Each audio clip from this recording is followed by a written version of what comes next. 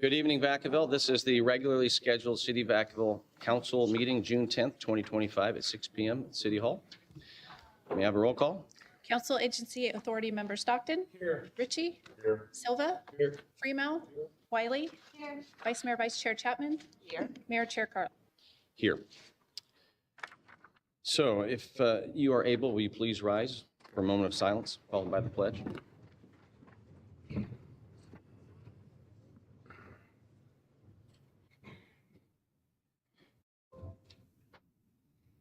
Vice Mayor Chapman, will you lead us in the pledge? Please join me.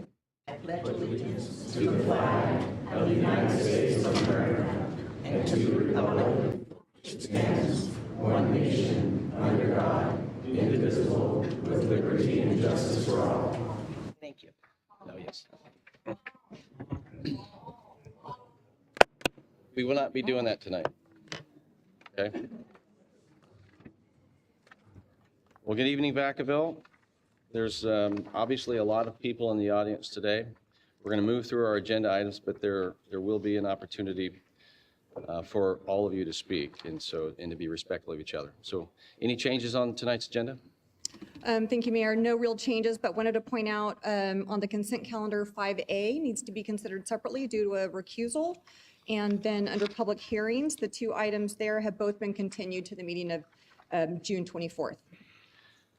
All right, thank you. With that in mind, item A on consent calendar will be pulled for discussion. And with that, do I have an approval of the agenda? Motion to approve. Second. We have a motion and a second by Wiley. All in favor? Aye. Opposed?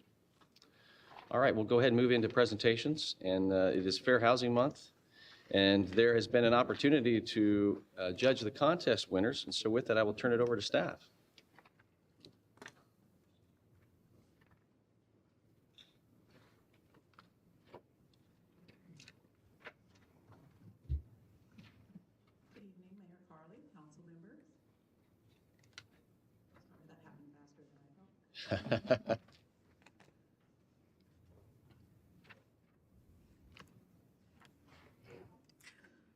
As mentioned, the month of April each year, the City of Vacaville Council declares April Fair Housing Month.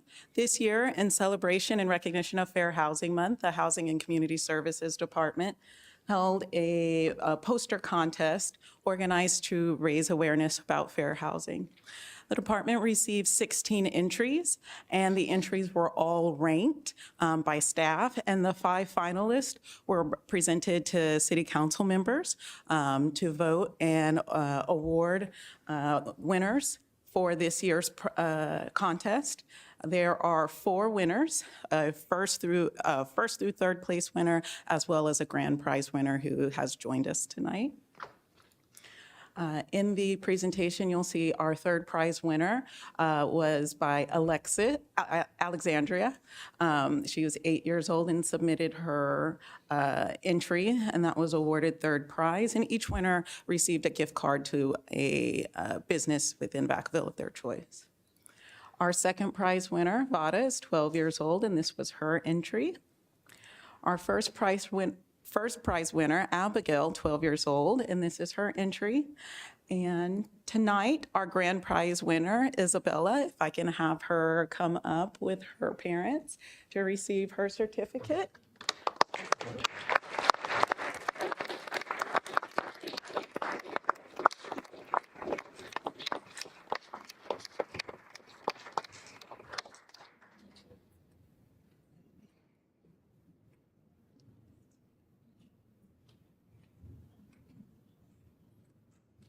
Would you like?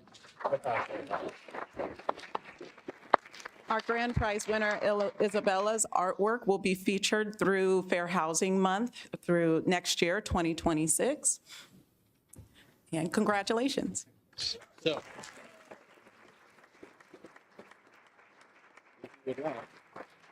Real briefly, just come up to the microphone, and we would just like to say thank you for participating and everyone else who did as well.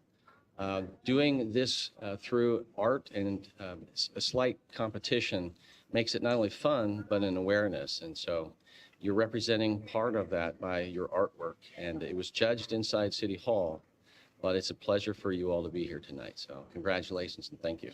Thank you. Would you like to say anything? Okay, that's okay. Thank you very much. Thank you. It's like, Mom, Dad, you didn't tell me I was going to have to speak. Right. Don't, this is not here, so it's not. Pull smart from you. Good. Thank you. So with that, we will go ahead and move on to the small business proclamation for Small Business Month. And we have a new CEO for our chamber, Matt Pulsifer. And so if Matt, if you could come forward.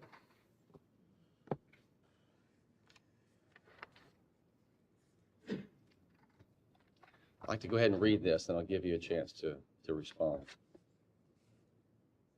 Whereas according to the United States Small Business Administration, there are currently 42 million small businesses in the U.S., which represent more than 99.9% of all companies, employing 61.6 million, and are responsible for over 63% of net new jobs created from the years 2000 to 2025.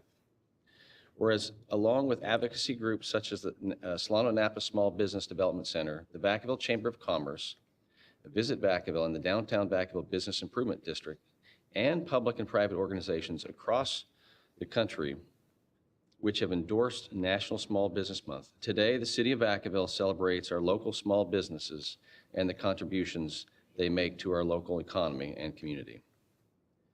It is important to support our city's valued small businesses, which create jobs, boost our local economy, and preserve our neighborhoods. And now, therefore, be it resolved that I, John Carley, Mayor, on behalf of the City of Vacaville, do hereby proclaim, it seems dated because it's now June, but May 2025, National Small Business Month in the City of Vacaville, and urge the residents of our community to support small businesses and merchants today and throughout the year. It really is a partnership, obviously, with our downtown businesses and all the work that has been done. Obviously, our Economic Development Director, Don Burris, works closely with the businesses and the activities within our community.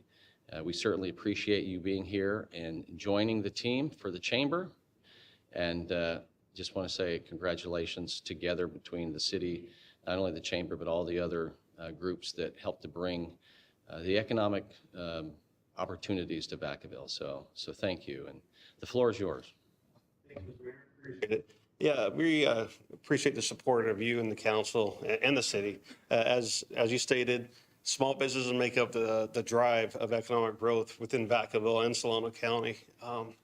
We're excited to have that support from you and also the community, and to welcome new businesses and to build on the solid foundation that we have here. So the Chamber is excited for that support and recognition. Last month was good for us. Moving forward, we're just excited for the future. Thank you. Oh, great. Well, congratulations. On behalf of the City Council, thank you.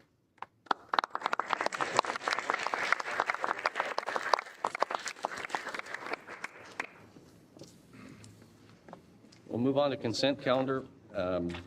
We have A that's going to be pulled for discussion. So all the rest, is there any other person on the council as a member of the council or the public wishing to pull any other items which are B through I? Yes. Which item? Then we'll do business. Oh, if you would please, need a short explanation of E-Echo, So E. FX Foxtrot, please. So E and F? Yes, sir. Okay. Thank you. All right. So we have an E and F request for some information. So other than those two items, do I have a motion? Motion to approve. So we have a motion? Second. Second. All in favor? Aye. Opposed? All right, so we're going to start with A, and then we'll go to E and F. And so with A, Councilmember, am I doing something? No, I was just going to indicate it was for a recusal, not for a separate discussion. Right, but I think that there may be a discussion item because I think Councilmember Stockton had a comment he wanted to make. So, Oh, okay. So there is that, Okay. plus, yes, I hear you. So we'll start with the recusal. Councilmember Silva? So I need to recuse myself from item 5A, which is the second reading of the fire hazard severity zone ordinance. Tonight, I'm recusing myself from participating in item 5A because my personal residence is located in a proposed fire hazard severity zone. Because the item is on the consent calendar, I've been informed by the city attorney that I can remain in the room during the vote on that item. Can I remain in this discussion? Okay, that's a yes.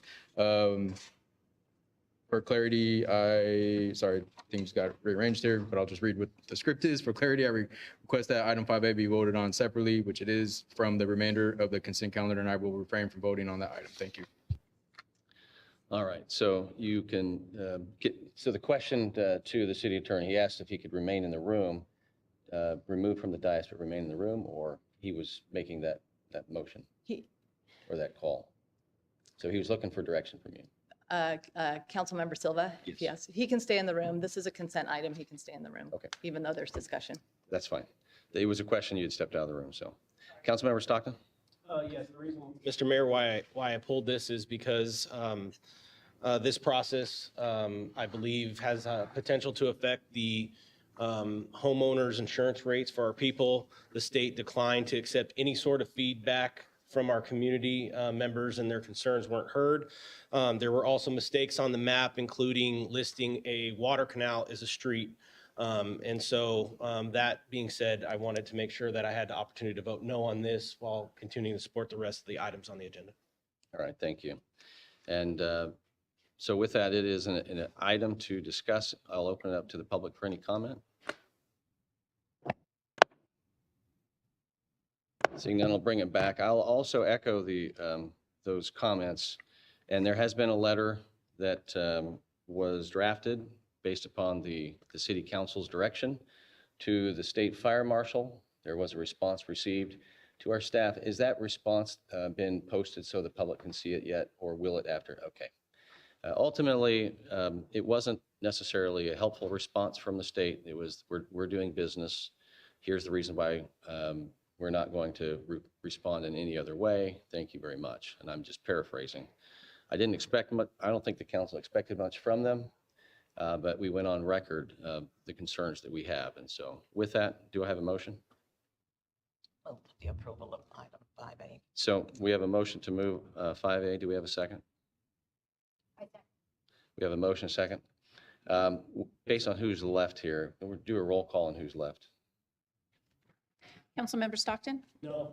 Councilmember Ritchie? Yes. Councilmember Freeman? No. Councilmember Wiley? Yes. Vice Mayor Chapman? Yes. Mayor Carley? Yes. And understand that this is an issue that we're going to stay watching because it is problematic on the insurance. And we're continuing to work with Sacramento on it. I won't speak for the rest of the council, but I'm not happy with what they've done. I understand the risk mitigation and the reason why, but it continues to frustrate us that these things we're being directed to do things. And here's another one. So I appreciate the comments, Councilmember Stockton. All right, we'll go ahead and move on to item E. And so item E, sir, if you want to come forward and ask your question. You had item E? Yes. Okay, present the question so that we can understand. Thank you, Mr. Mayor. I briefly read through the staff report, and I didn't quite understand that we had excess water capacity to sell when we're dealing with the utility issue and the wells. I just need a better explanation for both. They're the same issue. Right. Okay. Thank you. So for both questions for E and F. Yeah, E and F, I think, are the same. Okay. Very, very similar. All right. Thank you. All right. This is going to be, I'm going to ask the question of our staff, but before that, actually, I'll go ahead and do that. Can staff come forward and actually explain in more detail how we can actually be in a situation where we're selling water. Yes, thank you, Mayor. We have our Director of Utilities, Justin Cole, who can answer those questions. We figured this question was coming. Yeah, good evening, Mayor, Council. I appreciate the question. So we have, really, there's treated water capacity and there's raw water capacity. So what we're talking about selling is raw water that is held in either San Luis Reservoir or Lake Berryessa. This is something we've done last year and a couple of years before. When we have a wet year like we've had this last year, where our state water project allocation is in excess of 50%, we typically look to market water to help offset some of those rates we're talking about. Last year, we sold water and got almost $500,000 to the utility fund that goes directly to capital improvement projects. So what these are we don't have a buyer right now. We are marketing that water, but these transactions happen fast. So if we find the right buyer, we are willing sellers. This would authorize the city manager to execute that agreement. We've capped it at 3,000 acre feet, which is a number that we've sold in the past. And this item is for both of those items. Can you further clarify how this potentially impacts the amount of water that we have? Understanding there's a whole separate issue that the state that we're addressing, So this is a one-time transfer. So we get an allocation of 8,978 acre feet of state water project, which we get 50% this year based on the weather year. And then with the Solano project, we get 5,750 acre feet, plus an additional 6,000-ish acre feet. I don't have the number off the top of my head that we get from an SID contract. That water is stored in Lake Berryessa. This last year, when the lake spilled, we lost all of that carryover. So this is an opportunity to diversify some of that risk with the Lake Berryessa water and the water that's stored in San Luis Reservoir. And for final clarification, help us and the audience understand why when Berryessa spills over and how much acre feet did we lose? And that's not only usable for us, but sometimes we broker it. Correct. So water that's not used in that water year of that initial allocation gets carried over, which we call carryover allocation, and it's stored in the lake. And that's respective. We have two different water rights, one for Berryessa and one for San Luis. And when those lakes spill, the books are cleaned and they wipe out and they go to zero. So we had 20,000+ acre feet of water in Lake Berryessa that we lost last year. So this is an opportunity to kind of mitigate that risk and not store as much water. I checked before this meeting, the lake is 2 feet from going over this year. Obviously, it's going to be drawn down as SID uses it for ag and we use it for our municipal use. But the risk that the lake spills again is very high, or the probability is very high. So to me, it's a way to diversify our risk and actually take some of that out of the lake and put it onto our books to offset some of these future CIP projects. And if you could estimate, if we would have known it was going to spill over, how much, 20,000 acre feet, and how much money would that have been worth had we known and sold it before it spilled? We buy it from SID and it escalates every year, but it's around $60 to $80 an acre foot. So you can do the quick math in your head. It's over $1 million. It's a couple $1 million worth of water. Okay. Yeah, thank you. Appreciate it.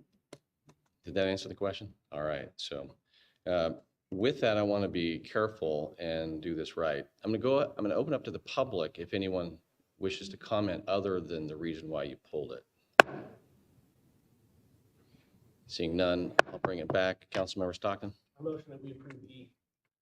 I accept that motion. Do we have a second?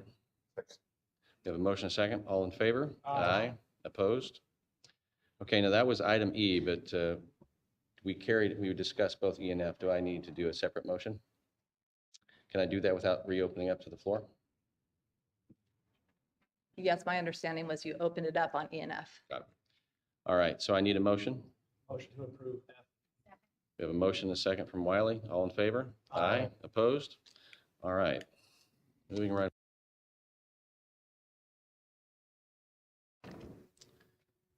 We're going to move on to business from the floor. This is an opportunity for anyone wishing to direct any issues that are within the jurisdiction of the City Council that are not on tonight's agenda. And if so, please come forward.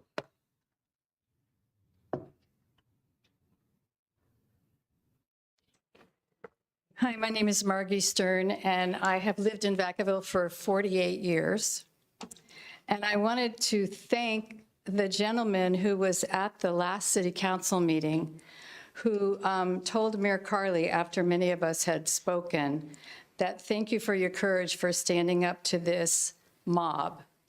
Is this, just so I know, is this a part of the discussion item? Because. No, no. Right. And so what I wanted to say was thank you to him, because we are now officially the mob, and we are mobilized, organized, and built, and we now have T-shirts, so we'll be coming back as the mob, and I just wanted to thank him for inspiring us to organize, mobilize, and build. Thank you. Thank you.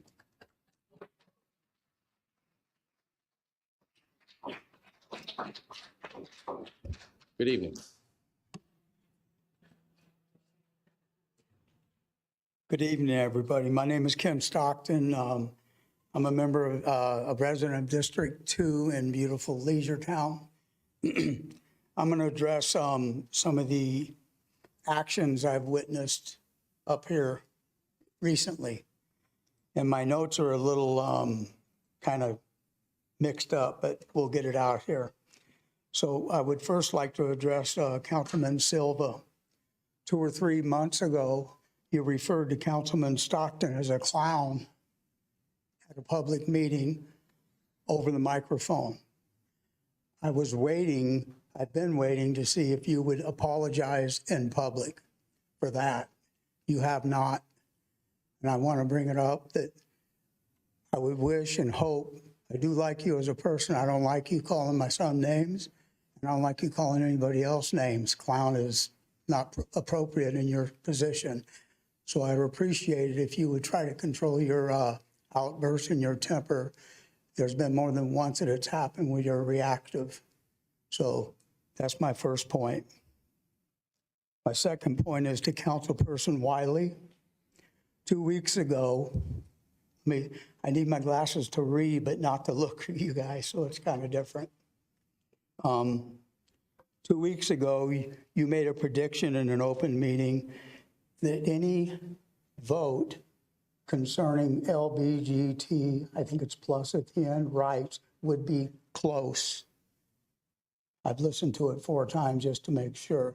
I don't think anybody up here with the authority that you have, all of you, in an open meeting should be making what can be interpreted as a prediction on any election that may or may not happen. I don't think it's appropriate. I have other notes, but I'm not gonna push them. They're not very kind, to be honest. And you also said that a vote would not end divisiveness. I don't know how you know that either. I don't think anybody knows that. I think the divisiveness in the subject, and I know this is not that subject, dies down, comes back up. So it's going to ebb and flow probably, but I just don't think that's appropriate either. The last one is for Councilperson Chapman. Let me find my notes. I'm a little bit lost. So in the meeting again 2 weeks ago, you touched on your meeting with the mayor. You said in the beginning that it was a good discussion. Then you said you weren't happy, you were offended, and you were hurt in the meeting. Sir, thank you. Your time is up. And you're starting to get into what's probably the next. Should have timed myself. Thank you. I got more, thanks. Thank you. Anyone else?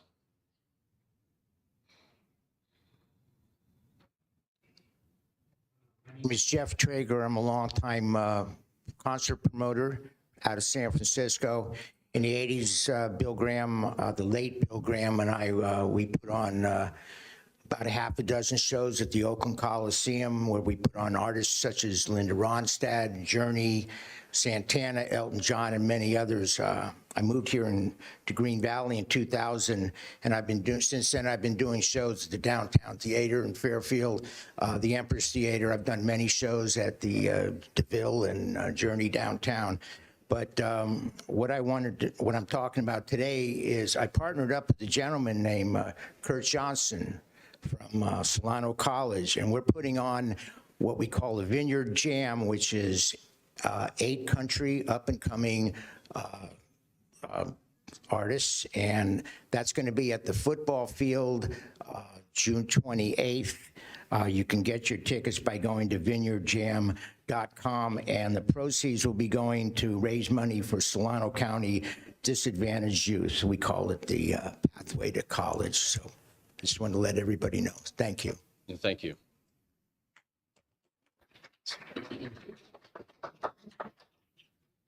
Anyone else before I close public comment? Business from the floor? Seeing none, I'm going to go ahead and close business from the floor, and we'll move on. We know that there are no public hearings because items 7A and B have been pulled for a future meeting. At this point, they're scheduled for June 24th, and so we will move on to item 8A, business action to allow the vice mayor to sign and issue an LGBTQ plus Pride Month proclamation. And so with that, from a procedure, I'm not sure how you wanted to handle this, Melinda. Otherwise, I would turn it over to the vice mayor. I think you can start with turning it over to me, and I will do a brief presentation and then turn it over to the vice mayor. Perfect. Thank you. So, thank you. Good evening, Mayor, Vice Mayor, members of the council. As mentioned, the item before you tonight is consideration of allowing the vice mayor to sign and issue an LGBTQ plus Pride Month proclamation. It's before you tonight following a vote of the council, of a majority of the council at your last meeting to agendize the item. And for clarity purposes, I just want to reiterate that this item does not involve flying of the flags, nor does it involve a discussion of permanently amending the proclamation policy. That item will come back to the council at a later date. Next slide, thank you.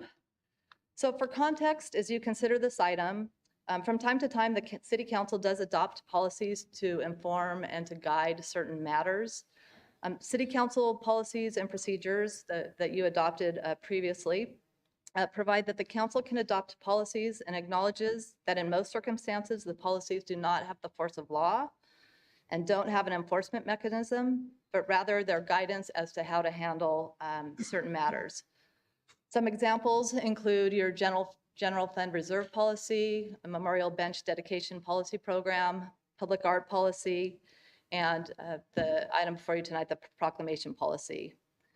Generally, the City Council has latitude and discretion when determining the application and interpretation of its policies. From a legal perspective, general policies such as the proclamation policy that will be discussed next don't create legal rights or vested rights. They do not have the force of law, as mentioned. The council has discretion to act in a manner different from what the policy prescribes. There's no specific procedure for doing so, and generally there are no legal consequences for acting outside of the policy. The council should recognize, though, that any action tonight to authorize the vice mayor to issue the proclamation is not within the specified current policy as written. And by virtue of taking that action, if so done, the council is affirmatively operating outside of the policy, whether that can be considered as suspending the policy or extending it to allow a different application or otherwise temporarily amending the policy for a situation not contemplated. Next slide, please. So in 2017, the City Council adopted the current proclamation policy to establish a process to recognize exceptional individuals and events within the city. The policy states that proclamations are honorary and do not have the force of law or carry any legal value, and they do not constitute an endorsement of the city or of the City Council. The proclamation policy vests a considerable discretion in the mayor to issue proclamations in accordance with the criteria set forth in the policy. The policy includes criteria for both issuing proclamations and declining to issue proclamations. The slide before you contains criteria for issuing proclamations. As you can see, they can be issued for reasons of extraordinary achievement and outstanding community service, charitable fundraising of local nonprofits, special days for individuals or organizations such as birthdays or anniversaries, retirements, local art and cultural celebrations, and public awareness campaigns.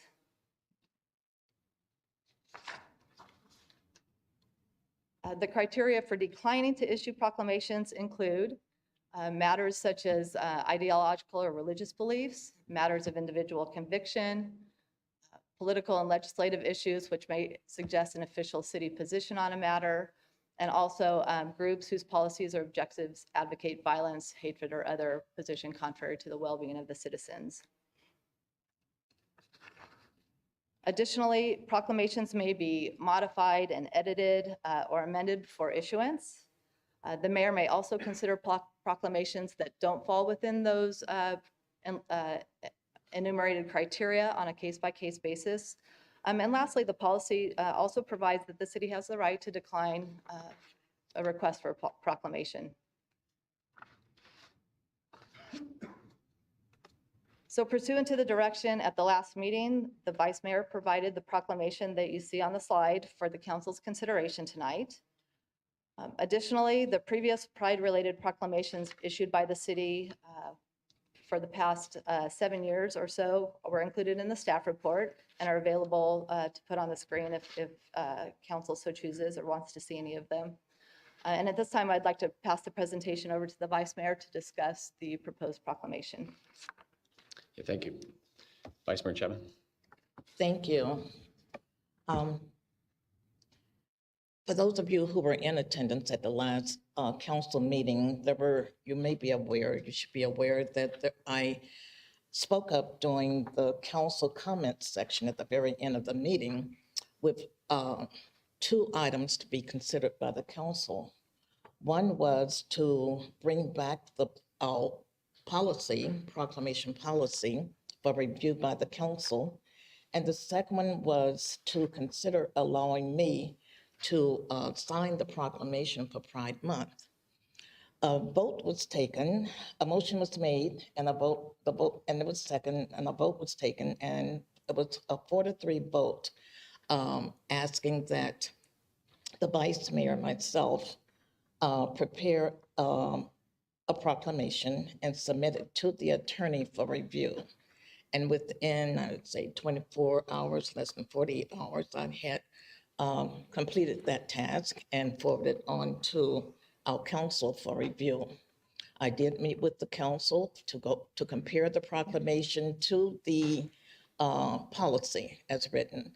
And with that, it granted us the opportunity to have this on the agenda for this evening for consideration of allowing the vice mayor and myself to sign a proclamation in recognition of Pride Month. I know the print here is rather small, and I really don't want to take the time to read it verbatim. And I believe you will have an opportunity, the mayor will present an opportunity for comment after. Oh, yes. Right, yes. Oh. And so with that, I would like to, those are the only comments I have at this time. Maybe after we hear from those in attendance and their questions, then I'll be more than happy to share additional information. Is that okay? Yeah, thank you. Councilmember Stockton. So if I'm going to ask questions, typically I would ask them the staff. Would it be appropriate for me to ask Dr. Chapman or to ask you, City Attorney, some of these questions that I have? I think you can ask either one of us. Okay, then I guess my question for the Vice Mayor would be, is it your understanding that you have the authority under the current policy related to issuing proclamations to issue a proclamation on behalf of the City Council? If I understand you correctly, you're asking me as Vice Mayor whether or not I have the authority to issue a proclamation Under the current city policy. Under the current city policy, I would say no, and that's why it came before. I mean, the motion was made the way it was and had to be reviewed by the council to see if we fell within the authorization of the policy. Okay, that's the within the criteria of the policy, not authorization. Okay, that's the only question I have. Okay. Any other member of the council have any questions before I proceed? One question I have for our city attorney. Can you explain what it means to be outside of policy and any procedures that is necessary to reconcile that. You mentioned that the council could take action to suspend, do any actions they want tonight, correct? Correct. I mean, what it means to be outside the policy is this is, the council's being asked to take an action that is not contemplated under the current policy. Okay, yeah, thank you. I'm going to go ahead and open up to the public. Now, here's the way it's going to work. How many speakers do we know that we have tonight? Let me see, hold on. We have about 40. About 40. Okay. I'm going to do my best to allow speakers tonight to maintain their 3 minutes. What I will ask is an orderly way of doing it. First of all, I'm going to ask you to come up if you have a number, there's a number on it, it's going to be a group, say 1 through 10. The first 5 can begin to line up. The next 5 can be seated so we can move through it. And so we can take as much time to give you your 3 minutes, but to not be delayed through the time sequence. And I'll do that in groups of 10. Second, I ask that you respect everyone's opinion. Everyone's opinion matters. So what I don't want is I don't want the you, they, them, and even from kind of a comment. We don't need to direct it at an audience. These are your opportunity to be directing it to council who will make decisions. It's also to the public to be able to engage. And so we don't need applause. We don't. You can feel the sentiment, but what you don't have to do is show your remarks, because that's not what this meeting is for. So professionalism, calm.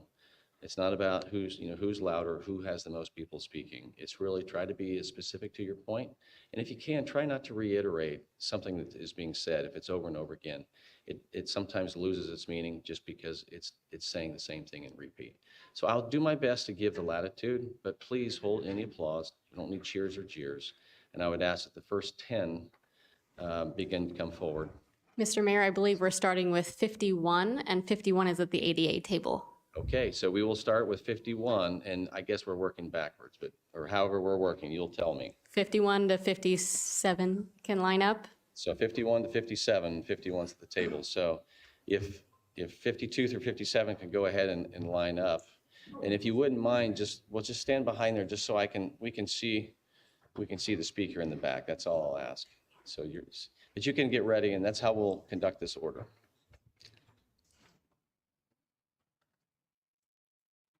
Good evening, sir. Do you have the mic yet? Yes, on. Is it on? See. Let's test it. Okay. Okay, testing. Thank you. My name is Dr. Morris Curry, and I have a brief comment.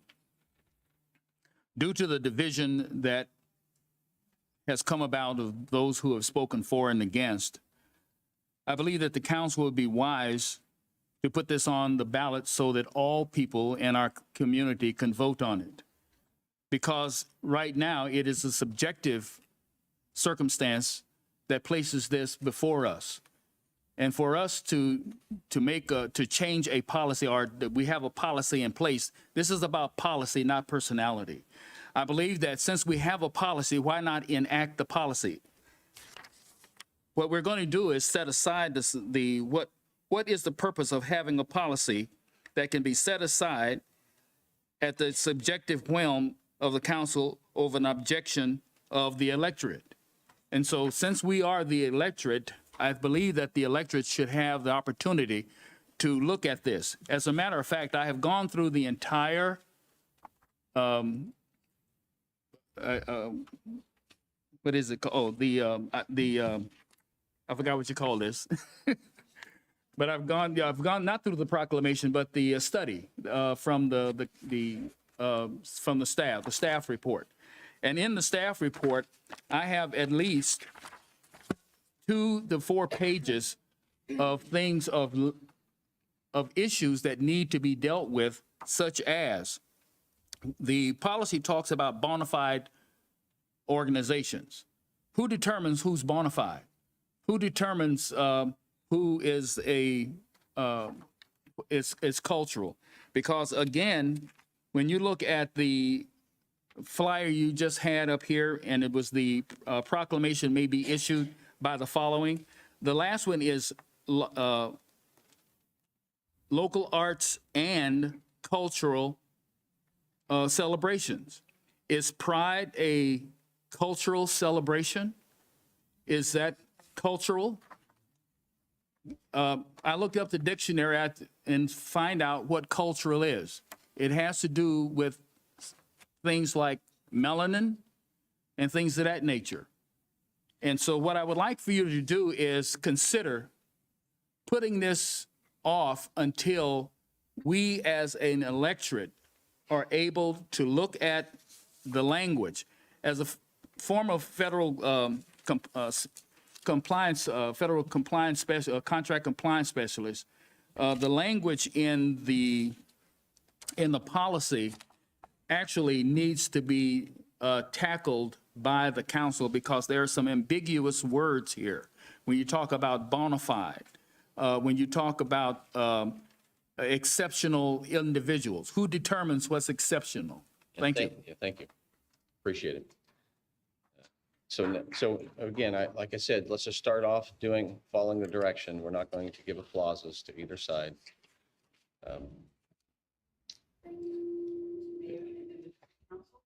I will be short. My name is Anna Patero, again, Fairfield Student Unified School District Governing Board Trustee. I'm here because I have students who live here in Vacaville.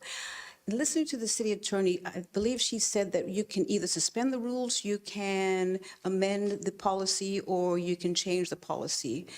There's a linguist by the name of Noam Chomsky who wrote a book that was published in 2020, and it's called The Consequences of Capitalism. I'm sure Dr. Silva and Dr. Chapman have studied this in their postgraduate work. In his book, he said that people make policies, and therefore people can change policies. As you can see, as policymakers, this is your job. You signed up for it, right? You create policy, you make policy. As the attorney said, you can make policy, enforce it, and it'll have to cost something. This is one of those policies. So in evaluating this meeting and listening to the presentations, it seems that you have 4 votes to change policy that was written by Dr. Chapman. Therefore, this argument in terms of changing this policy, and you have the 4 votes to do it, is a value statement. And values happen in policy debates. The value here is, do we value human beings? When you include a group, you're not excluding a group. You're adding to accepting the humanity of all of us. So if we honor our group of people, we are children of God. Matthew 7:1-2 says, judge not lest ye be judged. We're going to be judged over here if we're going to talk about Jesus and we're going to talk about God. That is not up to us. We end our discussion here at the policy level. So as policymakers, I encourage all of you, at least 4 of you will do this. And I know that you will do the right thing. And Dr. Chapman will sign that at the end of this evening. Because if we value our people, we value our children, then you are going to accept this proclamation. And the final thing, gay people don't make gay babies. Dick Cheney made a gay baby. Magic Johnson made a gay baby. Rob Portman from Ohio made a gay baby. As much as I would love to have a relationship with Dr. Chapman if I could, there's no way in God's earth that we could make a gay baby, but Mayor Carley, you and I could. On that note, please, you have the 4 votes. This is a value statement. Let's value our people and sign this proclamation. Thank you. Thank you. My name is Ann Fogarty. I've never done this before in my life, and I'm 70. Never been to a city council meeting. Did vote for you, Mayor. I live a small life. I have never thought I would be standing here. But I am here because I'm furious. I have been furious since I read in the Reporter about this crazy, petty soap opera over the simple signing of a national proclamation for Pride Month.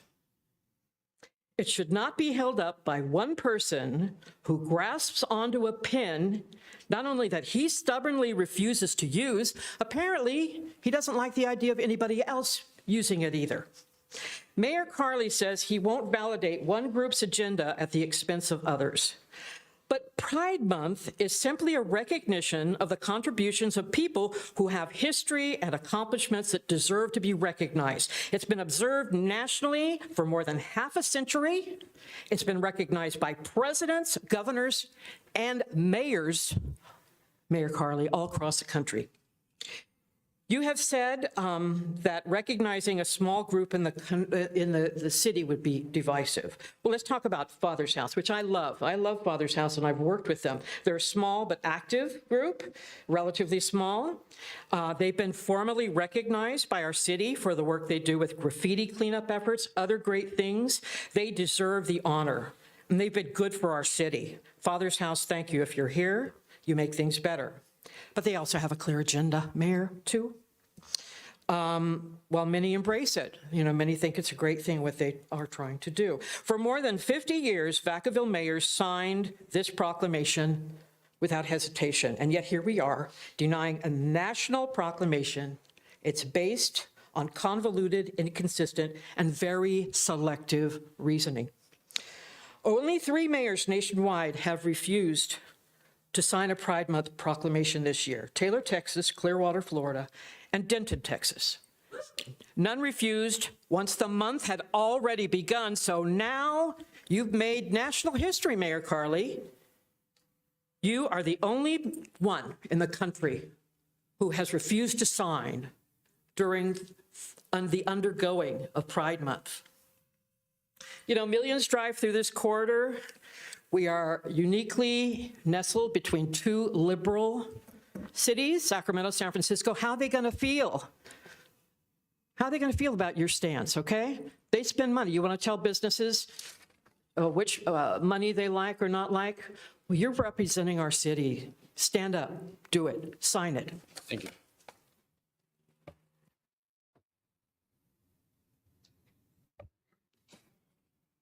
Good evening, Mayor Carley and City Council members.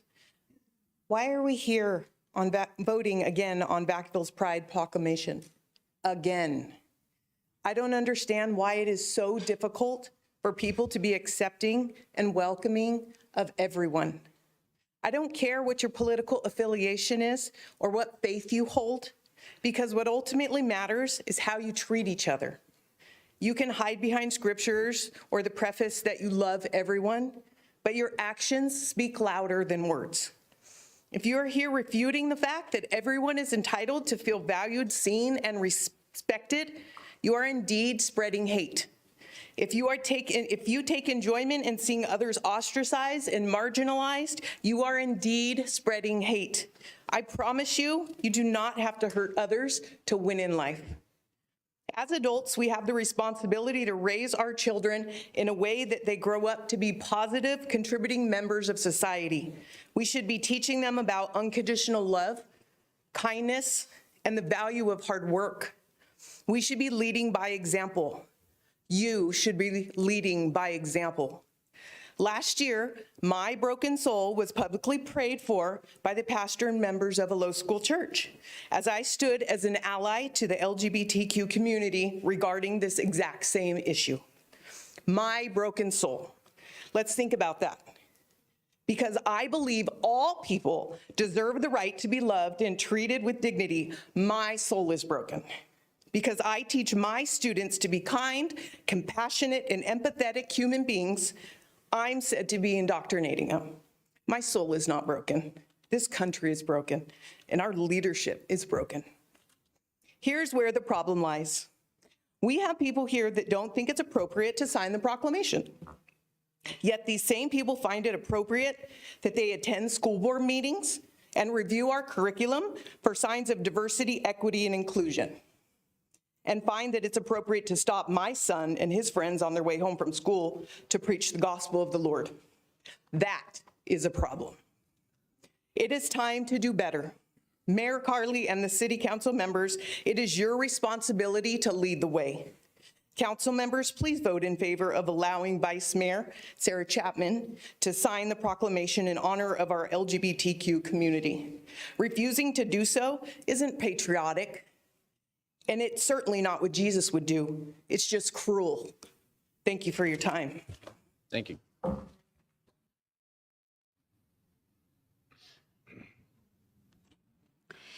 Good evening. My name is Castine Paget, and I'm here tonight to speak in support of the Pride proclamations that's before you. First, let's be clear about what our policy says. The City of Vacaville proclamation policy explicitly allows proclamations for public awareness campaigns and local art and cultural celebrations. A Pride Month proclamation clearly fits both categories. Since 2018, our city has consistently issued Pride Month proclamations annually, with 2 previous mayors determining these proclamations meet our established criteria.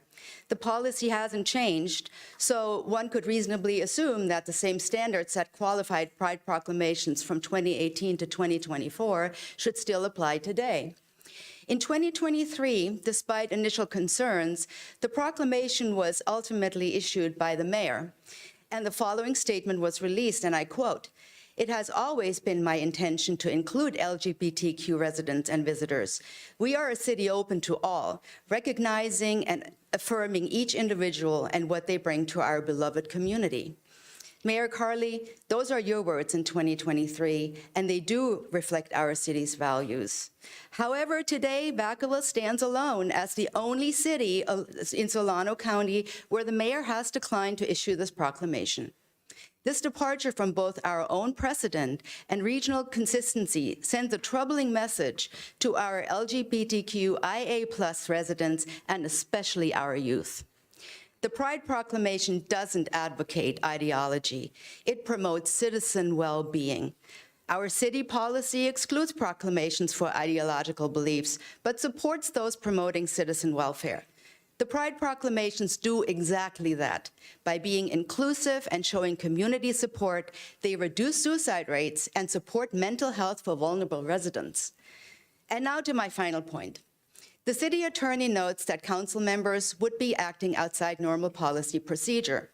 Although the policy typically delegates discretion to the mayor, it doesn't prohibit council action when that discretion is applied inconsistently or in a way that undermines years of established precedent.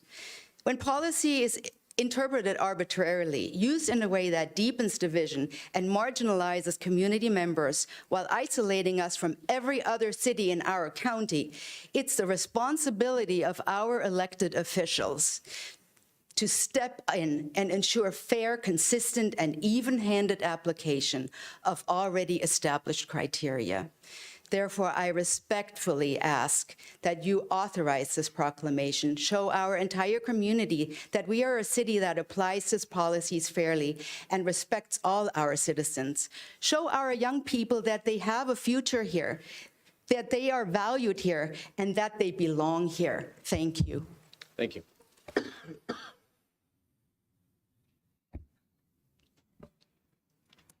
Is it on? Oh. Yes. Good evening, Mayor, City Council, City staff, Mary Vasquez, lifelong resident and proud ally. I am not going to speak to the ugly that once again you, Mayor Carley, have brought to our town or surfaced from the dark corners of hate and homophobia. I'll just say again that it's disgusting and has no place here in Vacaville or these chambers. Tonight, I'm here to ask you all to stand in solidarity with the LGBT+ community tonight, to celebrate them and the month of June as a federally recognized observant month, Pride Month. But to also remind you what a no vote means and ask you, have you really thought about that? What does a no vote on Pride Proclamation mean? That you're standing in policy or divisive rhetoric? Let me ask you again, have you thought about what a no vote means tonight on a Pride Proclamation in Vacaville? What does it say to the LGBT+ community in Vacaville or to your constituents? Or to your queer employees who work here in the city of Vacaville? Or to your own queer family members, neighbors, friends? A no vote means that you'd rather stand with the only mayor in Solano County who wants to hide behind false interpretations of policy versus standing with them, acknowledging this Pride Month, celebrating and accepting the LGBTQ+ as who they are, because I'd wager to bet that they accept you, who you are, and who you love. but also think about how you face them tonight or tomorrow and answer to them as why you voted no on a pride proclamation for the city of Vacaville. How do you answer them? Why is Vacaville the outlier in Solano County? My guess, and also my guess, the majority of the state and the country in not acknowledging a Pride Month. So I strongly urge you all to vote yes and support the Vice Mayor Chapman in presenting a Pride Proclamation to the city of Vacaville, and also encourage you all to join us on Sunday, June 22nd at Pride in the Park, the 5th annual Pride in the Park, from 12 to 3 p.m. at Andrews Park. And you all should have received an invitation, so I hope you can join us. And I really just want to give a big shout out to the city staff who probably have worked overtime to make this meeting happen and do all the setup, all the sweat out in 90-degree weather with all the chairs, TVs, extra IT equipment. So big shout out to them because I think they deserve some acknowledgement and recognition. Thank you.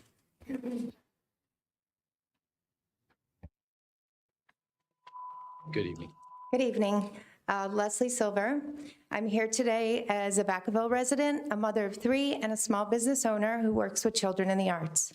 At last month's meeting, during discussion of Pride Month proclamation, several council members expressed concern that the topic was divisive. Well, I respect you, and I know your intentions are good. I want to push back on that idea. Avoiding hard conversations because they're uncomfortable is a form of privilege. And while I understand that council has many pressing issues to address, one concern doesn't erase the importance of another. Some of the most transformative movements in history, abolition of slavery, civil rights, women's suffrage, were also seen as divisive in their time. But avoiding these topics doesn't make them go away, it just silences them. Discussing difficult issues openly can be uncomfortable, but it's essential. It builds empathy, strengthens community, and promotes critical thinking, all of which are vital in a functioning democracy. So I want to say clearly I support a Pride Month proclamation. As a parent and someone who works closely with youth, I see how deeply children need to feel safe and seen, not just at home, but in their community. For LGBTQ plus kids especially, that need is critical. When they don't see themselves represented, or worse, when their identity is met with silence, it sends a harmful message. But when a city raises a pride flag or issues a proclamation, it says something powerful. You belong, you're valued, and you're safe here. This isn't about politics, it's about public health. Studies show that LGBTQ plus youth who feel supported by their communities are significantly less likely to experience depression, anxiety, or suicidal thoughts. Affirmation saves lives. Will this solve everything? Of course not. But it's a meaningful step, a signal of dignity and inclusion. I know not everyone agrees, but surely we can agree that every child in Vacaville deserves to grow up feeling safe, supported, and respected. This is about compassion, it's about courage, and it's about doing what's right, even when it's hard. Thank you. Thank you. All right, the next group, I think it says we're on, I'm not sure which one we're on, but I think that was 51 through 57, and so. So we should be on 57 to 61. 57 to 61. So if you could go ahead and line up, and we'll continue with you.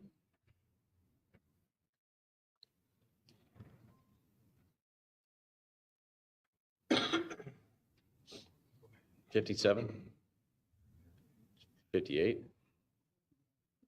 Well, you're standing there. Why don't you go ahead and come forward? And so so anyone who's 57 to 61 can come forward. And my name's Ron. I spoke last meeting. I'm 81 years old. I've been here all my life in the Bay Area. I'll give you a little background. I lived in San Francisco from the late 70s to the early 90s. I was there when the AIDS broke out, how it went political. What I hear last meeting and this meeting too, it's the same old thing, the same old rhetoric, the same old music with heartstrings and violins and all this stuff. But I'm old enough now to realize what the result is, and the result is very bad. I understand people should live the way they want to live. That's between them and God. But when they force spoon me and make me come unto this nonsense, that's when I say enough is enough. I am not going to put up with this nonsense. And that's exactly what it is. If they want to live that way, that's between them and God. I can get emotional too, and I'm trying to keep myself calm. Thank you. Mayor Carley and city council members, I find this proposal offensive. I find the rainbow flag offensive simply because it does not represent me, and I dare say it doesn't represent the majority of Vacaville. It's not the place for the mayor and the city council to favor one small group over all the others. We are a republic created by the people, for the people. Therefore, the city council and the mayor should represent all people of Vacaville. As a registered voter, I'll make note of those council members that support this nonsense at their next election day. Thank you. Thank you.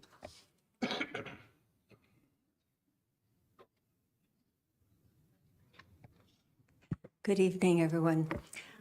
I think this is a beautiful proclamation. What I really love about it is that one line, that this is an opportunity to engage in dialogue, to strengthen alliances, and build a culture of acceptance. That's beautiful, because our youth should feel safe to learn without the fear of harassment and judgment. And families and seniors should be allowed to live their one beautiful life with dignity and respect.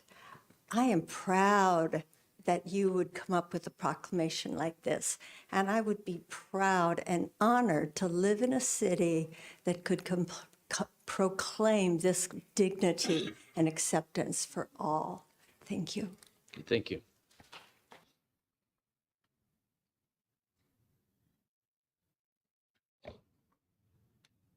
Good evening. Council members, I'll try and keep this brief and it'll end with a question. 4 days ago, we honored the memory of many thousands of men on D-Day. And they died for the right to defend our country. That doesn't take into consideration all the ones that fought on Guadalcanal, Tinian, Iwo Jima, Okinawa, and the 48,000 plus that died in Vietnam and came back were spit on. That flag there is red, white, and blue. It is not a many-colored flag. I'm sorry, I apologize for that. Okay. I honor that flag, and I honor each one of you, and I hope to do this without prejudice. I see up there it says Pride Month. The veterans have a day, a single day, that they said this is the Veterans Day, not a month. If you dishonor them, we're honoring all veterans. You want to give them a month? Honor them. What did the LGBTQ community do to deserve a month of honor? I don't see any of them, and I apologize for getting excited. On Friday, it's called Flag Day. That's my birthday. I'll be 85. And God willing, I'll be here for another year. But if you're going to do anything, honor our veterans. You don't have to honor people just because they wave a flag. I'd like to see a month set dedicated to our veterans, the men that fought. If you go to the VA hospital, it says everybody gave some and some gave all. If you believe in our flag, if you believe in anything, believe in the men that suffered and gave everything for this country. And they didn't do it by waving a flag. Thank you, Mayor Carley. I appreciate that. And thank you.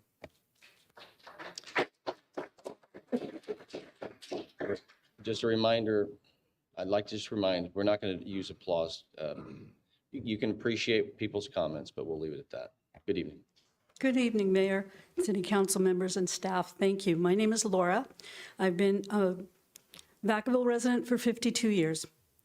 My husband was a veteran, and I honored him all the time, right till his death. So we fly the flag, the U.S. flag, because it honors all of us. However, I love the rainbow flag because I have family members who fall into the LGBTQ plus community. And as such, I belong there too because I support them. And I support the right of all of our children to go to school and feel safe. So, Vice Mayor, I really appreciate that point in your proclamation. I think safety of our children, to be free from bullying and feel comfortable in their community is very important. People who say that if we believe in the pride flag, we don't believe in the U.S. flag, that's just wrong. That's how I feel. I really hope that you all vote to let the vice mayor sign this proclamation. I have one point. I don't quite understand why it has to be that we allow the vice mayor to sign it. I don't understand the vice mayor role, I guess, in how that falls into everything. But in this case, I hope that you all vote to have her sign it because it's important, not just to that group of people, but to our whole community, that we show everyone respect and love, no matter what they believe in. Thank you. Thank you. So Numbers 62 to 66, can you please come up?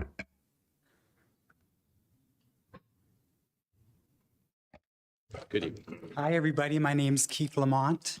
I'm a resident of Vacaville. I'm a gay American, and I fought in a war against AIDS, and I'm a survivor. And I want to thank you, Dr. Chapman, for supporting the LGBTQ community as a woman and a person of color. I'm a huge Wonder Woman fan, as many of my friends know. I was watching the show the other day. She wears those bracelets, deflecting those bullets.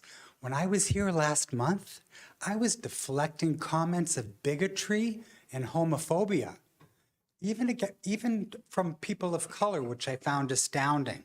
I want to tell you, love does not discriminate, regardless of sex, sexual preference, gender identification, religion, class, disability, culture, which is either a capital C or a little c, right?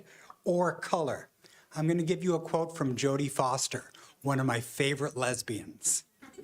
Being gay is like being left-handed. Being trans is like being a redheaded left-handed, right? Some people are, most people aren't. Nobody knows exactly why. It's not right or wrong. It's just one of the many natural ways to be. The world works best when everyone gets in line gets in line with who they truly are. So if you ever feel out of place, remember, you're not broken, you're just beautifully different. And that's how the world needs to be. The word queer, which used to be a derogatory term. I'm from Massachusetts, it's called queer. What it really means is different, right? So I celebrate my difference and my authenticity, okay? Pride has nothing to do with who I sleep with, okay? It has to do with how I identify with my authenticity. It has everything to do with the fact that I have survived bullying, discrimination, intolerance from my family, religious organizations that hide behind scripture to discriminate against others, schools, and self-taught hatred. And now I'm comfortable enough to come here and represent myself as a sober gay man in Vacaville fighting against homophobia and discrimination as I see it. I don't wear the solidarity rainbow to make people feel uncomfortable or to tell you who's in my bed. I wear it so that people on the streets can see me. I work with people with developmental disabilities, and I went on a tour yesterday, and one of the students came up to me and said, "Thank you. Thank you for wearing this rainbow." Thank you. Thank you. Thank you very much. Sorry for going over. No, that's, thank you. Happy Pride.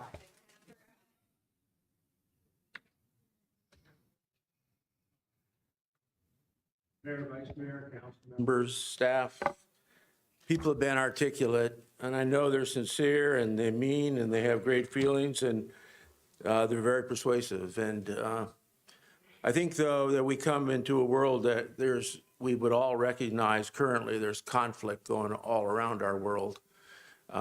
Nationally, globally, China threatening Taiwan with ships in China Sea, Russia threatening Eastern Europe with tanks and troops, Iran threatening Israel with nuclear warheads, France, Germany, Great Britain overwhelmed with chaos in their streets, no-go zones, persons creating chaos in the cities of Michigan and Texas, challenging the rule of law with Sharia law, persons creating chaos right now as we're here in LA, persons projected to create chaos in Boston, Chicago, Philly, New York, and US this weekend. And right now, even in the Bay Area, we've got chaos and emerging in Napa. And so I'm grateful that we don't have that in Vacaville. You know, we have our own problems and we have our debates, but we don't have chaos yet. And I'm a person that likes the rule of law. I'm a person that likes policies and procedures, and I have a bent toward that. And I'm just concerned that as a council, that you're breaking our system, you know, that you put together.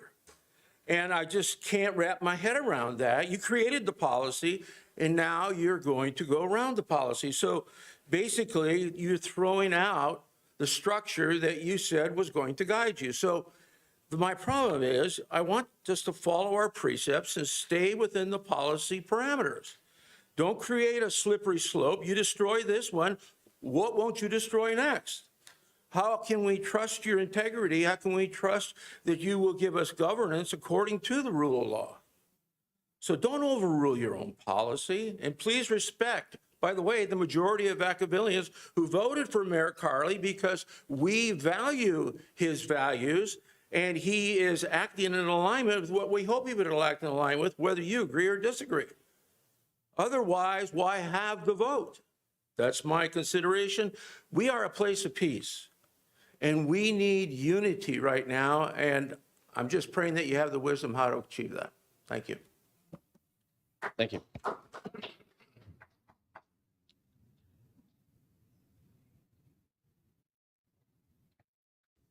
Thank you, Mayor Carley and City Council members for making Vacaville a great place to live. Science finds there is no gene that causes homosexuality, proving the Bible. Romans 3:23 says, all have sinned and fall short of the glory of God. There is a clear biblical teaching that homosexual acts are one of numerous sins that separate people from Creator God. If a rapist or murderer or thief or adulterer or liar feels alienated, we don't issue a proclamation from city government nor fly a flag in order to make that person feel better. That is completely not what city government is for. 1 John 3:4 says sin is lawlessness. Biblically sound community churches support sinners like me and you to appeal for repentance, healing, counseling, and walking in purpose with Christ's authority. Our holy lawmaker God holds us accountable. Promised Messiah Jesus Christ of Nazareth was the final blood sacrifice for sin, paid in full on the cross. Jesus resurrected from the grave, conquered death and sin, ascended into heaven, and sits at the right hand of God, advocating for those who have repented. Similar to Genesis 19:1 through 11 mob, the LGBTQ plus agenda denies the sin factor of lawless lifestyles, which causes a viral, relentless, insatiable, destructive, aggressive, manipulative, predatory scenario which contradicts civil society and targets our heterosexually conceived children. LGBTQ plus agenda, which is a 7% minority, usurps California parental rights, exposing children to harmful pornography and mutilating, neutering them for life, and upon regret, they are silenced by media bullies. Society has multitudes of addiction problems, including alcoholism, drug, sex, pornography, overeating, gambling, etc. Some choose to attend anonymous 12-step recovery programs or Celebrate Recovery, which teaches to reach out to their higher power, heal from past wounds, forgive, ask for forgiveness, take responsibility for their actions, and thus gaining respect from others and restoring joy to their lives. It's prime time for the disgruntled LGBTQ agenda to own up to the destruction it has caused, usurping Hold on a second. Hold on. the mayor's decision to not issue a pride proclamation and manipulating the vice mayor. Listen. It's not been 3 minutes. Hey, it's not been 3 minutes. I don't have a microphone because the system just went down, so everyone be quiet. Listen, I can't control the system. I don't have a timer. It's gone. I appreciate you saying that. This is not 3 minutes, though. I know this. Okay. So hold on one second. Your time is paused until staff can figure this out because the timer is gone. I have no controls.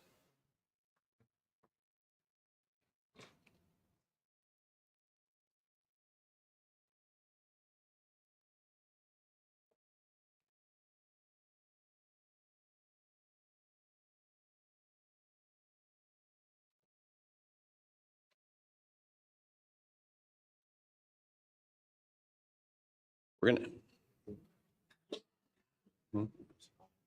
Doesn't matter. The system's down. I don't have control.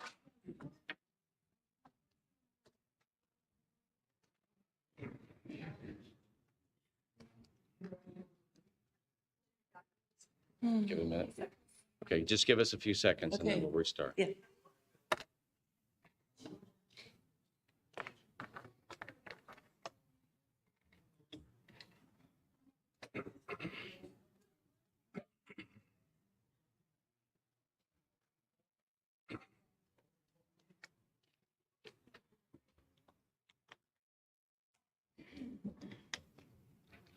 While we're waiting for this to the system to reset, it hasn't reset yet.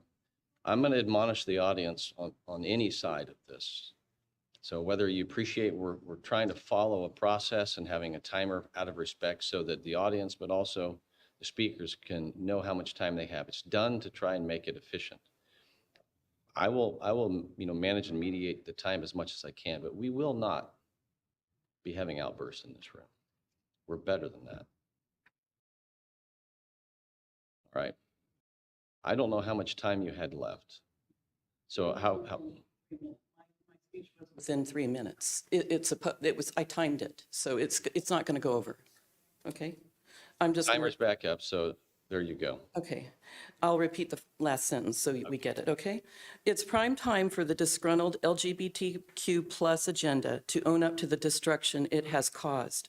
Usurping the mayor's decision not to issue a pride proclamation and manipulating the vice mayor to issue one is not what any moral society should support. I respectfully ask that no pride flag be flown, nor pride proclamation be made for Vacaville, as this undermines the heterosexual family unit and never quenches the relentless manipulation for more, as you have to get to the root cause, which God says is sin. The joy of the Lord is our strength. Let's make Vacaville civil again. Thank you. Thank you. Next up, we'll have 67 to 71, and if you all could please pull that mic down towards your mouth, that would make it great and able so that everybody in the room can hear you. Yeah, thank you. Yep, please pull the mic directed towards you. You don't have to be an inch away, but it just needs to be pointed towards you. So you're good there. So, yeah. All right.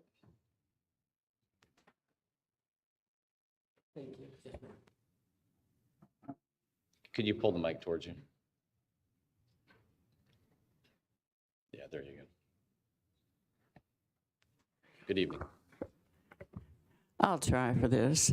I'll warn you ahead of time that I'm sure they'll cut me off because I am long-winded.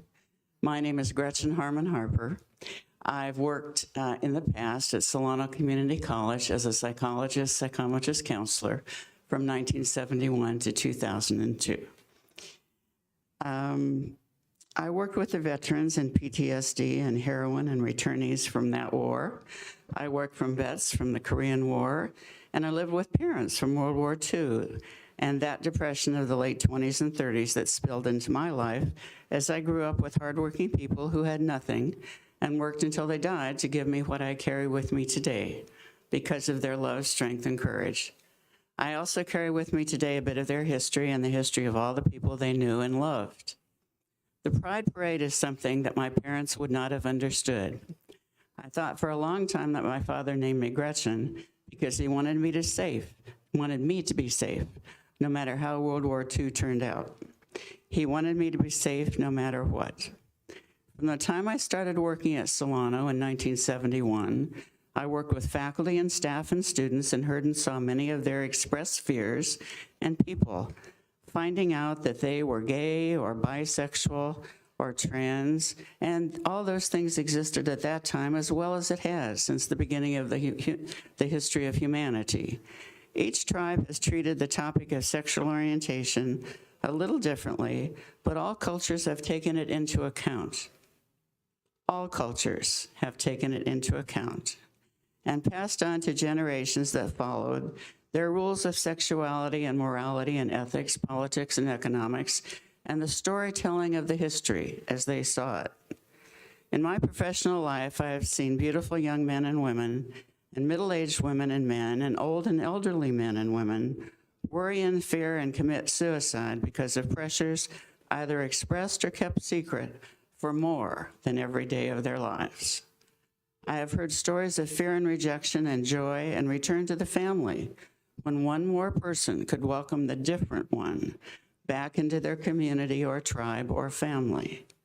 Love is taught by Jesus and Buddha and Muhammad above all things. Love is taught by all leaders of all religions above all things. You will love God above all others and your neighbor as yourself. All religions say the same thing and then have their own interpretations of the Holy Word.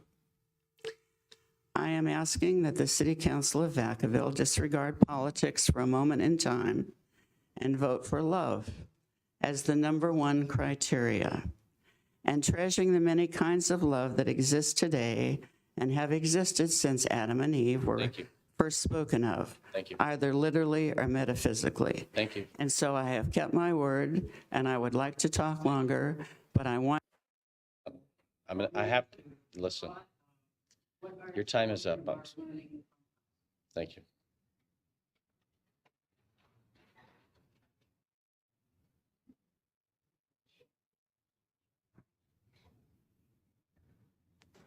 Good evening. Good evening, Mayor Carly, City Council. You guys look really good tonight. I just wanted to say that. I'm not wearing a tie. I've been a resident, my name's Craig Giannini. I've been a resident of Vacaville for over 21 years. And I sure love coming to all these meetings that take a very long time. And now we've had 3 meetings regarding the issue at hand. I think you guys have a lot to deal with, and we appreciate your hard work. I said last time, remember, President's Day is 1 day a year, and we celebrate it. All 47 presidents, they get 1 day a year. So for the sake of unity, I think we should celebrate all groups in our city. For our city to maintain unity and good relationships throughout our city for all groups, I don't think it's wise to, isolate and select one group over all the other groups that could have their flag, their proclamation, etc. I don't think it's wise. I don't think it establishes harmony and unity in the group. And I think 3 meetings for a particular group, that's highlighting, I think that's sufficient. Maybe this is the last night. But I know you guys have many big issues. You got to deal with the budget, the shortfall. You got to deal with crime and safety and business. There's so much for you to deal, and we want you as residents to deal with all those issues. And so I think, given that It's time to put the LGBTQ plus issue to bed tonight. And I'd like the mayor and the city council to deal with these other issues that we have. Listen, I respect you, Mayor Carley, and each one of you. And one thing I don't like is when people defame you, speak disrespectfully of you, and dishonor you. You have an office, and we should honor that office as we come up and speak, even on social media. So after 3 meetings, let's take the win, LGBTQ plus, take the win, because I think if it continues, I think you're not helping your cause. So with that, I support and stand with each of you that vote no on this proclamation. Thank you. Thank you. Thank you, Mr. Mayor, and thank you, Triple and Council. First, I'd like to acknowledge and concur wholeheartedly with Reverend Curry and Reverend Raleigh. They spoke wisdom there. Discrimination is when you give advantage or disadvantage over one person over another for a peculiarity, whether it's your religion or your skin color, et cetera. You know what the definition is, and we're not being treated equal here, those of us who oppose the proclamation. And before someone accuses me of homophobia, my brother and I and his partner, life partner, lived together for many, many years until Rudy was killed with AZT by Dr. Fauci. So I'm very familiar. We're a very loving family, but I do not support this discriminatory proclamation for one group over another. Second, the Pride Center, if you look up the definition of a political group, they have whatever you want to call them and where they declare themselves, they are absolutely ideological and political in their nature. Now let me touch briefly. I've talked to you before about Layla Jane, a Chico girl who started Lupron at age 11, and they did a double mastectomy on her at age 13. Chloe Cole from the Central Valley, she was 13 when they started the Lupron, and after her 15th birthday, did a double mastectomy. The wounds on her chest to this day, and she's now 19, and a group of children that are young adults detransitioning. The wounds on her chest to this very day continue to leak because they've never healed. Another young lady who ended up killing herself in front of a train, Yali Martinez, and her mother, Abby Martinez, fought forever against the county, the schools, etc., until her daughter finally killed herself after being affirmed, etc. I'll put that aside, and I'll like to enter that into the record. And where do my glasses go here? So regarding some empirical data, the Oxford Academic Journal of Sexual Medicine links transgender surgeries to higher risk of suicidal ideation, depression, anxiety, and substance abuse.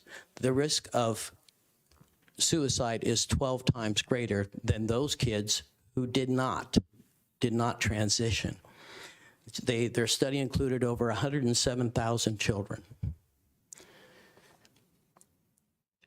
Chloe Cole and Layla Jane put on YouTube an interview with each other, and they talked about what influenced them, among the internet and other thing. The other thing both girls pointed out, it was all the colors, the excitement, the rainbow. Those were their words. Go back and listen to it. And madam, I gave you that link. Thank you.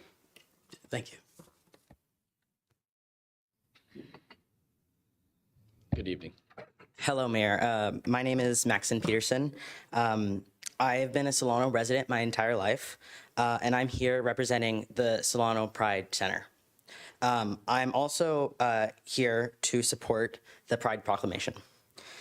Today, I'm not just representing the Pride Center, I'm also representing my people. I'm representing the youth of Solano County. 4 hours, that is all in the entirety of K through 12 that students are required to be taught about queer history. That is very, very little. I can guarantee, as a recent graduate, I graduated last year, so 2024, we do not learn nearly enough about queer history in our entirety of our educational experience. It's very, very little. I'm also a UC Davis student. I'm an aspiring history teacher. That is my goal of my life. And I am here for our young queer people, our most vulnerable population. I graduated from high school in Solano County in 2024, and I've seen firsthand what happens when pride is not displayed enough. I have been bullied, I have been harassed, and I have, it's all been simply for the fact of myself being transgender. Sorry, I'm a little nervous. Pride events, which are supported by this Pride Proclamation, is one of the few things that saves queer students' lives. It's amazing to see Pride proclamations. It makes us feel confident that we're not going to be hurt, that we're not going to be harassed in public. Signing this petition, it directly helps us. We have the highest suicide rate of any other group, and just having a little bit more acceptance is what really will help us as students, because we are, again, the most vulnerable population. We need help, and this board and other boards like it are the only kind that can help. So, thank you. Thank you.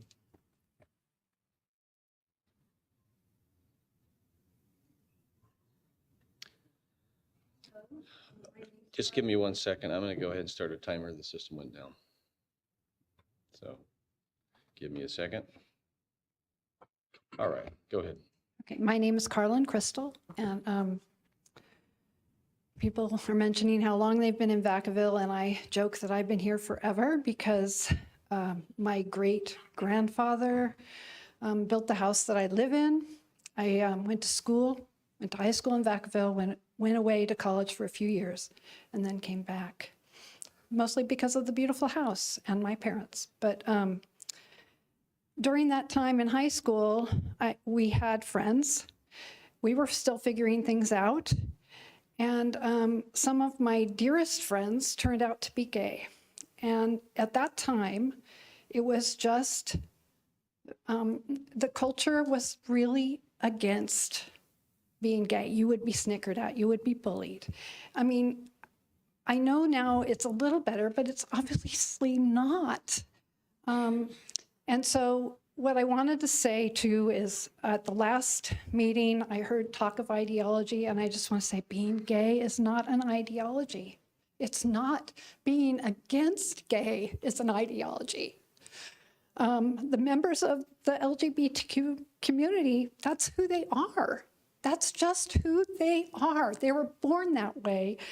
And not supporting and recognizing them as a group of individuals who have been discriminated against is just very sad and disappointing. I can say that when I moved back here, I never expected to see a pride flag on Mason Street at the end of my street, Buck Avenue to Main Street. And I didn't know anything about it. I was busy raising my kids. I was busy doing other things. And I walked down the street, I looked up, and I saw the pride flag. And I was like, Vacaville is showing a pride flag? It was such a redemptive moment for me in my feeling about the city that I love, but never felt like it was very supportive of people who are born different.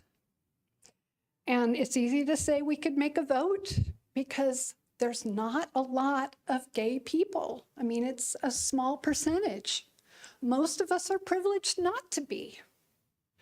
But the people that were discriminated against, that are still bullied, that's who we're doing this for.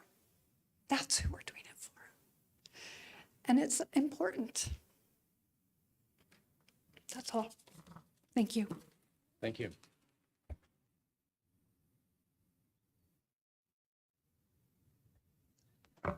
Yeah, there you go. Good evening. Good afternoon, good evening. Mr. Mayor, Vice Mayor, City Council. Mr. Mayor, I may not agree with your decision, but I respect your seat as a mayor. And Vice Mayor, I have to say thank you for picking up the torch for the LGBTQ community. I had a different speech I was going to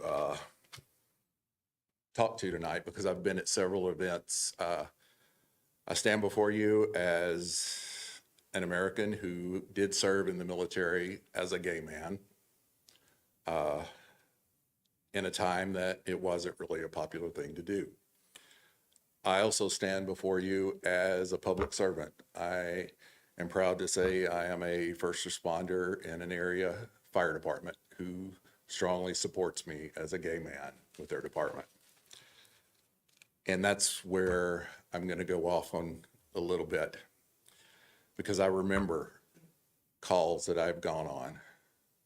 I remember the call, walking in the door, hearing the mother screaming, the father screaming, father doing CPR on his son that he had just cut down out of a closet, who hung himself because he was being bullied in school, because he was different. That's not all right. That's going to affect me like every other call. I mean, we see the best in humanity, but we also see in what we do every day the worst of it in humanity, and I carry that with me everywhere I go. So I ask that you think of that, put yourself in that family's place. What could they have done? They were asking why didn't I listen one last time? And you want to know the irony in it? They assumed their son was gay. He was just feminine, and he was bullied because the other side of the fence assumed he was gay simply because he was feminine. I have also responded to hate crimes where people were beaten, bottles thrown at them because they were gay, walking down the street. It's not okay. I am a proud, like I said, first responder, always will be. I'm a citizen of Vacaville, and I'm proud of Vacaville. And Vice Mayor, thank you again for picking up the torch. And I ask that you vote yes on the Pride Proclamation. Thank you. Thank you. We'd like to invite up numbers 72 through 76.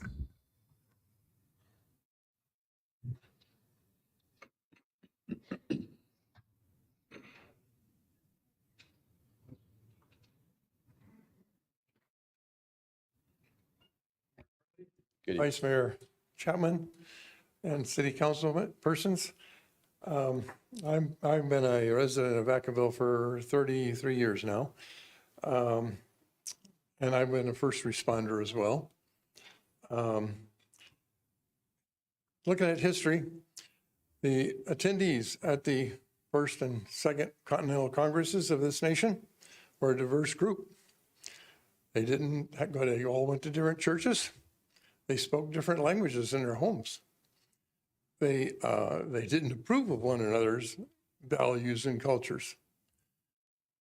But they knew that if they didn't let everybody else in these 13 colonies practice their own faith, their own culture, and their traditional practices, that this country was going to fall apart.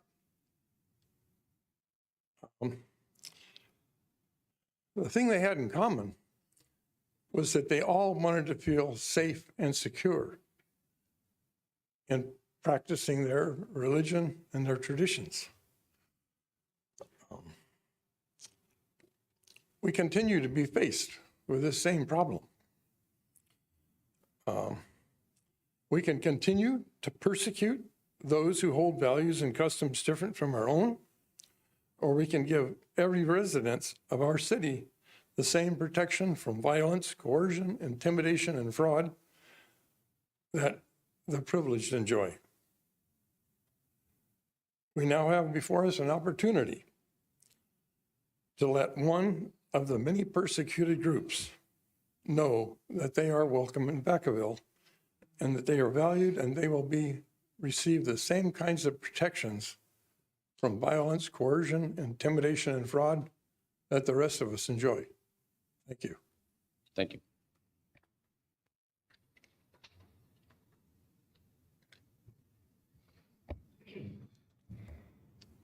Good evening. Good evening. Mayor Carley has chosen not to endorse a Gay Pride Month proclamation. One might wonder why he would do such a thing. Perhaps it could be for the following reasons, amongst others. Number one, regarding transgenders. Trans procedures have been banned or restricted for children in England, Sweden, and Finland. Then March 2023 nationwide study of 6.6 million adults revealed that trans were 7 times more apt to have attempted suicide and had double the rate of all-cause mortality. Gender-affirming care resulted in 3 times more completed suicides. Adults don't know the long-term effects of the hormones, puberty blockers, and surgeries used to treat gender dysphoria. So how can children make an informed decision?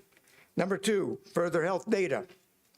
The Centers for Disease Control and World Health Organization have warned that monkeypox infections advanced from a few handfuls of cases in mid-May 2022 to approximately 20,000 as of July 28, 2022. 95 to 98% of the occurrences were in gays. In 2020, men having sex with men accounted for 71% and trans women 2% of new HIV diagnoses. In April of 2022, the U.S. Health and Human Services stated in its proposed regulations for medical care, overall LGBTQ plus individuals report being in poorer health than non-LGBTQI plus individuals. LGBTQ plus individuals, moreover, are at an increased risk or are particularly affected by certain health conditions, including sexually transmitted infections, human immunodeficiency virus, HIV, obesity, conditions associated with tobacco, alcohol, and other substance use, and mental health conditions, including suicidality. LGBT people are more likely to acquire a disability at a younger age than heterosexual individuals. HHS regulations also state that LGBTQ plus people have a higher prevalence of underlying health conditions and are more susceptible to COVID-related illness and death. Regarding children, point number 3, during the year spanning 2012 to 2021, half of the United States children molested that are recorded in Google News were victimized homosexually.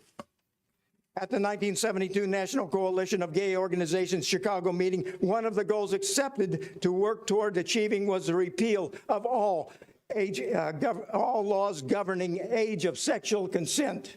Therefore, if a child could be coerced into consenting, then that adult child sex would not be illegal. Mayor Carley, I don't know all of your reasons for your decision, but thanks.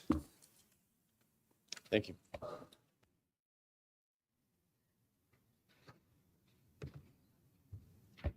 Good evening. Good evening, Mayor Carley and council members. My name is Giovanni Grijalva, and a couple of weeks ago, I made the case for the mayor not signing the Pride Month proclamation, and tonight I will make the case for the city council not authorizing the vice mayor to sign the proclamation. The principle that I will rely upon is the principle of stare decisis. This is essentially the Latin phrase for let the decision stand. It is a call for justices and judges to decide like cases alike and abide by previous decisions that are made. This is because of the importance of keeping the law stable and respecting the formal decisions of members of the courts. While this is a judicial concept, I think that the principle has some bearing here. It is important to abide by policies of prior city councils, unless there's a compelling reason to change that policy. This gains more weight when the issue confronted is divisive and controversial. This is essentially what is at issue here. There is a prior policy that gives the mayor the discretion to issue and decline proclamation requests. One can disagree with the decision made by the mayor, but under the policy, that decision rests with him or her. As the staff report states, quote, the city council will be acting outside of the policy and delegating discretion to issue proclamation to the vice mayor, end quote. Furthermore, the reason for trying to ignore or change the policy is to achieve an end that is controversial. As such, the argument for sticking by the original policy is at its strongest. Now, one might argue that there is a compelling reason to deviate from the adopted policy. One reason that might be asserted is that would give people more of a voice and be more democratic. After all, their council members are elected to represent them for a reason. They should have a say-so in this matter. However, the mayor is elected by the whole city, so every voter has their voice represented in the mayor. It does not make it more democratic for the decision to be made by the council. Furthermore, if democracy is really what we're after, why not let the citizens of Vacaville vote for it? However, it is democratically acceptable to allow the mayor to make the decision, as much as it is for any of these other methods. Also, one might argue that there is a compelling reason to abandon the policy because it will support and help those who identify as LGBTQ feel welcome. However, whatever the merits of this claim is, it has less force because the city already flies the LGBTQ flag over the city for the month of June. The flag already shows that Vacaville supports them, and if the flag being flown does not make them feel welcome, I do not think that this proclamation will. Since the asserted interest is being advanced through more effective means, i.e. by flying the flag, this weakens the argument for overturning the policy that we have had for 8 years. Thus, it is not a compelling reason to abandon the policy. Therefore, I urge the City Council to respect the procedures in place and not give the Vice Mayor the ability to sign the Pride Month proclamation on behalf of the city. Thank you all for your time and for your service. I know this must be a lot for all of you, and I heard the mayor only makes $600 a month, so I thank you for your time and your service. Every single one of you, every single council member. God bless. Thank you. Good evening. Evening. My name is Lauren Vasquez. I've been a member of this community for the last 30 years, and I had something prepared, but in listening tonight, I feel compelled to tell you about a younger version of me, about 13, 14. I was in love. I was deeply, deeply, deeply in love with a boy. Oh, he was beautiful. You had to see him. My husband is here. I have to be careful now. He was gorgeous. And I thought, oh, I'm going to marry this guy. We are going to run away, and this is going to be it. And when I told him that I was deeply in love with him, he held my hands and he looked me in the eyes. And he said, I will never be able to love you the way that you deserve. At 15, he had to have that conversation with me. And he went home that night and he felt so proud of himself. And he told his parents and his grandparents that he was gay. And they responded by kicking him out. He was homeless. And I came to school the next day and I saw him and he was dirty and he hadn't taken a shower and his clothes weren't right. And I said, are you okay? And he said, well, I slept under a bridge last night in Vacaville. At Vaca High, I slept under a bridge last night. And I said, what do you mean? And he said, my parents kicked me out. I'm homeless. And I said, what do you mean you're homeless? And I came home and I cried and I cried and I told my dad, I said, Dad, the boy that I love doesn't love me back. And that was the headline. And then I get into it and I say, and he's sleeping under a bridge tonight. And my deeply conservative father held my hands and he said, what do you mean? I said, his parents kicked him out. He said, why did they kick him out? I said, because he's gay. And my deeply conservative father had the ability and the humility to change his opinion in that moment on where gay people belong in our community. That boy slept on our couch for 2 weeks, while at 15, he worked out his own transportation to move to a different state where he would be accepted for who he is. He's now living in Nevada. He had to live with his dad. This was about, 15 years ago. That happened in Vacaville. That happened to somebody here, a youth. And it wasn't a one-off. It happens over and over and over again. And the people of this community deserve better. The young gay youth in this community deserve better. He deserved better. And because he couldn't love me the way I deserved, he was right. But I'll never stop fighting for him to get the love and the recognition that he deserves. And I ask that you will get your foot off of Vice Mayor Chapman's pen and let her sign this proclamation. Thank you. Thank you.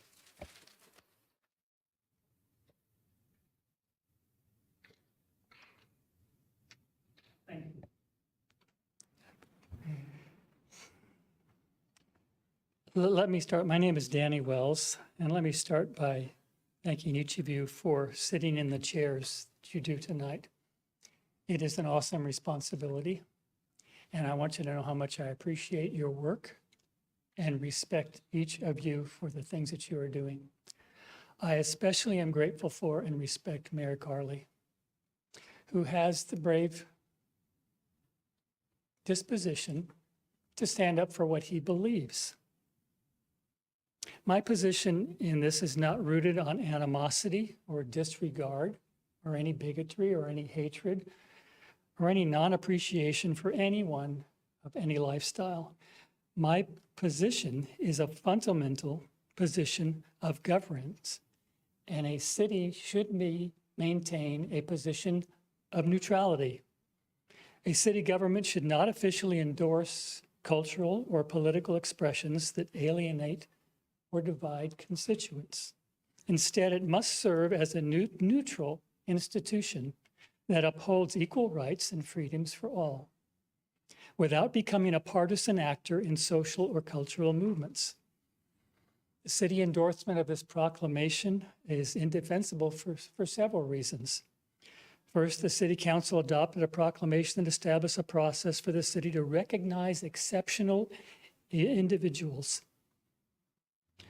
There is nothing exceptional about someone deciding to have an alternative lifestyle.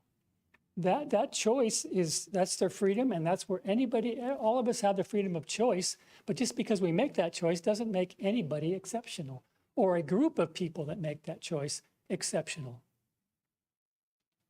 There's absolutely nothing. It adds no value. The fact that people have a different sexual preference has become so prevalent, and it should not be part of any discussion that isn't related to the sexual reproduction. Your choice of preference in the community you want to be involved with is your choice. It doesn't make you a better person. It doesn't make you exceptional. And it surely doesn't warrant a proclamation that I just happen to be one of those people. Don't change the policy. That's a dangerous slope that has already been talked about. The policy is it's the mayor's decision to have a proclamation. And if he doesn't want to make the proclamation, I stand behind him. Let's don't try to change the rule book just to squeak in where it's something that doesn't belong. Thank you. Thank you. Thank you. Next. Now, numbers 77 through 81. It almost sounds like we're in the DMV.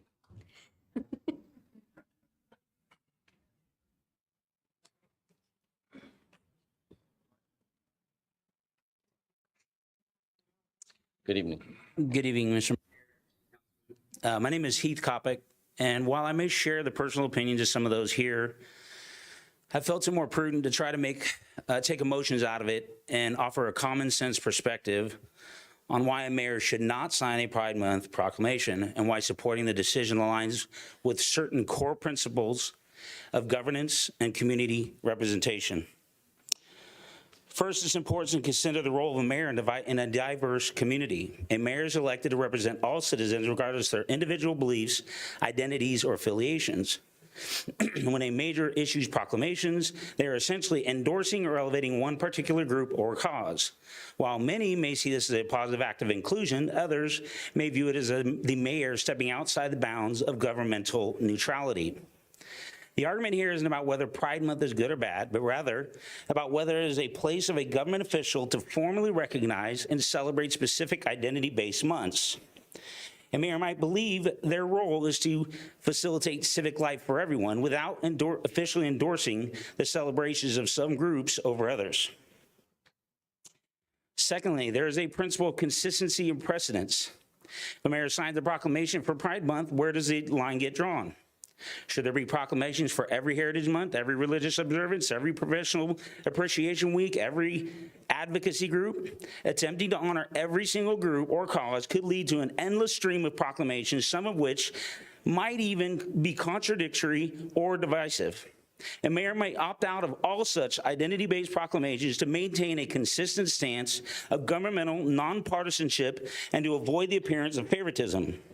This isn't about denying the existence or importance of any group, but about maintaining a policy that treats all community members equally under the law rather than through official recognition of special celebrations.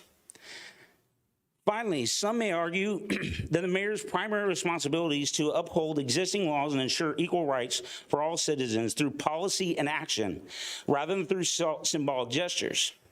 True support for any community, including the LGBTQ community, is best demonstrated through concrete actions, ensuring non-discrimination in housing and employment, protecting civil liberties, and fostering an environment where all residents feel safe and respected. From this perspective, a mayor might believe that their efforts are better spent on these substantive issues, which benefit everyone, rather than on symbolic proclamations that, while meaningful to some, may not be seen as essential governmental functions by others. In conclusion, supporting a mayor's decision not to sign a Pride Month proclamation can stem from a belief in governmental neutrality, a desire for consistent policy appreciation, and focus on substantive government over symbolic gestures.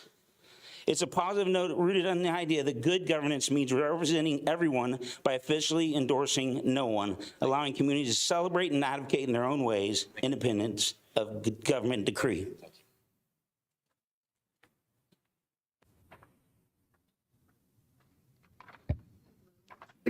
Hello, my name is Amanda Millette. I am a 50-year plus resident of Vacaville. I raised my son here, went to school here, and the Vacaville I grew up in was a very diverse place, to the point where I didn't understand discrimination when I was young. Supporting one thing does not lessen the importance of other things. It's not a competition. You can like more than one thing. It seems like this proclamation is a no-brainer. Just sign it.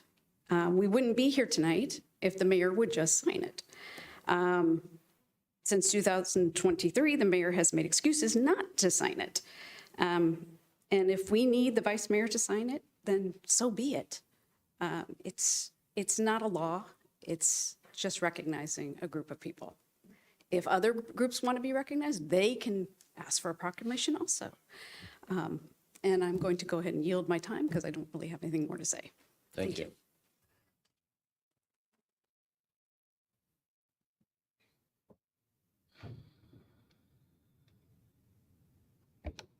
Carly, council members, vice mayor. In Genesis 9:6, civil government was instituted on the earth.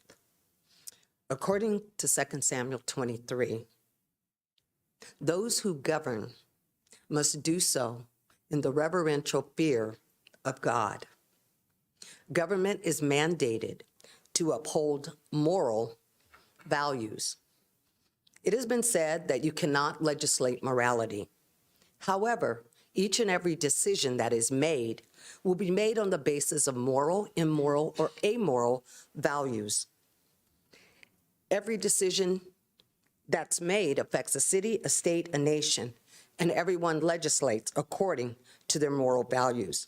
What's before you is to legislate immorality.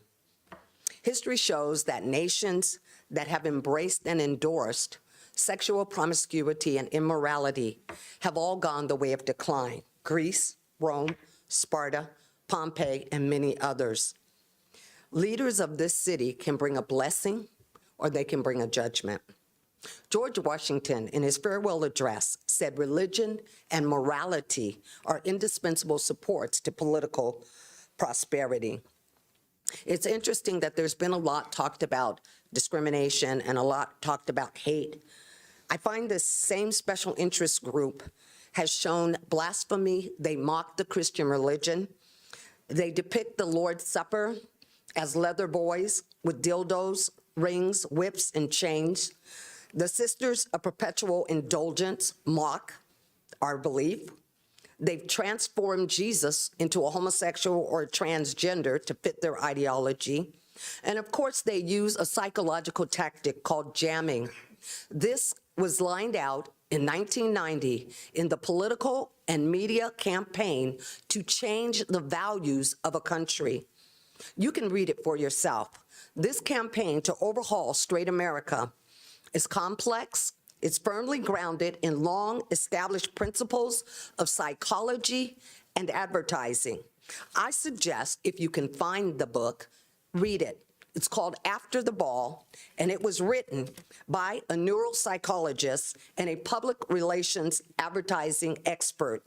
This book will outline and show you that America, you've been had, you've been hoodwinked, you've been bamboozled, not by people wanting to love one another, but by a long-term political and psychological strategy to overthrow straight America. Thank you. Thank you.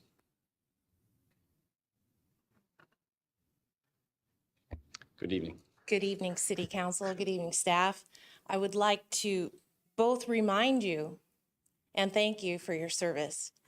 I would like to remind you that you serve the people who voted for you. You serve the people who did not vote for you. You even serve the people who unfortunately did not vote. All of those people are among the people that you represent. My family moved here from New York to Vacaville. Oh, I don't even want to tell you the year. It's been many moons ago. I was educated in Vacaville schools. I attended Fairmont. I attended Wilsey Wood as a junior high school, if that gives you any indication. I also graduated from Vacaville High School. We share many of the same peers, Mayor Carley. I earned good grades. I participated in many sports. I represented my fellow students in student government. In middle school, an incident occurred that my parents don't even know about, but I'll share it with you publicly tonight. In running for student government, one of the favorite sons of Vacaville, unfortunately also a bully, decided to encourage all of our classmates. When a friend of mine, fellow teammate of mine, and I decided to run for student government, best friend of mine, said, don't vote for the, it was an epithet. It was a slur. It was ugly.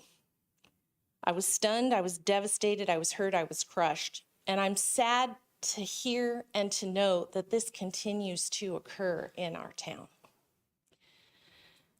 At the time, I knew the term gay was used as a pejorative, not something that you would be rewarded or embraced for expressing. I went on to serve in student government at Vaca High. I graduated, went to UC Davis, went to Chapman. I was hired at Fairmont by my former 5th grade teacher. Go Falcons? Yes. Taught kids to read, taught kids to do math, taught kids world history, taught them how to solve problems, and I taught them how to get along. If you study education or other fields related to that, you may be familiar with Maslow's hierarchy of needs. In order to achieve the peak, self-actualization, where you are your true self and you serve others, as you are doing tonight, you have to have your basic needs met. Your needs for food, shelter, water, but also for love and also for acceptance. Thank you. Thank you very much. I urge you to please vote for this proclamation to value the people of our town. Thank you. Next up will be numbers 82 through 86.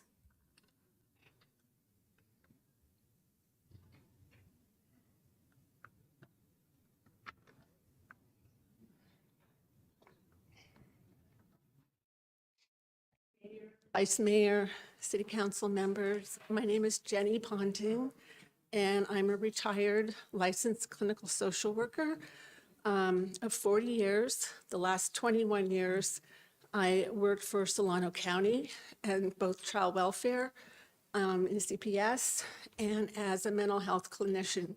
I also worked in anyway, what I wanted to say, I'll try to be brief. I wrote this while I was sitting listening tonight. Our Constitution starts out with, we the people. And as I understand that, we the people means all the people. We celebrate all the people. And I am a very proud ally and have been standing with the LGBTQ community for over 50 years. I'm 68, so that goes back to when I was 18. It's a long time. I was in some of the original Pride parades in San Francisco when there were very few people out there. But I marched with my gay friends because they're humans, they're people. They're my friends, they're my people. This city, I grew up in Marin, I moved to San Francisco, I went to New York, came back to Los Angeles, back to Richmond, California, and up to Solano County. So I've been around a few places. This is the first city I've ever lived in where a proclamation was not joyfully signed. To me, signing this proclamation, it symbolizes, we see you, we hear you, you are valued, you are important, and your life has meaning. In our current political environment, the LGBTQ community is under attack. We must stand up and protect our marginalized communities. You have the opportunity to make a difference. Please, let's move forward together. Be bold, be brave, be courageous, be inclusive. I strongly encourage you to vote to allow Sarah Chapman to sign the Pride Proclamation tonight. Thank you. Thank you. Good evening, Jason. Hey, how's it going? It's kind of weird to get a little nervous on this side when I sat up there for 4 years and it's no problem. I'm going to stay a little bit more agnostic on this one because I think everybody here has heard me and my stances on this particular opinion. When it comes to policy, yeah, the council has the ability to change policy and also do exceptions to policy. We've done that dozens of times when we're on council, whether it's a developer that comes in and wants a concession to finding to objective standards, that's an exception to policy that we've done. I'm sure department heads have done it numerous times because I know as a military officer, somebody may not have the correct rank to go to a certain school. I can do exception to policy to allow them to go to that school. I'm sure in HR it happens all the time with hiring, like somebody might not meet all the requirements. They can do exception policy if they're a good fit for the team. And so when you look at it, like everybody's opposed to changing the policy when it happens all the time in the city, federal, state, military, whatever job you have, there's exceptions to policy. I personally think that the proclamation should go to a council vote, whether it's consent calendar, and it follows the same procedures with timelines and meets certain criteria. And when it comes to the criteria, there's the ideological aspect of it or the political standpoint of it. Well, one thing you have to consider in California, the LGBTQ community is considered a protected class, so it's no longer ideological or political. It's a protected class within the city or within the state. And that also needs to be considered. And also the perspective that shows the outside, because last meeting I didn't speak. I was getting blown up with text messages, people watching it, city council members, mayors, congressional staff, state senate staff. I talked to a bunch of people and they're all watching it. So they're very aware of what's going on here in Vacaville. Like there's a former Congress member staff in LA called me before. And so it's well known all over the state that Vacaville is on the map for certain things. And I don't like that perception because whenever I go someplace, people knew that I was on council, they're always asking me questions about it. And when you look at it, that perception, especially as a Pride Proclamation is the only proclamation that has not been signed of what's been requested, it lends a certain perception of what's going on here, whether it's true or not. A lot of times perception is reality to certain people.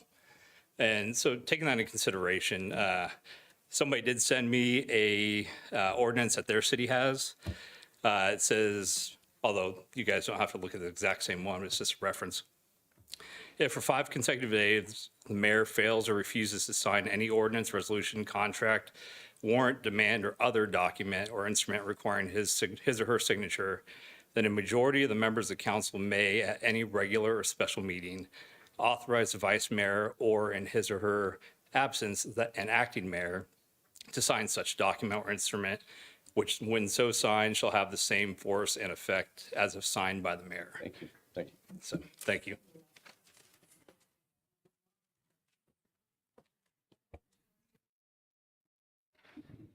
Good evening, Mayor. Good evening, City Council and staff. My name is Paul. I've been a resident here for 38 and a half years. And I come here tonight just kind of to express my amazement with the council considering the month of June as a month to celebrate what most of us consider private. That the council would spend time to deliberate on making the entire month of June special because of a tiny minority of people befuddles me, as I'm sure that it does most of the majority of Vacaville. What will this month being considered bring to Vacaville? Will it bring pride? Will it bring honor? Will it bring respect? Will it bring a parade that will have as its main attraction behaviors that the majority of the citizens of Vacaville would be ashamed to admit that are taking place in our city? An entire month for this? Let's see, we have Christmas Day, Mother's Day, Father's Day, Veterans Day, Memorial Day, Martin Luther King Jr. Day, Peace Officers Memorial Day, Flag Day, Armed Forces Day, Pearl Harbor Remembrance Day, and Labor Day, just to name a few. But we don't celebrate any of these for a month. There's Labor Day, Thanksgiving Day, Election Day, Gold Star Mother's Day, Constitution Day, and Flag Day. None of these for a month. What should this council consider having a month for? I didn't come with just a complaint. I thought, let's have some ideas of my own. And we could do this for hours. Myself, I particularly enjoyed driving down Merchant Street and seeing likenesses of Vacaville's young people who've chosen to serve our country flying on the light posts. Also like driving down and seeing the American flags on the street lights. But I also want to offer some ideas for things that we might honor in Vacaville that I believe would be supported by far more people than what is being considered. How about a month honoring students in our schools who have maintained grade point averages of 3.8 or better? Or a month honoring our first responders. Perhaps encouraging some of the young people to take up a career in the field and stay here in Vacaville, because most of our students leave Vacaville and seek employment other places. How about a month to honor senior citizens of Vacaville who've lived here all of their lives or been involved in the community service throughout their lives here in town?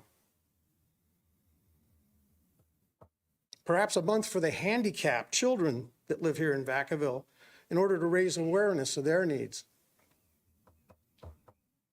Not a month, how about just a day? I'm sure that we could come up with ideas to create months to celebrate here that would provide. Sir, thank you. I'm sorry, thank you. Thank you.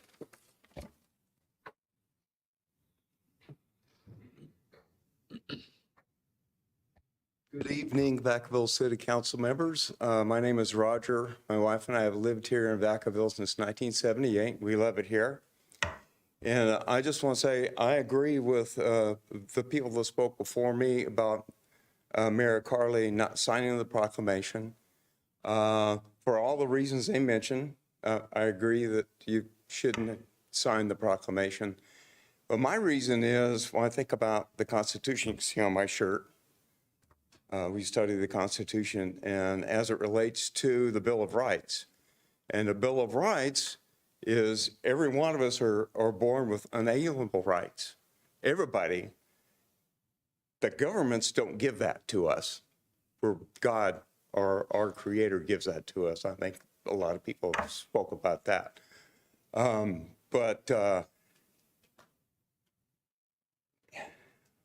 a little bit nervous, so I'm sorry, but I don't think it's a government's job to elevate a certain group of people above the rest of the people. I mean, we do celebrate people who have given their lives, whether it be actually died in battle, but folks like you who have given a portion of your lives serving the city. I just don't think that's something we need to be doing. There's too many other things to be concerned about. Thank you. Thank you. And finally, we have numbers 87 through 90.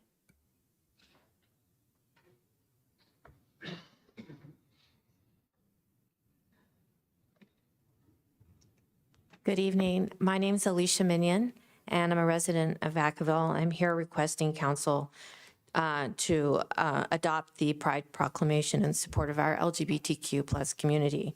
I came here today to share a story regarding another city in California that once implemented a proclamation policy that appeared to be discriminatory. Specifically, the City Council of Los Altos at one time implemented a policy to ban proclamations having anything to do with sexual orientation. The ban raised concerns throughout the community, including the business community. In response to this ban, the ACLU of Northern California filed a public records request to the City of Los Altos with the help of legal counsel, Wilson, Sonsini, Goodrich, and Rosati. After Los Altos City Council heard a diverse coalition of residents who sought to have the City Council change their discriminatory policy, the City Council did the right thing and rescinded the ban and created a new policy regarding proclamations.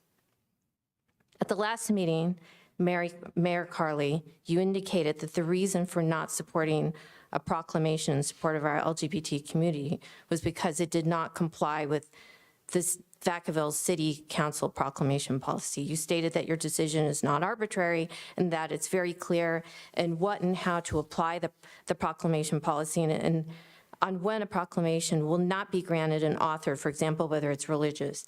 If what you're saying is true, City Council has created a proclamation policy that is designed to exclude a protected class, in this case, the LGBTQ community. The outcome of Vacaville's proclamation policy is effectively the same as Los Altos' former proclamation policy to ban anything to do with sexual orientation. The press release that I speak about, the City of Los Altos, that particular ban is dated 2006. It's almost 20 years later. And the LGBTQ community is still being discriminated against in a California city, 20 years later. It's telling also that the Vacaville mayor, who sets the tone of our city, would take cover under a proclamation policy that on its face seems benign, but in fact has been cleverly worded and crafted to facilitate discrimination. If Los Altos 20 years ago thought that they were wrong and changed their policy, it's about time Vacaville does the same. Thank you. Thank you.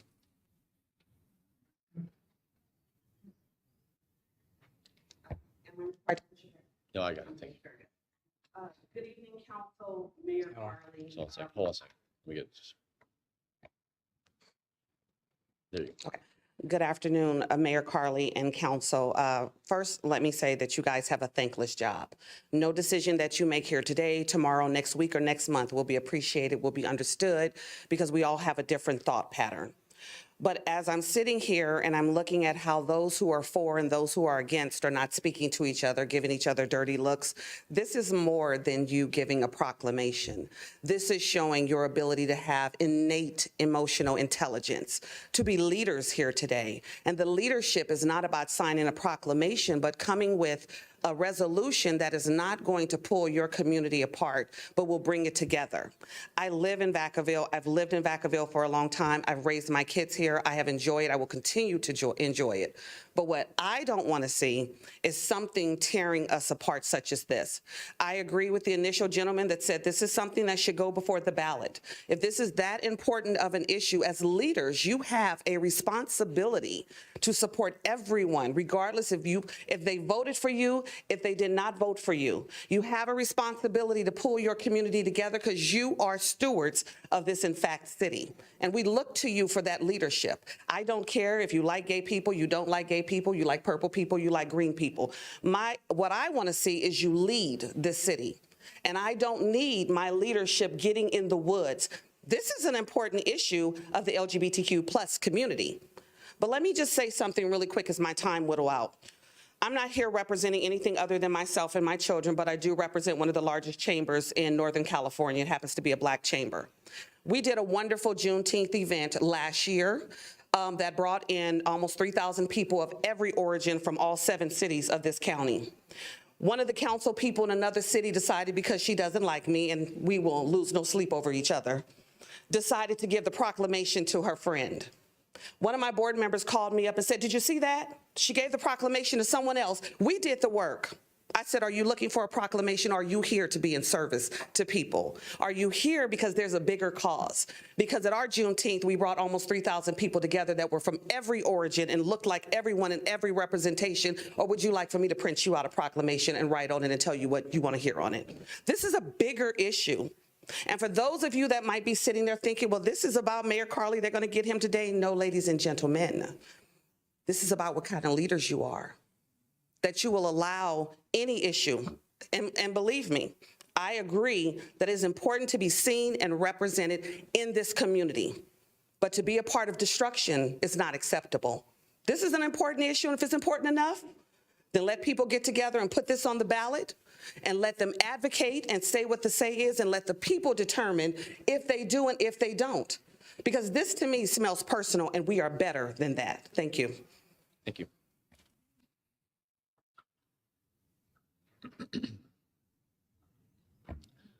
I'm Judy Frendo.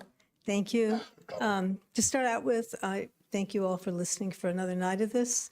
Seems like a year ago, maybe wrong, could be wrong, that we were having a big discussion of whether we should fly the gay flag, and we had multiple meetings, and then we had a huge meeting out at the library, and it appeared to me that the vast majority of people who live here did not want it flown, but it was still flown by the council.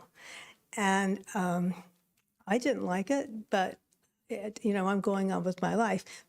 I think you're really brave, Mayor Carley. It doesn't matter what side you were on. If I was on the opposite side, to stand against all of this is huge. God bless you for that.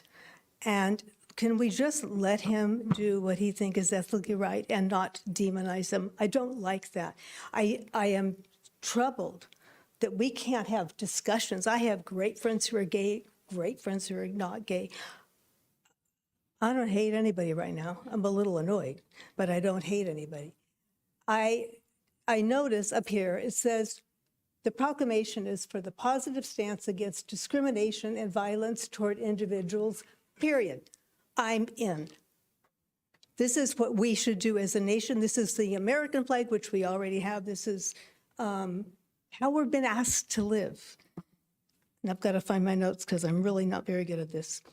I heard somebody say that Scripture covers bullying or something. Scripture is my God's way, and many other, it's like multiple religions go along with the Old Testament, at least, of saying, yes, we love, and yes, we have standards. And disciplining those standards is not the same as bullying another person. The pride stance appears to me to be highly political, highly politicized. And we don't have, I'm not a Democrat. I'm a Republican. I've never asked my flag be flown. I'm a Christian, specifically Catholic. I've never asked that my flag be flown. I actually don't know if there are those, but because I believe I'm just one person, and this is what I believe, and everybody else gets to stand what they do. I'm going to talk fast. I've taught in the school system, and I know that I've seen the curriculum. And I was there were very poor readers. Reading I was good at it. I could teach reading, but it was done poorly. And now they have kids who are 5 years old being told there were multiple sexes.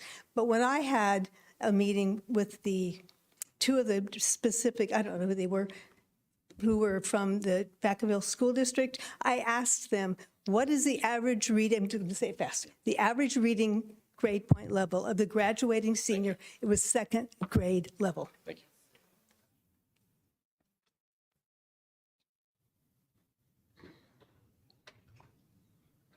Good evening. Good evening, Council. Vice Mayor Chapman, I just feel like you're getting the treatment the gay community has been getting for years from this council. First, you're told it's one reason, then it's another, then there's a new policy. I'm sorry, the policy ties our hands. We can't possibly do this. And it's always another reason, right? We call that a runaround. And what I think is going on with this council on this particular issue is that they're deciding whatever tactic will work, we're going to prevent this Pride proclamation, or we'll prevent the flag. I remember I was told it was unpatriotic, and then you had gay veterans come up and say, I served my country. Then there was a conflict, well, we have to raise the flag, lower the flag for all the various Army, Navy, various other holidays. It's always being positioned as it's divisive, isn't it? And it's like, actually, from the start, I think the gay community has been pretty straightforward. We're looking for a promotion of self-worth, a statement very similar. I mean, youth should feel safe to learn without the fear of harassment. What's the controversy with that statement? Families and seniors should be allowed to live their lives with dignity and respect. What's the controversy? So I think that it's a sad honor, but welcome to the club, and bigotry is not bravery. So one of the consequences of this runaround is that once again, this council platforms anti-gay speech, sometimes with conspiratorial flair. We were told tonight that somehow this will lead to the destruction of the nation, just like Pompeii, as if gay people are going to cause a volcano to erupt. I mean, this is, baby, you're a firework, right? To make a joke. But I mean, we're resilient. Gay people are resilient. You can try to shame us. You can try to denigrate us. You will go home and think about us. I will go home and I will not think about you. I will go home and I will think about the people that I love. I will think about my community, do the best that I can to support it. And I'm going to move on with my life. And whether or not this passes, I just think it's so unfortunate that we go and we return to this year after the year, right? It feels like that's the point, is to sort of spoil the ritual. But the last thing I just want to say is, I encourage you, read through this proclamation. There is nothing in this proclamation that I think is shocking or harmful. Brene Brown teaches us that shame thrives in secrecy and judgment and silence. Those are the conditions that allow a person to feel shame. This proclamation helps address that, right? That's the idea. Thank you. Thank you. Is that the end of, all right, so that is the conclusion of the public comment period. I'm going to go ahead and bring it back to the council for any discussion, deliberation. You need a break? Okay. So we're going to take, we'll take 10 minutes. We'll be back.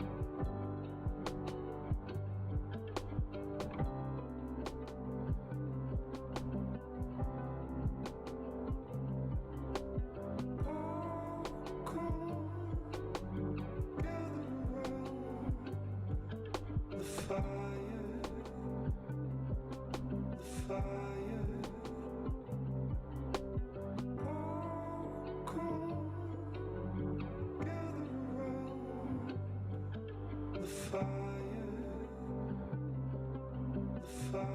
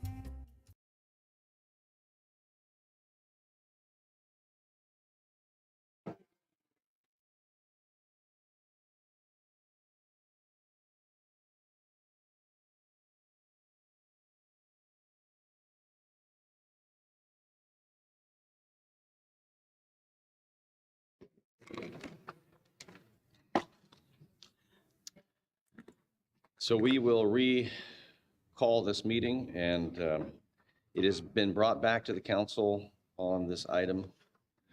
Public comment is over, so it's open for any discussion or comments based upon this.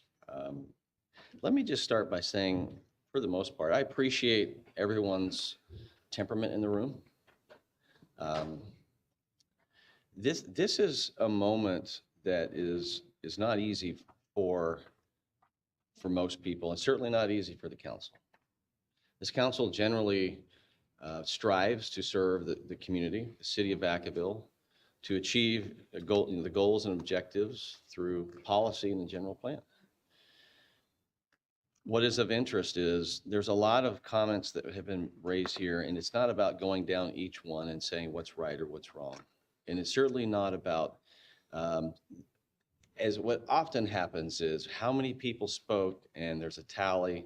And for someone in the room, we get emails like this. There were so many for or so many against, and that's really not the point. The point is you clearly shared perspective and stories. And when I say this, I know that I'm saying this for the entire council. That's important. You hear things that causes you to write a note down or to reflect on a position. And that is the role of government. That's the role of a council. We don't typically have to address something that seems to be so volatile in conversation, but it is. Why? There's comments of, we value our children, and Mayor, it's easy to do, just do it. Sounds like a Nike commercial, actually. But I will tell you, when I hear things like, if you do this or you don't do this, you're spreading hate. And it's an opinion that it can be, but that doesn't mean that it is hate. And I'm not saying the definition of a hate crime. I'm just saying there are times when what happens is we begin to not allow for discourse. Our society no longer allows discourse. Just look at what we're doing tonight. If you don't believe a particular way, then somehow you are spreading hate. I absolutely will tell you that I don't hate people. And it's unfortunate, but I can't change the hearts and minds of others. Neither could you or any of us. We just can't. I heard things like equal rights and freedoms for all. Absolutely. There's so many things that I think most of us, we could look at this and say, why wouldn't we want our kids to go to school and feel safe? And I think that comes from some of the language, Dr. Chapman, that you wrote into this proclamation. How wouldn't you want some of these things that are in there? I also heard things like protected class, and also talking about legal issues like its policy. Our city attorney also clarified that this isn't a matter of law, and it isn't, it's a proclamation. But it's hard to say, well, it's just a proclamation and have this much emotion in the room, as if it's just ceremonial. It's not, it's symbolic. And that's sometimes where the challenge lies. So I want to allow the council to have their observations, comments, or share your thoughts. I have some of my own, but I would like to call on the council to also be able to speak and weigh in. Councilmember Silva. Yeah, so thank you. I am firmly convinced that if it was just the 7 of us at a table without the political specter, we would come up to a way to figure out how to resolve this. When we have members in the community that it's been reported that allegedly when we have speakers saying that members of our LGBT community, youth, or kids in high schools are being bullied, and the responses are good, or that they want to kill themselves and they say that they should, that is wrong. One of the speakers came up and asked about what kind of leadership should we provide. To me, there are things that are right and they're wrong. And never before have I seen so much subjectivity in what is right and what is wrong. And within the First Amendment, the reason why there's a statute in there that says separation of church and state is to ensure that people have their own belief system in these United States. And by ensuring that we don't, by ensuring or allowing that people can express their faith, whatever might be, without holding one up over the other, guarantees the foundation of this country that people can believe and practice what they want. I support people's freedom of speech. I support whatever opinion is of any council member. If it's one individual's belief system that I cannot sign this particular proclamation, I cannot sign this based on my personal belief. I respect that, and I would ask the community to respect that. I think that when we talk about leadership, you know, I'm within a couple years, I'm the youngest person on this council, respectively. And most of the speakers tonight are, I would think, about above my age, with exception to a couple that spoke pretty well and both made very logical arguments for and against. I didn't inherit this problem. As my generation did not inherit this issue. The younger generation did not inherit this issue. And what I find very interesting from my college students and other community members, some of us have kids in high school, it doesn't seem to be as much of an issue as we see it played out here. There are still instances of how we accept and make sure that we create spaces of welcoming. Are there other issues that may be going on within our community? Absolutely. What those are, I think, are beyond, in some cases, are beyond any of our understanding. And that continues to evolve in how we cope with that. So one of the things that I hear coming up is about honoring our vote for the mayor and honoring that position. This is not a general law, this is not a strong mayor city. This is a general law city. And just to describe that, a general law city is where each of us have one equal vote. The mayor and themselves are that figurehead. They are the ones that greet, and Mayor Carly does an awesome job going out and greeting different businesses. He and I have attended different conferences. He does a phenomenal job at spearheading efforts to bring biotech to our community. So the power that we bestowed on him in this policy is something that the council as a whole for the past few years have allowed. We have established, the mayor has established, 3 mayors have signed proclamations for LGBTQ. It's not quite clear to me on how many were denied. I've never posed that question. I hear different answers, but I think that when you take all these things in consideration, we have a proclamation that was offered, or excuse me, that was written up. We have a previous one that was signed. I'm not here to put the mayor or anybody else on some type of pseudo, jury. That's not our role. The question is simply, do we want to continue to sign a proclamation recognizing members of our LGBT community? And if the mayor, for whatever reasons, is not able to, we as a council, within the confinement of our own law, can decide whether or not we as a council want to do that. And in this case, the proposal, the suggestion is, do we allow the vice mayor to do that? If the question is going to come up about us, hey, we have a policy in place, we should follow it. I've already seen practices where we've had non-vice mayors issue or present proclamations that the vice mayor in that particular time point was supposed to. So if we're gonna say, hey, we got to stick to the policy, in some cases we already haven't done that, and I don't think anybody's ever really presented that from this dais, but it's something that some people actually do notice. So I think moving forward, I feel that we should accept the proclamation. By the way, I do want to thank 4 people who actually referenced some type of verbiage within the proclamation. One person cited 3 different examples in there, because within that, that's part of this whole discussion, right? So what is it within the proclamation? What are we recognizing? What's the effect that we want it to have, and how do we just do something that we've established for years now? The policy that we put in place was to avoid controversy.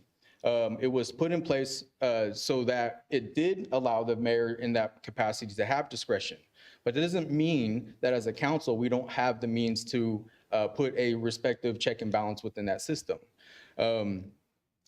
What I think we should do when we talk about leadership and how do we come to some resolution to where we don't see this continue to go on over and over. If we put it on a ballot, I don't see how that ever bringing a resolution to this. Anybody who thinks that's going to come to a resolution of how we accept or don't accept certain individuals, when we do things for other individuals, when we do have proclamations for entire months, and if we want to find ways to better honor our veterans more than what we do, we absolutely should have those conversations.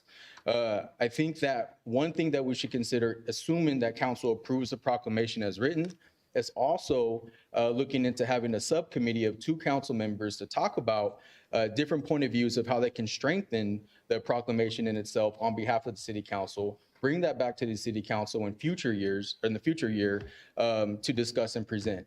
And then by doing that, we can have the diverse representation on this council collaborate and address the different issues that are important to all, that we value our citizens no matter where they come from. And in this particular time, this is how we value them. So, thank you. I think appreciate your comments. So for the understanding of the audience, because some of this came up at the previous meeting during business from the floor, because of the understanding of what was happening in Vacaville. What later happened, though, was a motion to bring back the policy, okay? And I held up the policy, and this isn't my policy, this is our policy. And it is a completely appropriate motion to make to bring it back, which is exactly what this council said to do, following a good practice. I've always done that. I've believed in good governance. So how we ended up getting here ended up not making it a very comfortable evening because of some of the comments and conversations at the end. But I respect that. For clarity, I have not edited this. I wasn't part of the original council that adopted this. They adopted it in 2017. In 2017, the prior council and the prior mayor wrestled with a proclamation where they had never wrestled before. And it was for Pride Month because the council was divided then. Why? Because not everybody believes equally on what the issues are. When is it that you can say that you love someone, but if you don't sign a proclamation, then you hate in general? I reject that. I absolutely reject this. I respect your comments, but I reject the fact that a no vote for a proclamation on principle. I want to make sure everyone understands this because, again, I didn't create this, but over the 3 years as mayor, I have interpreted this based upon the way prior mayors, and yes, it has come back, and it has not been amended. And what we have done, so everyone knows, is we struggled to find a date, and we haven't found a date yet, because that's what the motion and the vote was.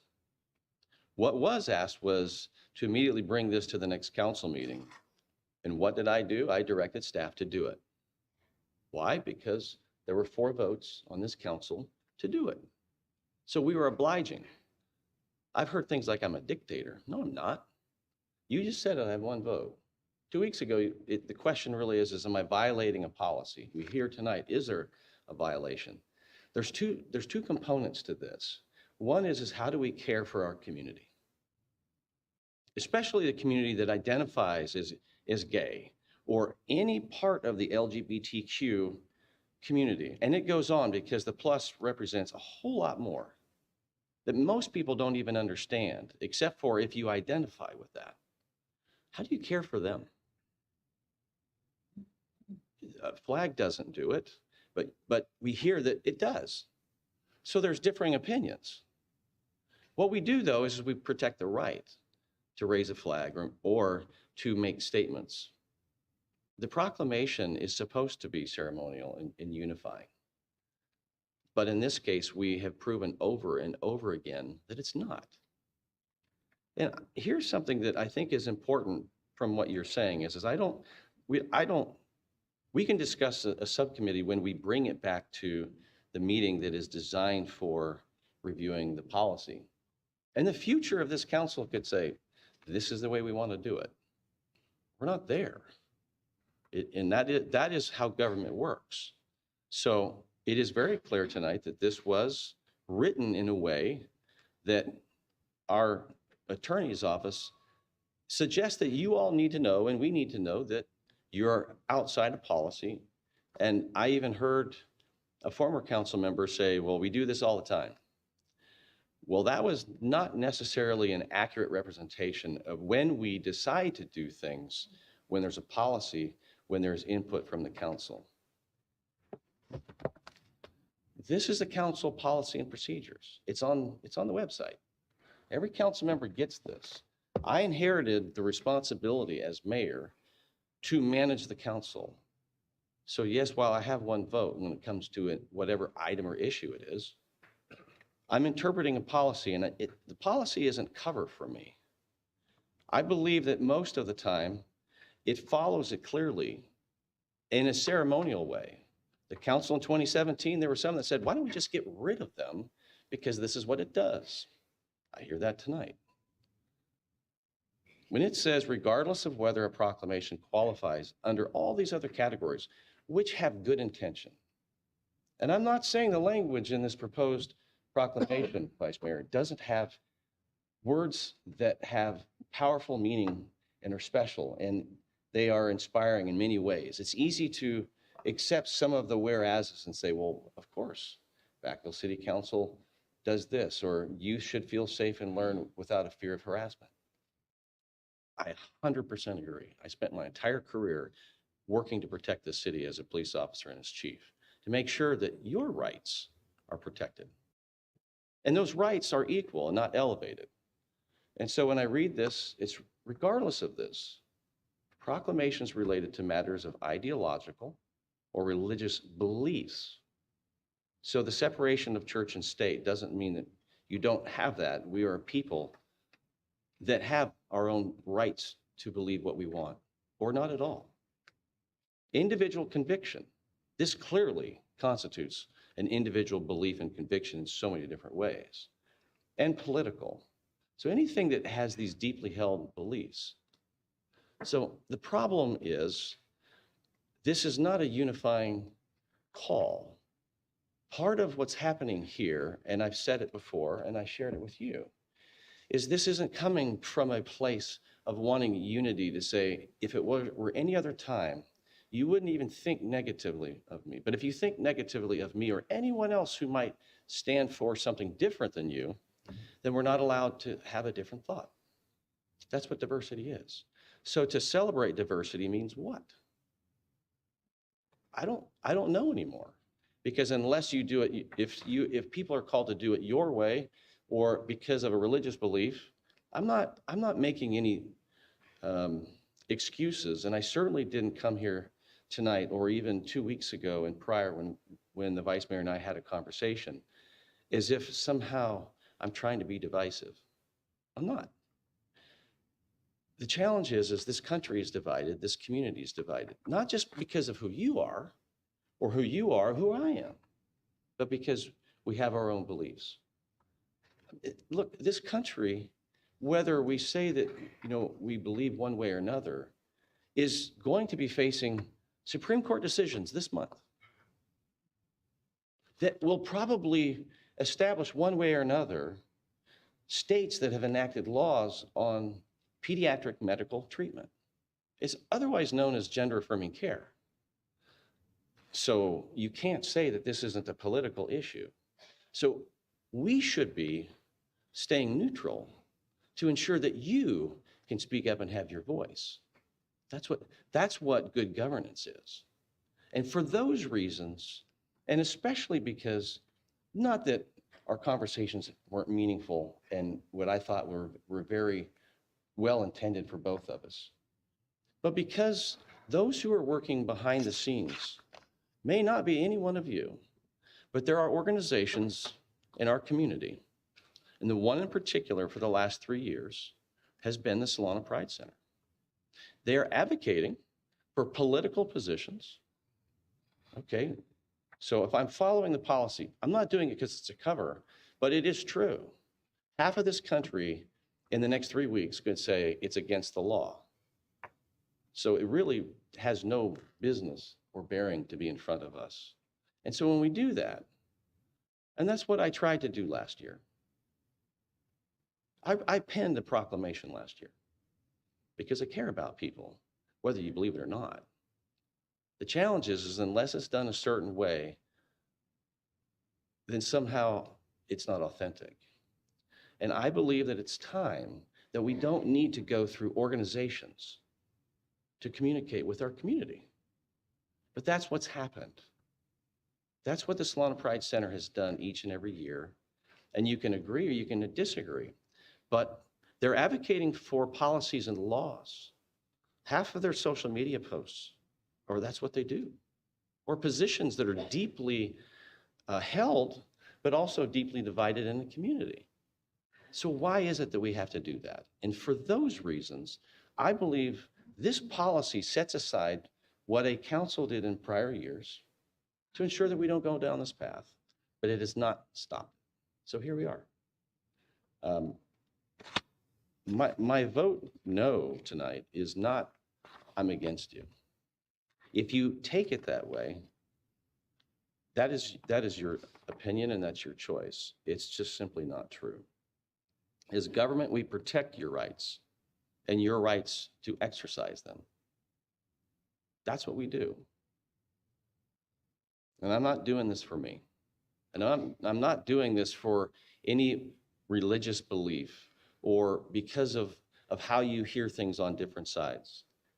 But if you do want to say something that is questionable, it was one of the first statements. And it's also in the proclamation about protecting our kids and our children. And the moment that I was elected as mayor, it wasn't in front of the council, but it was, I can't believe what's going on in our schools because parents are not allowed to know what's going on when their children are confused with their gender. Okay? That's a real question. We're not allowed to have that conversation. And I do also understand that there's been a lot of change over time, both in the science and the medical professions that are going to be coming in the years to come. I wasn't looking at this a few years ago, but I was forced to look at this because these are deeply held views by the LGBTQ community. So here we are. Have your view, have your say, have your vote. But it doesn't mean I believe that this council representing the city should be advocating for a position that is against people who believe differently. That's my why. I still care for people. I don't discriminate. And I will see who is next. Councilmember Wiley.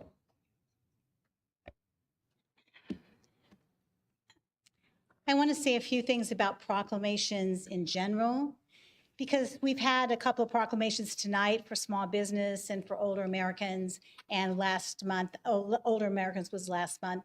So some of the proclamations that we have are in the council. And I think sort of it used to be, it could only be for city business because last year there was an issue, someone wanted one, but it wasn't city business. But small business isn't just for city department. But we did have one for small business.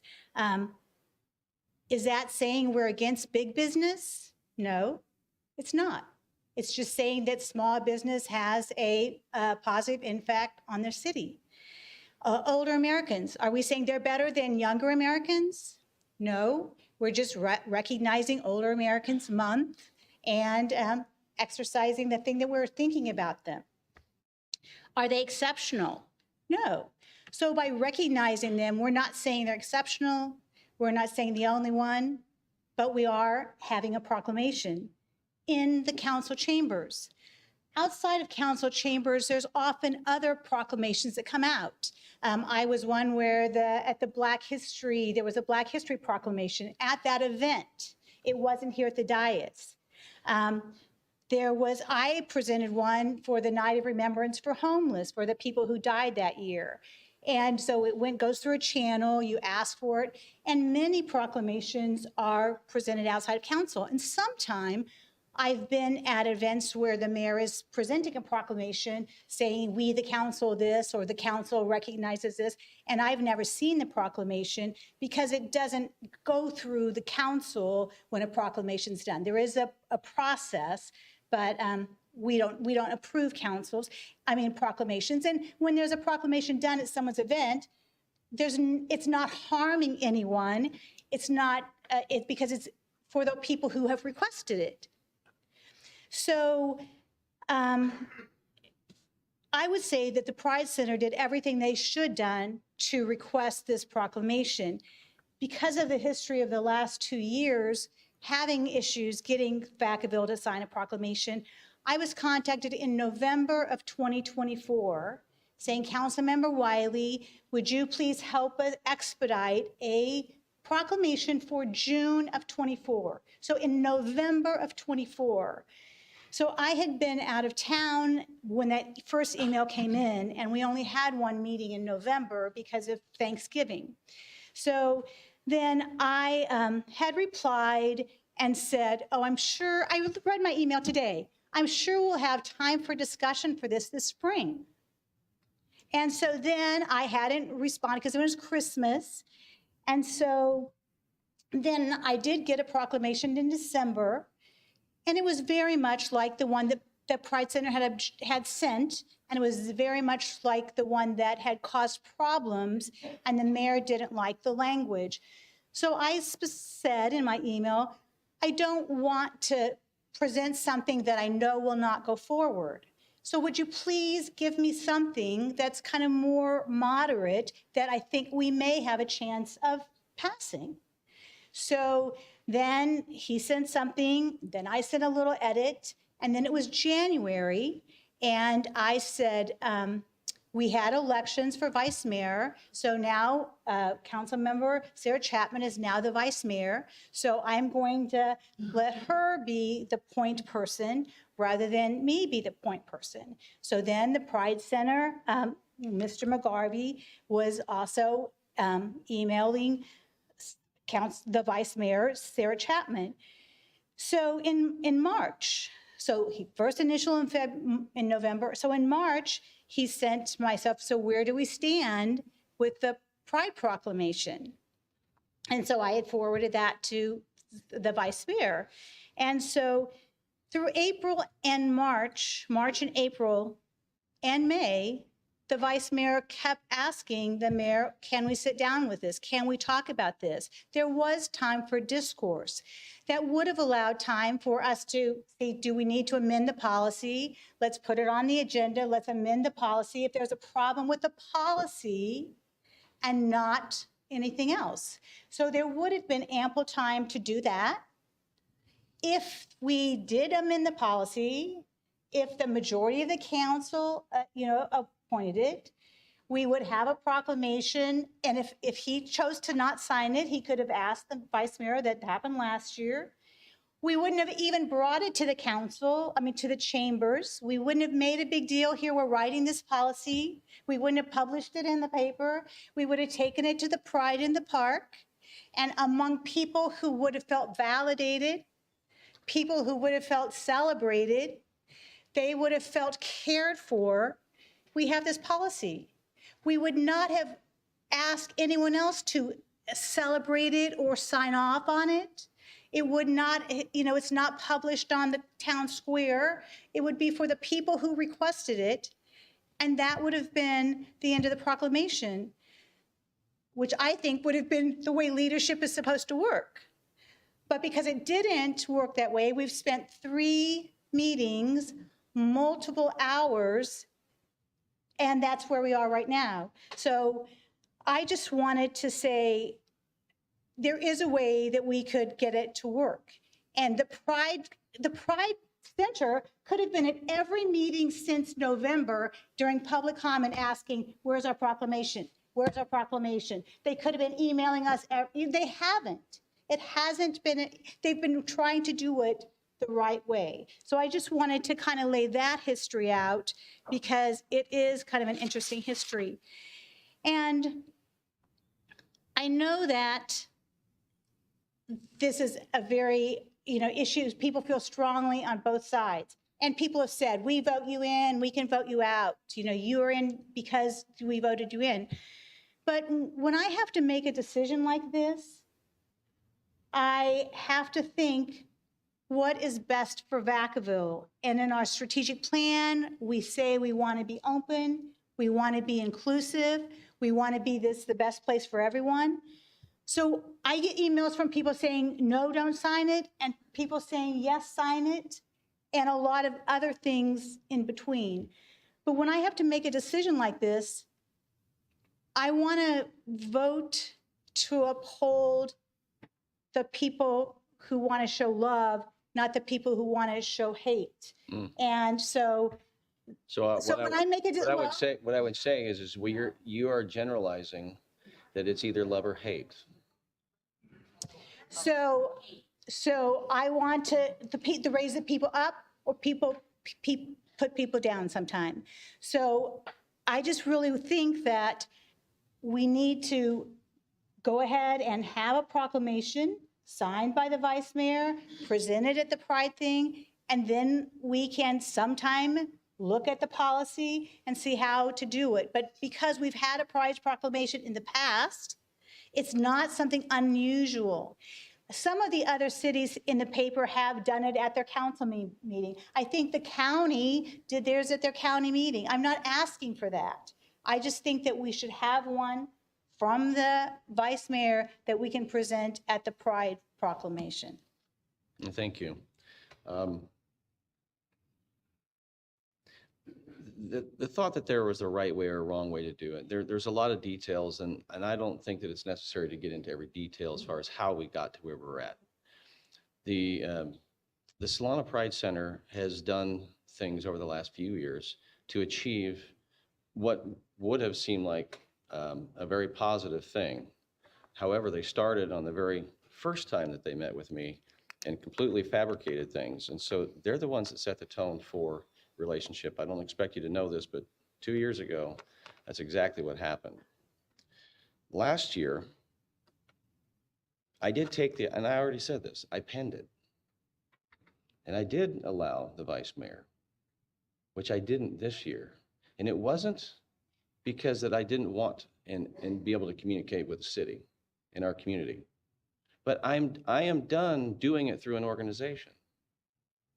And the problem is the Solana Pride Center acts in a position of a movement, not just advocating for what it's doing day to day, but it's continuously advocating, and not my words, but even in the media, as activists.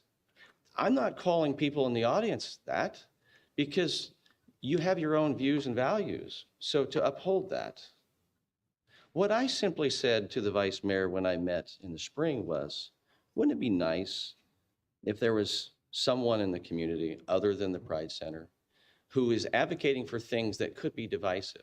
Because people in our community could actually appreciate having a real conversation and getting to know someone and realize we actually are far more caring in this community than we give ourselves credit for.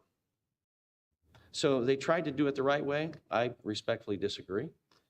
I asked where it came from, and you did say that it came from Jeanette, which is why, Councilmember Wiley, which is why I knew even beforehand. So I had considered to defer it this year. And I didn't because it wasn't good enough last year. It wasn't good enough. So why is this good enough, but that one wasn't? Because we're doing it under a governmental process? And you know this. This became a point of contention. Come to the People's Forum, Pride in the Park, sign a proclamation against what I was doing, calling me out in shame. And there was 3 members of the council that either physically or electronically signed it. So even in an attempt to say, how do we communicate with our community? It's not good enough. So with the Solana Pride Center continuing to act this way as an organization that have these views and beliefs that are different, I believe we as a council do not need to be speaking through an advocating voice that causes people division. And for that reason, and what happened last year, the week before, the day that we met, was when I decided, no, I'm not going to do it. Yes, it is. So I'm just telling you, that's exactly how it went. So you can say what you want, Vice Mayor, and you can infer in any way you choose. I respectfully know what I was considering, so.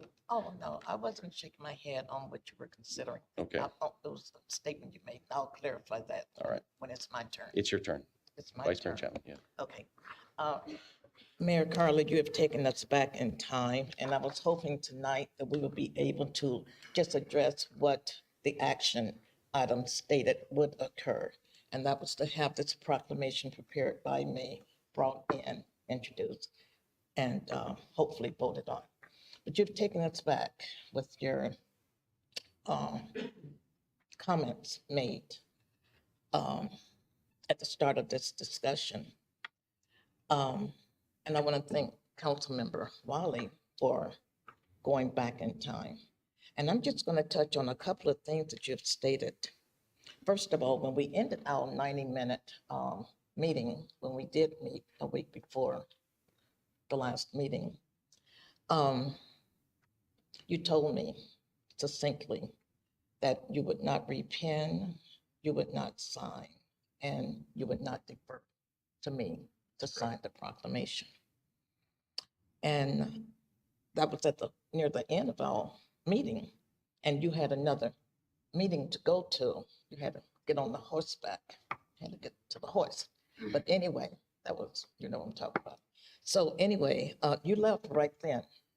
And then I went in to speak to staff. We had, during the time that we spoke, you had a couple of questions that you wanted to pose to me, and I answered. We had a decent conversation, decent dialogue. But one thing you just stated is that you had told the vice mayor that not through an organization, ... No, you asked me if I would sign as a submitter of the proclamation or have someone else sign. And I said, sure. That's exactly what you asked me. And I signed as the submitter of the proclamation. Well, that was what you asked, and I concurred. I just want to clarify that. But I'm just simply going to say that was, hold on a second. That was part of a conversation in a previous meeting where it was lengthy to understand how do we connect with the community and not through an organization. And so it could be anyone. But what was clear in our very last meeting is that you were doing this subversively with the Solano Pride Center, who is, yes, because they stood here and said that they've been communicating with me, and they have not. They've been communicating with you, which is completely acceptable. Wait a minute. So just know that. Mayor Carly, when they communicated with me, and then two of the individuals are not in the audience this evening, I came to you each time. I've heard from the Pride Center again. When will we be meeting? Well, and I gave you the name, Bridget. Yes. Well, anyway, I know what I did. And the other thing I wanted to say is that you made mention of when you made the decision. However, and I made mention at the last meeting that one of the pastors in the community that was here at the last meeting had called me, asking me to support your decision not to. And that was prior to a day or whatever before. And you know what the sad thing about it? I haven't recorded because he left the voicemail. All I'm saying is I've been transparent, people, my entire life that I have served you. The 18 years on the K-12 board, the 10 years at the college, and now here. My life is totally open. I do not lie. If I tell you I'm going to do something, I follow through. Any of you that have written to me about an issue in the community, they weren't all from my district. They're from throughout the city, and they can vouch that within 24 to 48 hours, I respond to them. So I'm just saying all of that to say, I'm not lying on the Pride Center. Or I'm not accusing you of doing who the anything. communicator was to I'm not me. accusing you of anything. But I know for a fact, from February the 18th up until the week before May, and that was my concern. Why did you wait 3 months to get with me to tell me this? when we could have resolved this early on. We didn't have to be here tonight. We didn't have to have this before us, to have the community come out like they did a few years ago. This is unnecessary. This is not the way you lead. And I use the word procrastinate. Procrastination, I can't, it's damaging. It's damaging to your reputation. It's damaging to your integrity. It's not good, especially as a leader. We are here to advocate and to work in behalf of the people of this city. And all they did was submit a request, and we couldn't get back to them in a timely manner. You even brought up Vacaville's People's Forum, and we made mention of 3 council members that signed. And at the time, I didn't remember if I was one of them, but if so, I signed it for a reason. Yes. And if you were hurt behind it, I signed it because of your action at the time. It was clear. And so, Mayor Carley, even during our conversation, you had to go off about the national issue, the children, this, and this. And then what I heard from that boy, that really hurt my feelings. It really did. That you had to speak to your pastors or your ministers, friends, before you could talk to me. Vice Mayor, we can talk about hurt feelings a separate time. Well, you brought this up. Well, So anyway, my let's point finish is this. if there are hurt feelings and you and I need to talk, that is totally appropriate. But there are things that are part of this conversation that aren't really going to be resolved tonight. Right, right. I understand that. And I'm just saying, you started it, so I'm just contributing, you know, I'm entitled to. So we have someone who said, I am in support of the proclamation. And so it's your.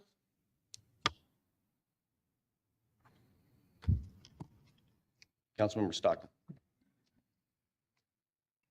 Oh, it's a lot. It's okay to disagree. How you disagree as a community, how you disagree as a city council, and how you disagree as a leader is what's important. And so, you know, we talked a lot about service, and Vice Mayor Chapman, I do appreciate your service in the group and circles of people that you've been able to serve. I've complimented you and this council on other occasions when I've recognized that we each contribute something very unique and special to our community and the people who live within here. But how we disagree matters. And I think that we are looking at doing something that frankly scares me and is bigger than just the issue that we're discussing today. I think the fact that we have policies and procedures that existed before any of us were here on council, every single one of us. I would venture to say the only people who were here when those policies were enacted are the staff members that are sitting over there, and I'm not even quite sure all of them were. But I'm very concerned about ignoring a policy. I think what was there were other terms that were used, essentially just not following it. And my concern is, what good are these policies for anything, not just today, but any policy, if we can just elect to ignore it? Something else that stood out to me today, the last speaker said, we return to this year after year. I don't want to return to this year after year. I don't think anybody in this room wants to return to this year after year. I have been very adamant about the fact that I think that we have opportunities to change policies. I'll ask the city attorney, can this council vote to change a policy? Yes. Okay, and I'll ask another question. Can the voters vote to change the policies that we utilize?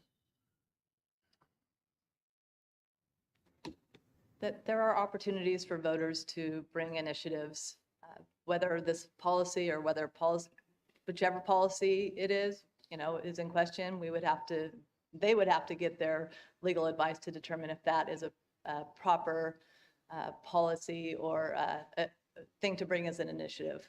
But yes, the voters. There are mechanisms in place to change the way we do things. I think one of the greatest things about the Constitution is the fact that the forefathers thought enough about it to implement a process to change it, and it's been utilized.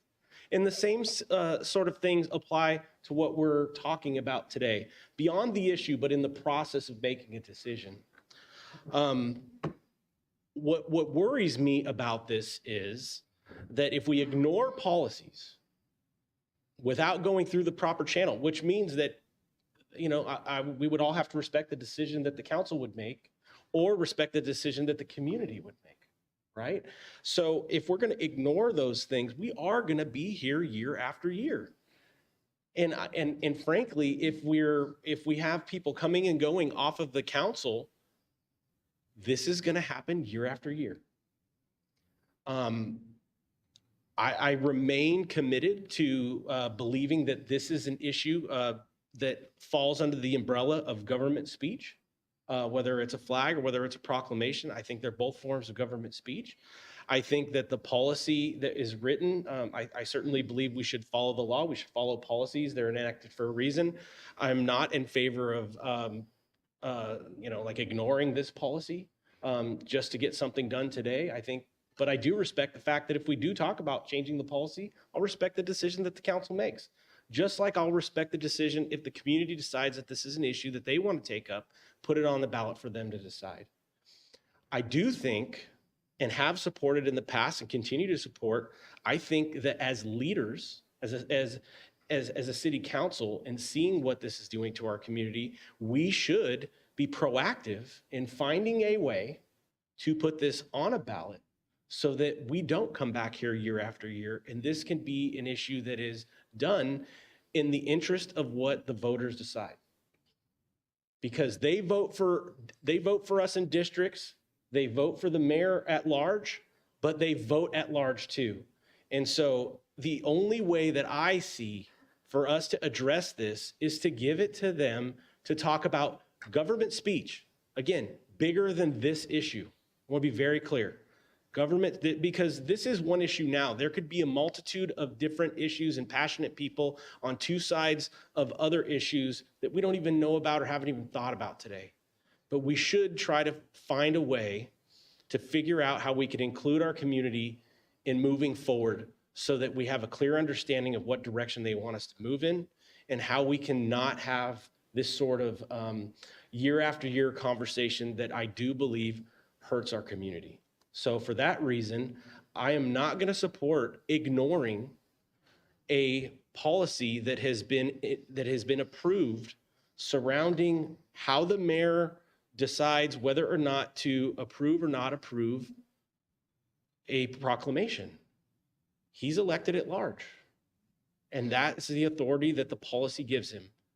I do support the fact that if the council doesn't like that policy, and it sounds like that's coming, like that was voted on and is coming back, they have the right to change that, and I'll respect that. So we can disagree, it's okay, but how we disagree is what is important. Vice Mayor Chapman. Yes, thank you again. I want, speaking of the policies and when to suspend, I just looked it up, parliamentary procedures. You may want to look it up in the Guardian. Which one do we govern ourselves by? Anyway, it reads that in the United States, parliamentary procedures, a suspension of the rules allows a deliberative assembly to set aside its normal rules to do something that it could not do otherwise. And I looked it up because I have experienced and had the need in some of my other organizations and boards in which we had to suspend, and I'm sure others that have served, where you had to suspend a policy in order to take an action. So this is not illegal. It's not something, it is something that is done on a regular basis by many organizations. And this is what I looked up was for governing bodies. So with that, can I call for? There's members who haven't spoken yet. You're not going to allow Councilmember Freeman No, to speak? I didn't say anything. You I just know looked what? at you. When it's done, You I'll come just back to told you. me. I'll come back. Yeah, okay, thank you. You just told me, and I'm just looking. Okay. I'll come back to you. Councilmember Freeman. Yes, thank you. The last council meeting, you know, we got to hear from the public. We got to hear a lot of comments from the public. And again, the same thing has happened tonight. I was a little happier with how it went tonight and how it went the last time. You know, I got to tell you, I'm a member of the faith-based community, as are many of our LGBTQ community and our pride community. Also, I'll just instead of saying LGBTQ every time, can I just say pride? That'd be all right. So, but you know, I got to tell you, what I heard coming from a lot of our faith-based community is damaging. It's hateful. It's condemning. In a lot of cases, a lot of our faith-based community members said things really well, eloquently, voiced their opinion, their stance on things, but others, quite frankly, just came up and spew hatred towards the pride community, you know, and condemning them and talking about the different sins and that you're going to go to hell for and you're going to be accountable and quoting. I hate when people use scripture to condemn somebody. There's nothing more damning than that, as far as I'm concerned. It's just wrong, you know. I mean, that says that I got it right and you got it wrong, you know. And I don't agree with that, you know. And I would encourage the faith-based community to clean up your language, you know, and start trying to show a little bit more love and a little bit less condemnation, because we are all members of this community, you know. Yesterday I had a graduation party for my daughter. She just graduated as a senior. And so yesterday I had about 125 people over at my house. And, you know, several of the people that were at my party yesterday, part of the LGBT community. And if they were here tonight, they'd be sitting over here. They wouldn't be sitting over here. They'd be sitting over here, you know. I'm just saying, and, you know, and we don't agree on everything. We don't agree on policies. We don't agree on beliefs and stuff. But I tell you what, the reason that they're at my house yesterday and the reason that we're friends is because I love on them. I don't condemn anybody and I don't judge people for their personal choices. So what brings a community like this together? I got a neighbor that I love dearly, you know, and he is a guy I would trust with my life, my wife, my money, my kids. He's generous and kind. He's caring. He's thoughtful of others. He helps people out. I've seen him grab people from underneath the bridges and bring them into sobriety and bring them off of a life of drug addiction and help people numerous times throughout the last 35 years that I've known this guy. And yet we are on the complete opposite ends of the spectrum. He says, how in the hell can you vote for such and such? And I said, what are you, crazy? What are you doing voting for such and such for president, right? And, you know, and so there's the great divide, right? It's a great divide, but yet, you know what, at the end of the day, we got a gate that goes in between our houses. And at the end of the day, we close that gate and we're still friends, you know, and we're able to talk, you know, and I don't condemn him and he doesn't condemn me, but I hear a lot of condemnation, you know, and I hear a lot of frustration, you know. What I don't like about this is that it's a controversial issue. You know, and so if we're doing proclamation for controversial issues, that's where I have a little bit of a difficulty. And Janet was talking, excuse me, my fellow council member was talking about, you know, if we do proclamations for one side and then yet not do them for another side, well, you know, I think that's where we got to start focusing a little bit more on is what's controversial, because some of it's offensive to some and others are offended by not. But if we do old against young, well, if that's the controversy, I think that, you know, okay, so there's a controversy. So if it's big business versus small business, that's controversial. Well, I don't know. I guess who shows up at the city council meeting and talks about how they're not happy about the younger crowd or the older crowd or whatever, you know, and I know I'm kind of rambling on here. But I personally, I'm not going to stand up for controversial issues for proclamations. If if it's controversial, I'm just not going to, and I'm going to encourage that we don't on any item, on any controversial issue where a proclamation is being sent out. I've only been on city council for about a half of a year now, and I don't know of any other proclamations that we've done where there's been controversy. So, that's where I'm coming from. But again, man, the faith-based community got to clean it up in their condemnation of the pride community. And, I'm like this, but I know where I stand, and this is controversial. There's a bunch of people in society that looks painfully and sorrowfully down at other people, which I don't. And I know the sorrow and the pain that some of my friends have to endure and have through the years. But I'm just not going to support controversial issues like this for a proclamation. And that's my stance on it. Okay. Vice Mayor Chapman? Just it. I see no other lights in my. Okay. All right. Couple of comments before I make a motion. And that is, when I was creating this proclamation, of course, it was my thoughts, and it did have to go, be sent to the attorney's office. However, I would hope that each of the council members would read each of the lines of the proclamation and see that it really addresses compassion, empathy, love. I don't know if I said respect. And you've heard that, and we haven't written that Vacaville is a place of peace, a place where all are welcomed, a place where we listen and we express love. We don't have to tell you we love you, but just through our actions, we demonstrate that we actually care about the people of Vacaville.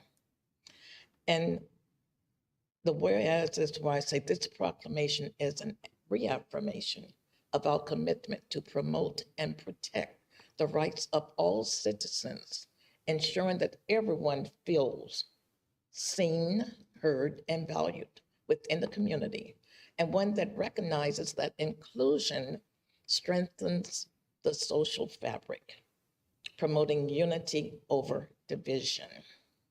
And you were using the word controversial, and each time you said it, I thought the word division for you, because I think that it's more so, and I can't think for you, but I'm thinking that being divisive, you don't want that. I don't think any of us want that. And then the whereas this proclamation represents hope, a beacon that aligns with the broader ideals of justice and equality.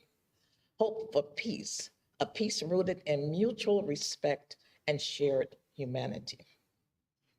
Hope in its ability to inspire a city to reflect, listen, and evolve. It stands as a testament to the city's dedication to justice, marking a conscious embrace of all our residents.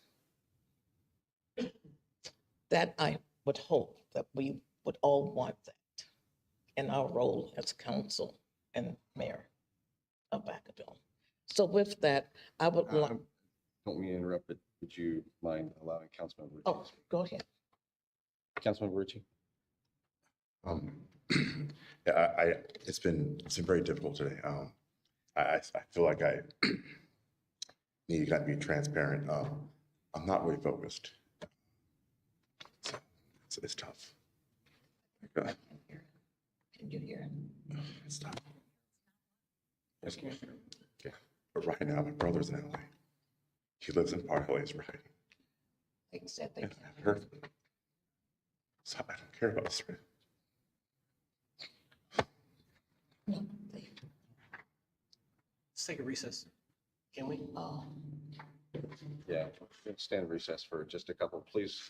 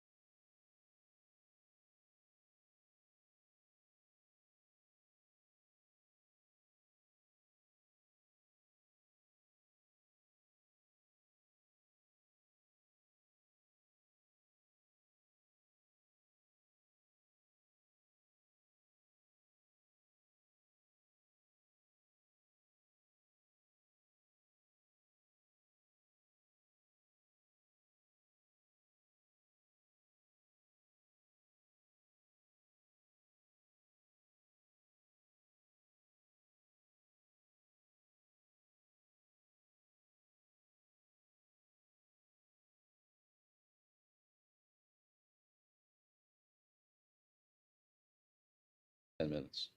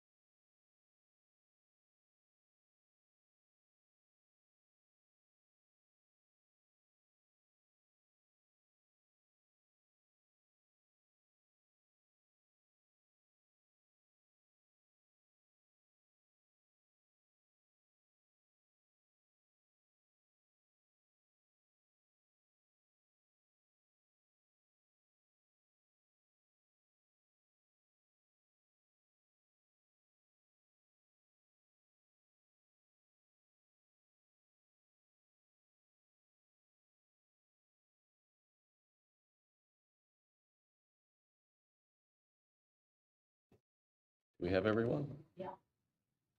All right, so are we good? Yeah. Okay. Councilmember Ritchie. So I'm sorry for that, guys. It was weighing on me as the meeting's going on and on. I'm realizing that, you should be home by now. So, it's one of those things where we're grateful. I'm not gonna have comments about tonight because I'm not really that into it right now.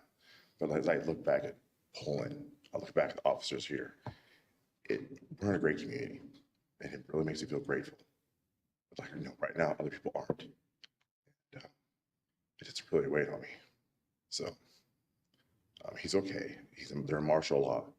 So there's tanks, there's National Guard, where he lives and where he has to work. So he's safe. It's all relative. So I don't want to demean the conversations here. So I'm not gonna have any comments. Thank you. All right, Councilmember or Vice Mayor Chapman. Thank you. Seeing no other lights, I would like to make a motion at this time to allow the vice mayor to sign and issue the proposed proclamation for the LGBTQ plus Pride Month. So before I ask for a second, we have an existing policy. How do you want to handle that? You brought up the discussion of suspension. It was supposed to, be suspended. okay. So I'm going to need to suspend the policy, or we take clarification, please. You can add to your motion an affirmative acknowledgement or let me back up. You can add to your motion that by making the motion or by adopting the motion, the council is making an affirmative action to make an exception to the policy or to suspend the policy. Suspend. I can get it. Okay. So I will start over. Okay. All right. I make a motion that we suspend our current proclamation policy and allow the vice mayor to sign and issue a LGBTQ plus Pride Month proclamation. We have a motion, and do we have a second? Good question. What's the difference between exception and suspension? Okay, I'm sorry. Before a discussion, you have to have a second. Second. Okay, so What's the difference between exception versus suspension? So an exception would be that you're doing something different from the policy. So you're making an exception to it. A suspension would be that you are not operating under the policy, that you're removing certain pieces of the policy that you're not going to comply with. I think ultimately they have the same impact. A temporary waiver to the policy. How long But it's legal. is there a length of time for the suspension, the quote unquote suspension? My understanding, it would be for the purpose of this particular motion. Motion only. But the vice mayor can clarify that. Yes, a suspension is a temporary suspension of the policy for the purpose of this one action. So it's not an ongoing action that we're taking against the policy. It's only for this one time. So why wouldn't that be an exception? It's pretty much, well, an exception. So I just would It's ask, let's just legal. ask, is there any rules of order within Rosenberg of what an exception is? I do not believe Rosenberg speaks to an exception of the parliamentary process rules. It does speak to suspension. So where it can be interchanged, be very clear that we have an existing policy. In order for this council to act, it requires to suspend it. And that is only for this particular item?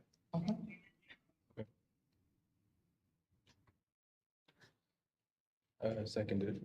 All right, so we have a motion and a second, as it is to suspend the existing proclamation policy. And as you said, to clarify, that this proposed proclamation. Allow the Vice Mayor to sign, unless you want to sign. No, that's, you have the motion, so. If you Motion. want to sign it, we can No, change it to the no, I mayor. don't. So yes, as stated. Roll call? Councilmember Stockton? No. Councilmember Ritchie? So, yes vote yes is for what? You said What is yes vote for or no vote for? yes, it's in support of the proclamation. You said yes. Councilmember Silva? Yes. Councilmember Freeman? No. Councilmember Wiley? Yes. Vice Mayor Chapman? Yes. Mayor Carly? No. So what I would ask the city attorney to also understand that you and I have had several discussions today, and we are in disagreement because Rosenberg rules it's not about law, but it's an adopted process, and that constitutes in everything that I have learned that did not pass because it requires a supermajority.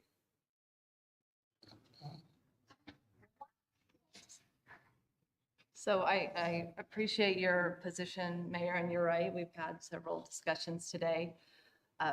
Rosenberg's Rules of Order, in my legal opinion, and in a legal opinion of city attorneys that we've had conversations with, applies to the parliamentary procedures of how the meeting operates. And so if you're changing certain procedures of how the meeting operates, that would require a two-thirds vote. In this case, this is a simple motion on an item that's on the agenda. It's not suspending rules of operation of the meeting. So in this case, in my legal opinion, it requires a majority vote. So in this case, the motion would pass. Well, and again, this is more about procedure. And again, to me, this is out of order. So I do not, if you can help us understand what it means to suspend a rule, that especially through other organizations such as the California Bar Association, the California League of Cities, and several attorneys that I have shared with you that I've spoken to, and even one that you spoke to. So attorneys don't always have the same opinion, but as we stand right here, you disagree with this interpretation, and you've had multiple ones. How sure are you? Because why on earth would Rosenberg Rules of Law, or Rules of Order, not law, have a motion to suspend? What's the purpose? A policy is either in force, it's either expired, it's either amended, or it's suspended. So why is this a difficult understanding? I'm not saying that this council couldn't vote for it, but what I'm saying is a simple majority does not allow for the suspension of a policy. I respectfully disagree with that. The Rosenberg's Rules of Order, again, apply to the conduct of the meeting. The agenda item does not relate to the conduct of the meeting. It's a simple motion on an item that was placed on the agenda. All right. So we will discuss this further, but as far as I'm concerned, I object to this. It's a protest of order. Why in the world would the city of Vacaville have Rosenberg Rules of Order adopted in our ordinance to follow? And constitutional attorneys have weighed in on this, not one, not two, but three.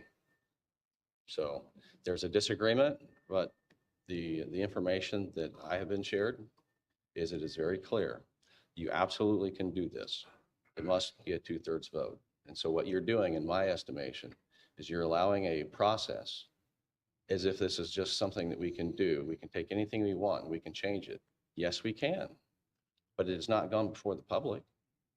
The public has not weighed in on whether there should be some other way that we should do a policy on how we conduct our business as a council. So I don't know what a policy is, and I don't know what a procedure is if we don't follow it. And so it's deeply disturbing. Vice Mayor Chapman. Thank you. Couple of things. As first, well, I have a question and then a couple of statements. We have our city attorney to guide us on legal matters, and so am I correct in stating that during our business meetings, during our meetings, that we turn to our our legal counsel for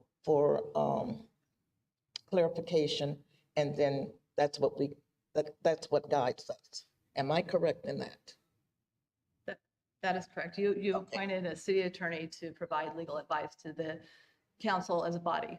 Okay, and so based upon what our city council has stated, we governed accordingly. We governed according to policy this evening in conducting this agenda item.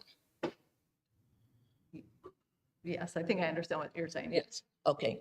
And so is the mayor able, does he have the ability to overrule our city attorney's decision or guidance? The mayor's entitled to seek different opinions and advice, which is what he did. Right. We've had the opportunity to have an email exchange with one of the attorneys that represents the Pacific Justice Institute, which is a legal defense organization which specializes in the defense of religious freedom and parental rights. Okay. Does not specialize in municipal law, which is, the advice that we are giving. So this is a procedural matter. The advice I'm giving is that the motion passed. Okay. I don't believe that can be overruled without some other type of procedure. Okay, just need a clarification on that. So can I ask the city clerk when the proclamation will be ready for my signature? We'll have it ready tomorrow. Okay, thank you. And just for the record, again, this is a procedural issue. I don't expect you to understand this, but I understand rule of law. Oh, Listen.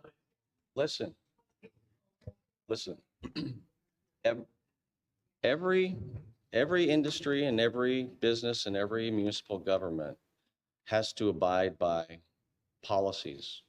What you heard today, in my opinion, is the city attorney has made her opinion, which guides council. It informs council. It doesn't mean that the council always has to agree. And I respectfully disagree. That was one attorney. There's three, and they're all different. And some of them are very much constitutional attorneys. So for whatever reason, to defend the position, you want to say what they do, when in fact you may not know everything about them and everyone that has been communicated with. So you feel firmly, because you've spoken to other city attorneys, that that's the rule.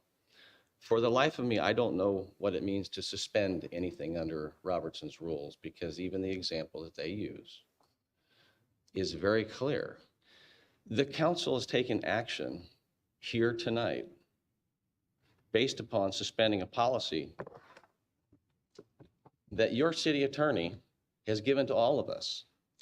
So apparently it doesn't matter. And that's what you're saying.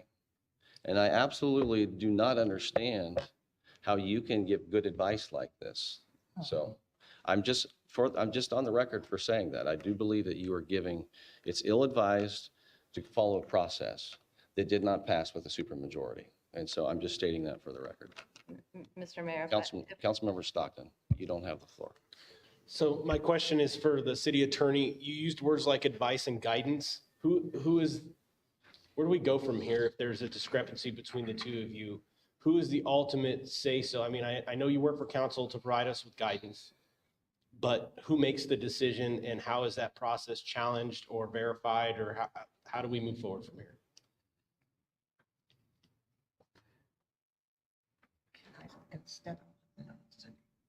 So it is our role to give advice and guidance. Ultimately, it's the city council's action that determines the direction that the council will take. I suppose the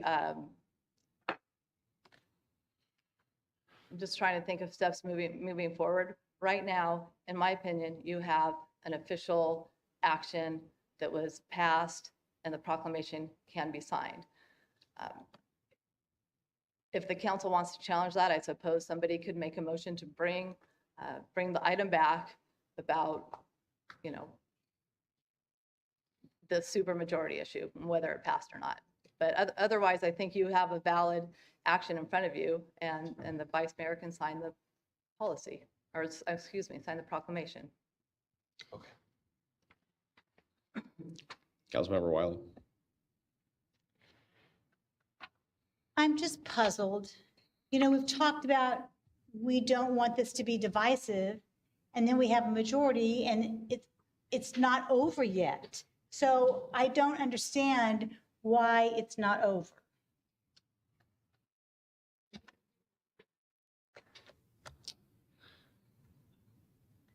Well, the reason why it's not over is because there is a disagreement on what the rules of order are.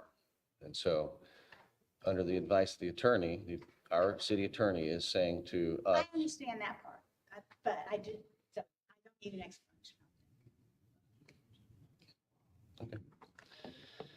Well, again, I object to this. I don't believe that proclamation is valid, and it's really disappointing. And again, this is one of those areas that ultimately I'm the presiding officer of this council, and I disagree with you.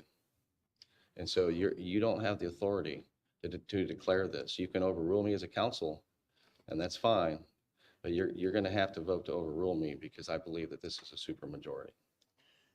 Am I wrong in that? The council can overrule me. Now, hold on a second. Can the council overrule me?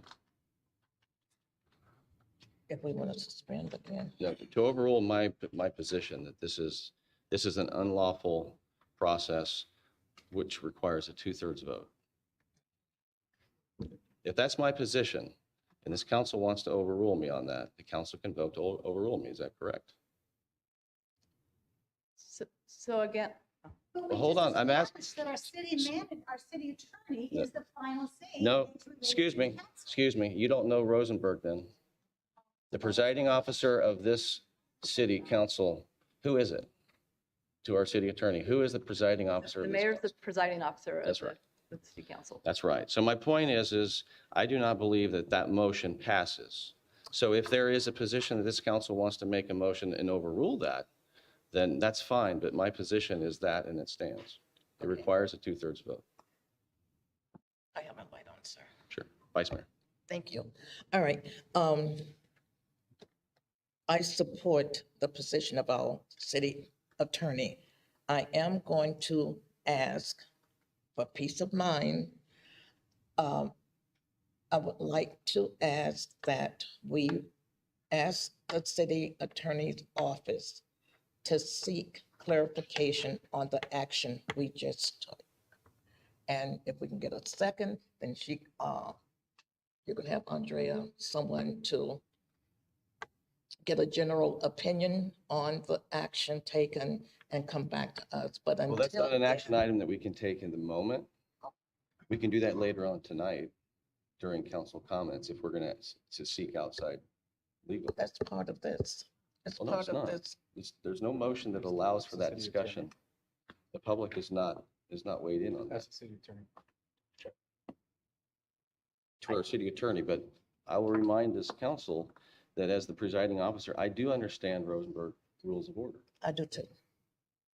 And you all, and there was a motion and a second, and that was a proper motion. But to suspend a policy, to suspend our actions, what we do, we can do that. We certainly can. It requires a 2/3 vote. John, we have legal advice. We pay her a salary and that's her job. And she has advised us. Can we move on with the next item? No, we please, can't. Madam, No, we Mr. can't. Mayor? This motion is not passed. The So, motion has no, it's passed. not. No, it is You not. can be, So here's where we're going to have to end this, because you can override me and you can overrule me, but I have made my decision that this is a supermajority motion. And so it has not effectively passed, whether you think it has or it's not. So if you want to take action, that's fine, but I'm telling you, it doesn't. Okay, so John, in order for us. Listen, I mean, let's be Mayor. respectful. Let's not. No. In order for us to move on with the agenda and this item, what do you recommend be done so that I can sign the proclamation tomorrow? I don't think you can. And I think I can. You have the majority of the council to vote in the affirmative. We've sought our attorney's advice. Why are you doing this tonight? I mean, I'm serious. What's the problem? So you really believe that if there are other rules out there, it's just okay to not follow the order of the way the rules are? These aren't new. Everything is situational in the rules. And when you have a business, when you're taking care of business, maybe it's time to review. Rosenberg Rules of Order at a glance. Oh, Lord, have mercy. Help us, Lord. Motion to suspend requires a 2/3 vote. Just saying. The motion does not pass. We will take a 5-minute recess. We will reset this.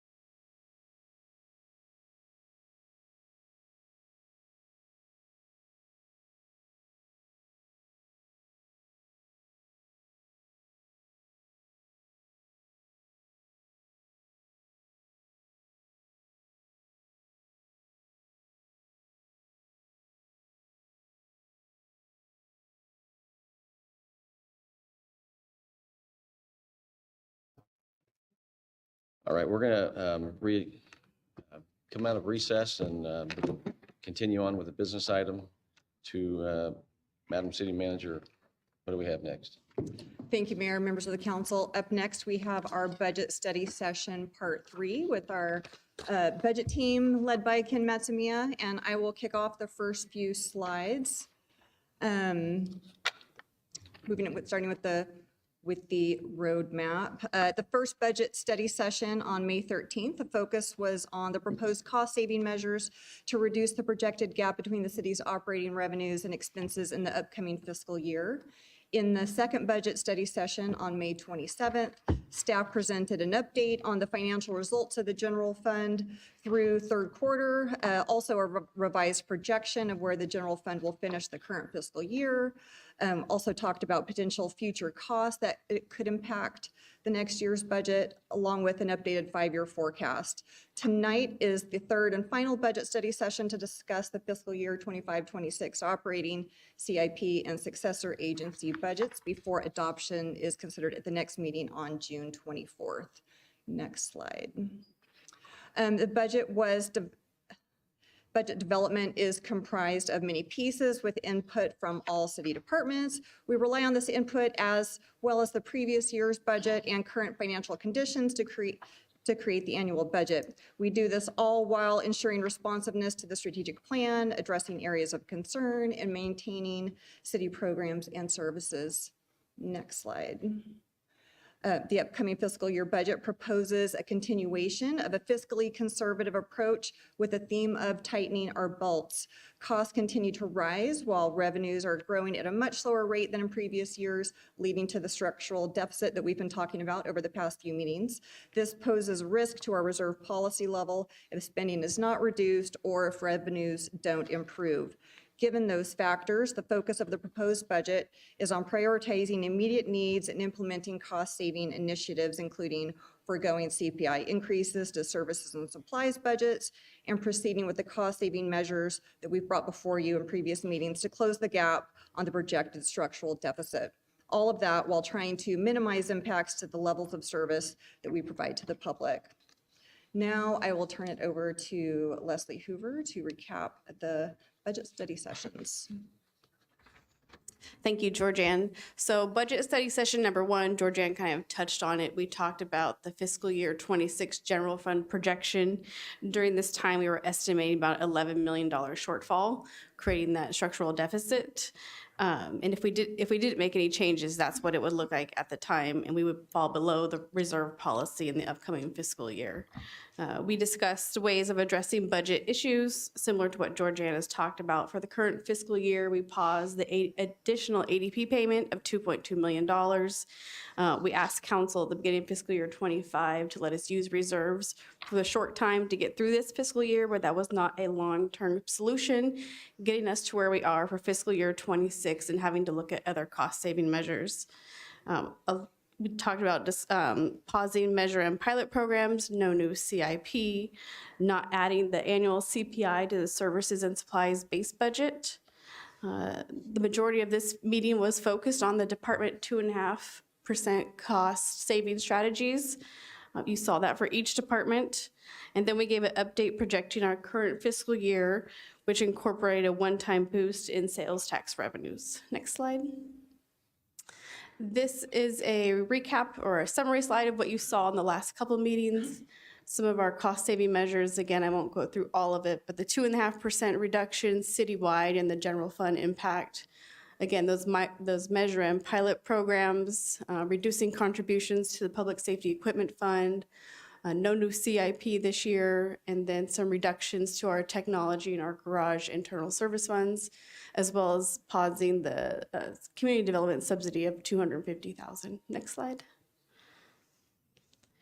For budget study session number 2, which was on May 27th, we went through our usual quarterly Q3 update of revenue trends, as well as discussing cost-saving measures and pending budget items. That was adding the academy in the upcoming year for the fire department, as well as utilizing ARPA funds for paying for the Cap Solano contribution, about $154,000. And that means we also went over the 5-year forecast. Next slide. So tonight is budget study session number 3 and our final study session, which Georgianne mentioned. John's gonna go over our operating budget summary. Ken's gonna go over enhancing revenues in the upcoming fiscal year. And then finally, we will have Public Works present the capital improvement or CIP budget summary. And with that, I will turn it over to John.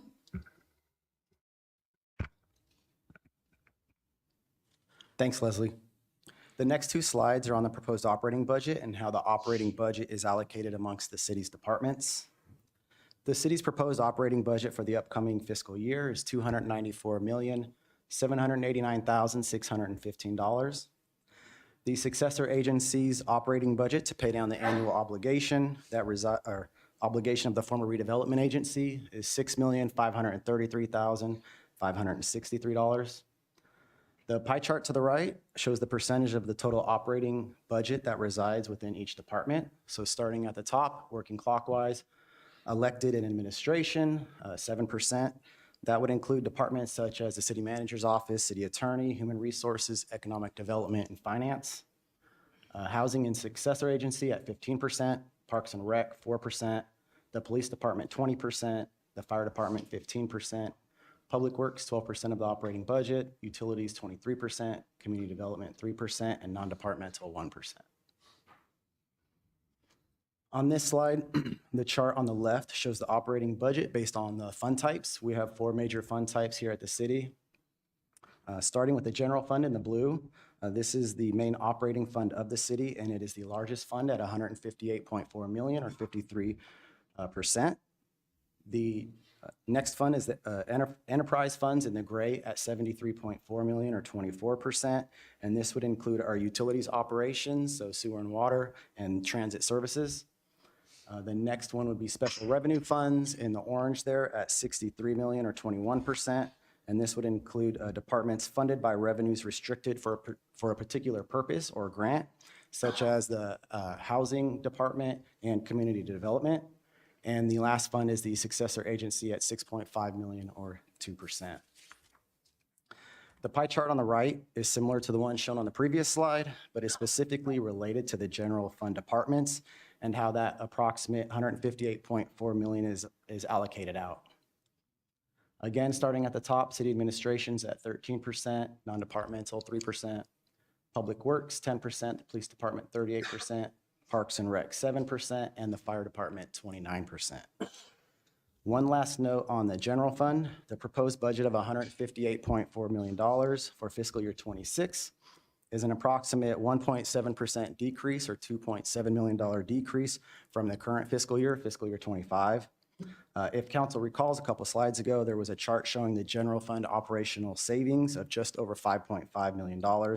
We don't see dollar for dollar savings because of increased cost in other areas such as salaries and benefits. Benefits in particular have seen increased costs in post-retirement benefits and PERS unfunded liabilities. We don't have control over these costs. They come from our actuarial reports. But we do see overall cost savings from the current fiscal year of about 1.7%. To summarize, the total proposed operating budget for fiscal year 26 is $294.8 million, and of that, the general fund portion is $158.4 million. And with that, I will pass it over to our finance director, Ken. Thanks, John. The next 2 slides are going to cover our 2 of our biggest enterprise funds, both sewer and water, which, as John had mentioned, the previous slide, make up about 25% of our citywide budget. So these 2 slides are specifically just about those 2 funds. With the utility rates public hearing, we continue to the next item. This is an update of sort of what the budget's going to be in the upcoming year, and then also our forecast over the next 5 years, kind of assuming a status quo if the rates were not to be increased. And so starting with the water fund, the proposed operating budget in the upcoming year is a little under $29 million, $28.9 million.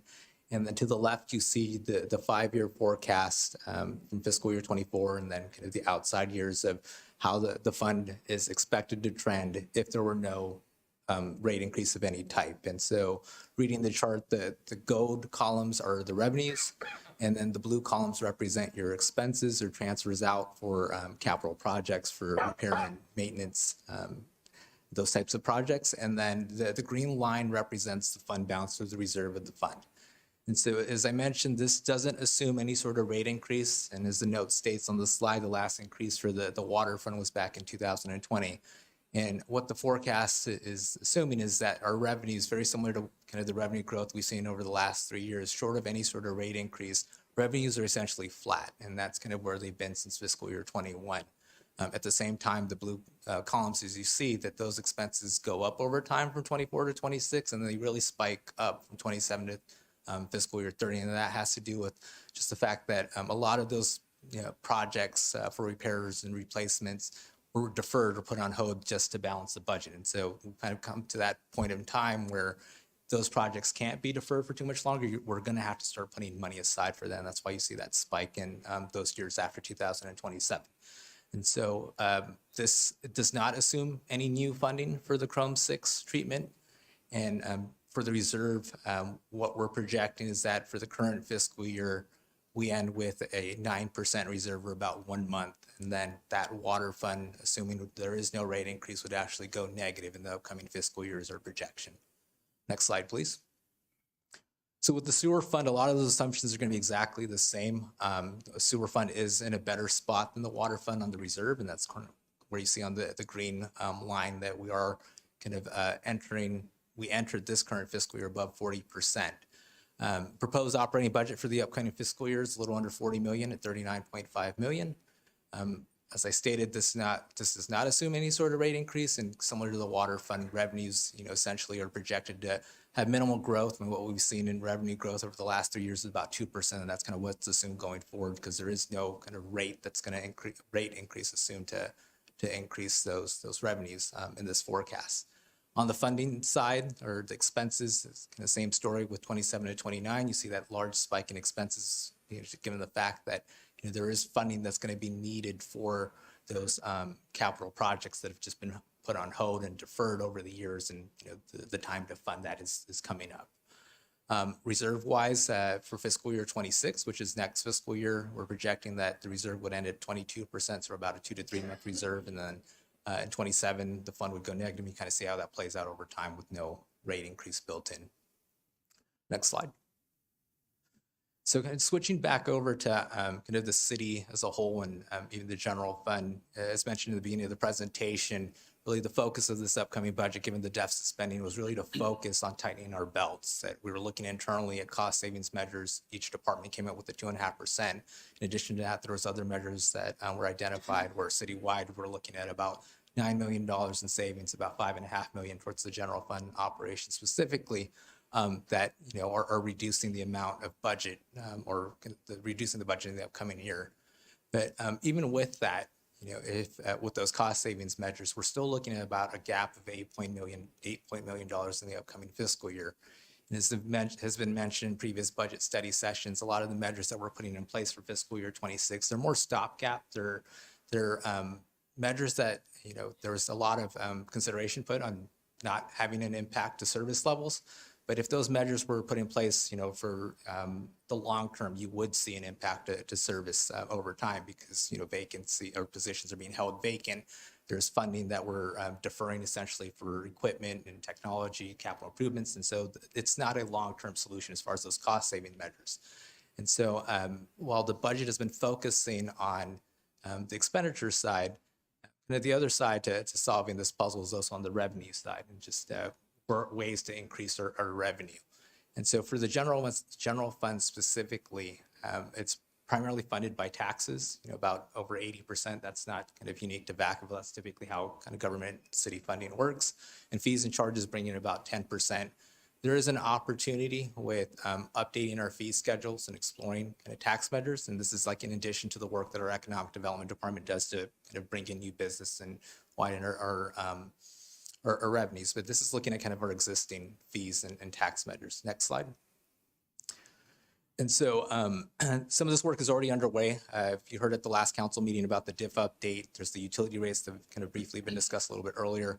We are also in the process of updating our service and facility rental fee schedule. And so this schedule really covers all the different fees that are assessed by the different departments. And this could be from alarm registration and those fees at the police department to things that are more development related, building permits, plan check fees, so on and so forth.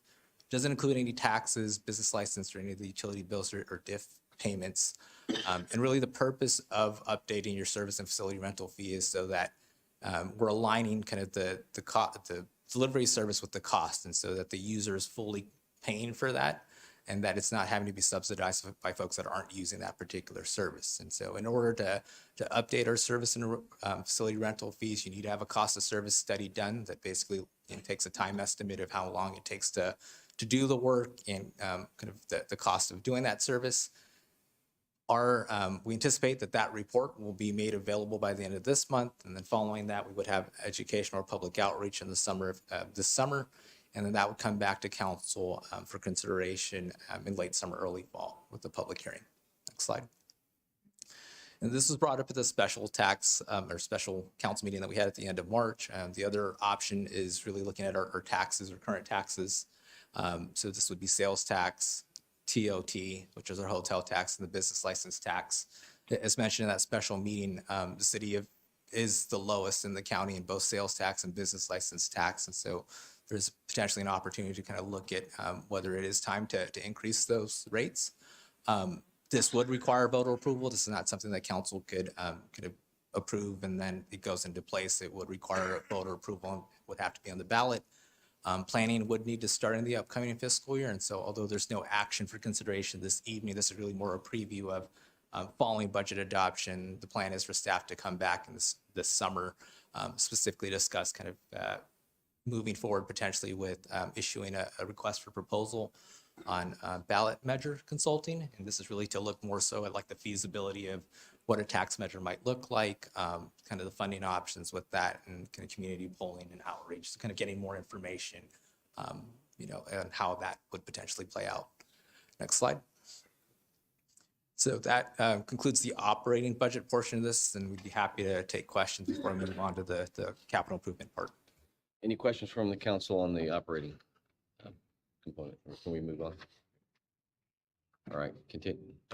Councilmember Fremont? Yeah, I just have the one. So can you go back to the slide with showing our water and sewer, please? That one there. So looks like next year we start going into the red, or 27 we start going into the red, correct? For the water fund, it would be the end of next year. For the sewer fund, it would be the end of 27. All right. So I just wanted some clarity. I won't keep going on long about this, but if we don't do the hexavalent 6 chromium, if we don't do the updates on our 5 wells, is that $10,000 a day for a fine, or is it per well? Do you know? I do not. I'd have to defer to our utilities director for that.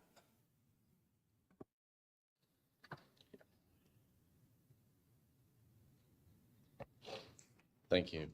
Yes, thank you. Yes, thank you for the question. Initially, it's $1,000 a day per well site, and it could go up to $10,000 per day per well site. After a period of time, or? Correct. Whenever they choose, or? Correct. So we have the potential for 50,000 a day. So that's what I was interested in. I mean, that's it's about, and if we wait 2 years, then we're going to be 2 years out of compliance, and that's going to be potentially up to $50,000. So we're looking at potentially $36 million in fines. Potentially, yes.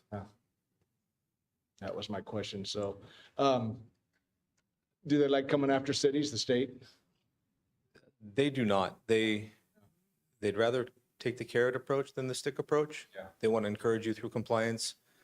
We're meeting with our regulator monthly right now, working on a compliance plan that'll be due to the state later on. I think it's in October.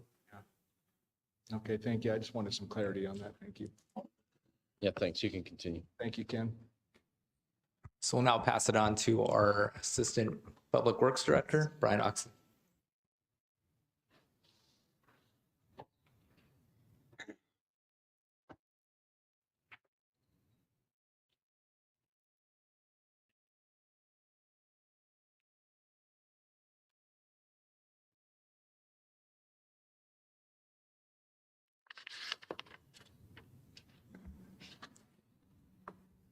Good evening, Mayor, Vice Mayor and council members.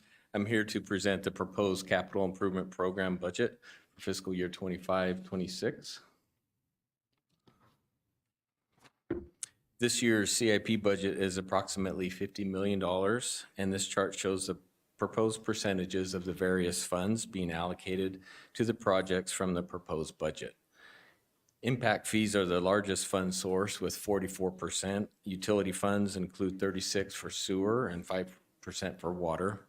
Gas tax is 10%, Measure M4, and general fund grant and other funds make up the remaining 3%. This slide shows the amount of available development impact fees budgeted over the last 5 years. These fees are directly correlated to the amount of private development that occurs within the city. The DIF funding that is available for projects for this fiscal year is approximately $28.7 million. This slide shows the amount of general fund that is allocated for CIP projects over the last 5 years. The 400 shown for this fiscal year is an unapplied interest from the capital improvement program budget and is not a new allocation of general funds. Of the $50.1 million proposed for allocation in this budget, $6.6 million is proposed to fund 2 new CIP projects. $6 million in water impact fees is budgeted for the Well 20 project, which will be located on Midway Road near Interstate 80. It is anticipated that the well will produce between 1,500 and 2,000 gallons per minute of potable water. There's $600,000 in water and sewer facilities rehab funds to be allocated to the computerized maintenance management system project. The $600,000 will be evenly split between the sewer and water rehab funds. The budget will provide funding for design, consultation, and implementation of the new system. The remaining $43.5 million being proposed in the budget will be allocated to 27 existing CIP projects, and I will highlight just a few of those projects. One of the top priority CIP projects is the Midway Road water line project that will install a new water line from Interstate 505 out to North Meridian Road, where it will connect to an existing line. And this water line is critical for the timing of the new Well 20 project that I just mentioned. Approximately $5.3 million of water impact fees are budgeted for the design and construction of this water line. The CIP budget also includes an allocation of approximately $690,000 in general facilities impact fees and $400,000 of unapplied interest from the capital improvement program budget for public works improvements to construct safety and security improvements, create additional workspace, and also construct ADA improvements to the 2 existing restrooms adjacent to the offices of First and Public Works. Park impact fees will be allocated for initial funding for the Unity Meadows Park in the amount of $1.89 million and $365,000 for the Outpatch Park Phase 2 Master Plan. And $1.19 million in park impact fees are also being allocated to reimburse the developer for the Roberts Ranch Park. One of our largest CIP projects is the Browns Valley Parkway widening project. The project includes widening the parkway and making improvements from Vacaville Parkway down to Allison Drive. The budget is proposing to allocate $5 million of traffic impact fees to the project. And this concludes my presentation. I'm happy to answer any questions you may have. Do you have a question? Yeah. Councilmember Silva. Sorry, just the Roberts Ranch one, it's kind of a side question, but is that part of the railroad, the complaints we've heard from the community about the sound wall along the railroad? No? All right. Thank you. Councilmember Freeman? No, I wasn't on. I didn't push it. Okay. I think it was stuck on. Oh, sorry. All right, I don't know that there's any questions. All of those would have to come back to the council as approved projects. You're just outlining how that funding would be, correct? I'm sorry. Well, there's several projects. Those will come before the council. But as far as when they're completed, until you report out. Yes. Yeah, that's right. And then I think the last thing, I have to be curious, the widening of Browns Valley Parkway, What's the timing on that? Yeah, we actually started earlier this year, starting that process. Yes. Good, thank you. I don't see any other questions or comments. Okay, if there's no further questions, I'll turn the time back over to Georgianne. Thank you, Brian. And this concludes budget study session number 3 for the upcoming fiscal year. I know we've covered a great deal, but the goal with these study sessions is really to ensure transparency and to provide you with the necessary information to navigate the challenges of a structural deficit and to make responsible financial decisions. I want to express my gratitude to our department heads, their dedicated staff, and our previous city manager. Budget cuts are never easy, and a tremendous amount of time and thought has gone into identifying solutions that minimize the impact to our city while maintaining essential services. I also want to thank the budget team who always keeps us on the straight and narrow, monitoring the budget and helping us kind of navigate these situations as well. Your efforts have been invaluable. I want to remind both the council and the public that the draft budget is available online.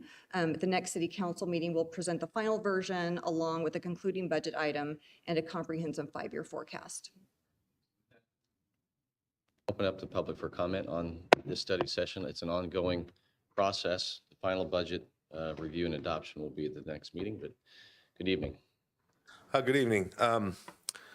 Last October, I accused all of you of being, or I made the comparison between you and 4-year-olds with checkbooks. I would like to take that remark back after seeing this tonight. This is encouraging that you're thinking ahead, addressing this issue.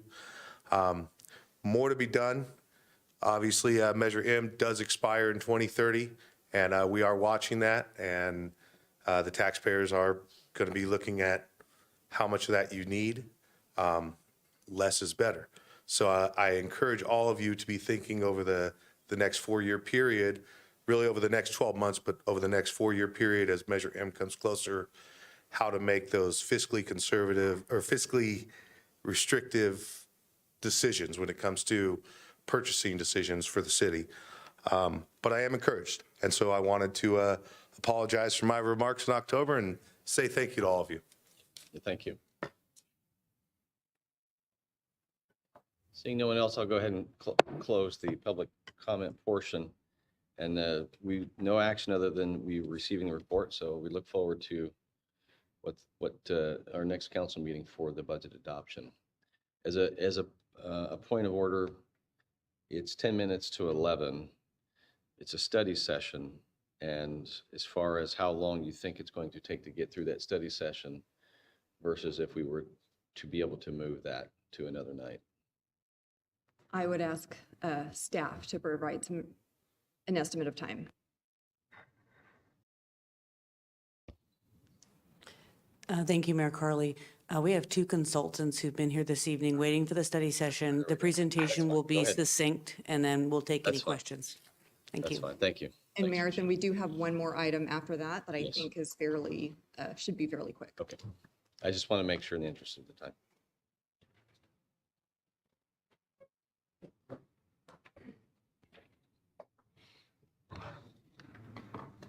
So just a quick introduction to this item. We do have a study session on the community facilities districts. We've got Albert Enold, our senior planner, and Amy Lappin from EPS. Good evening, Mr. Mayor and members of the City Council. This item before you tonight is a study session on community facility districts. Some background: fiscal sustainability is an important topic. It's covered in our general plan from 2015 that was adopted by City Council. There's a policy in there that says all development shall pay its own way and not result in a financial burden to existing development or services. City Council also reiterated fiscal sustainability with the adoption of the 2024 strategic plan, with the adoption of goal number 4 to maintain effective and efficient services, as well as initiative number 4A, which is ensure fiscal sustainability. There are multiple tools for ensuring fiscal sustainability for a city. One way is to pursue new or alternative revenue sources, such as maybe acquiring businesses that generate jobs with high-paying positions, such as Lonza. Acquiring businesses that generate high sales tax, as our retail corridors, factory stores. The city can also adjust fees to cover actual costs such as sewer and water rates. The city adopts development impact fees to cover capital improvement projects for parks improvements, road expansions. You heard a bit about that in the previous item. But then there's also this thing called the Melrose Act from 1982 that allows cities to create lighting and landscape maintenance districts and community facility districts. The Melrose Act of 1982 authorizes the city to create financing districts to collect a new or special tax on properties to fund eligible facilities or services. There's two types of CFDs. One could be a public infrastructure CFD that's used to finance public improvements such as street lights, traffic signals, public utilities, storm drains, or police and fire services, new fire stations. There's also services CFDs, which are used to fund ongoing services that are needed for those new developments, such as police or fire services, new positions, lighting and landscape maintenance district, the continual maintenance of those landscape areas and lighting areas, flood and storm protection, recreation services, and library services. City of Vacaville has a history of CFDs, and Vacaville created its first CFD in 1987 with the creation of CFD number 1, the Gonzalez-Lockey CFD. Vacaville currently has one infrastructure CFD in Lagoon Valley and 7 other services CFDs. One of the major requirements that came out of the state legislature happened in 2007, which was the state said that municipalities that are looking to use CFDs need to adopt local goals and policies on how to use these.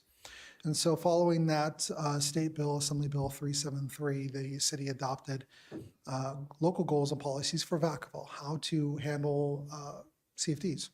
That was done in 2008. However, it's been a while since that has happened, and there is a climate shift that has occurred with the city. Specifically, the city has been receiving some criticism about methodology and how projects are annexed into CFDs.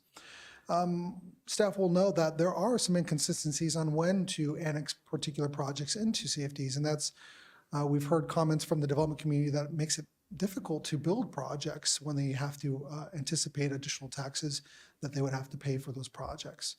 And then we've also heard from the development community about what do these taxes actually pay for? Is it being paid for the intended expenses? That's the current climate that we've been experiencing in development activities. This is a corresponding map that's also available on the city's website that shows where those community facility districts are. A special note about within Lagoon Valley, there's an infrastructure as well as a services CFD that's orange on the bottom left of the map. So another major component that is contributing to the conversation about CFDs is pipeline projects. So we've had some recent development occur where property owners are looking at developing new areas that are outside of our city limits, but within our sphere of influence.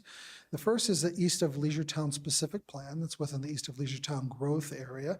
There's 648 acres that are outside of our city limits within our sphere of influence in that area, and developers have approached the city about possibly constructing about 4,500 units within that area.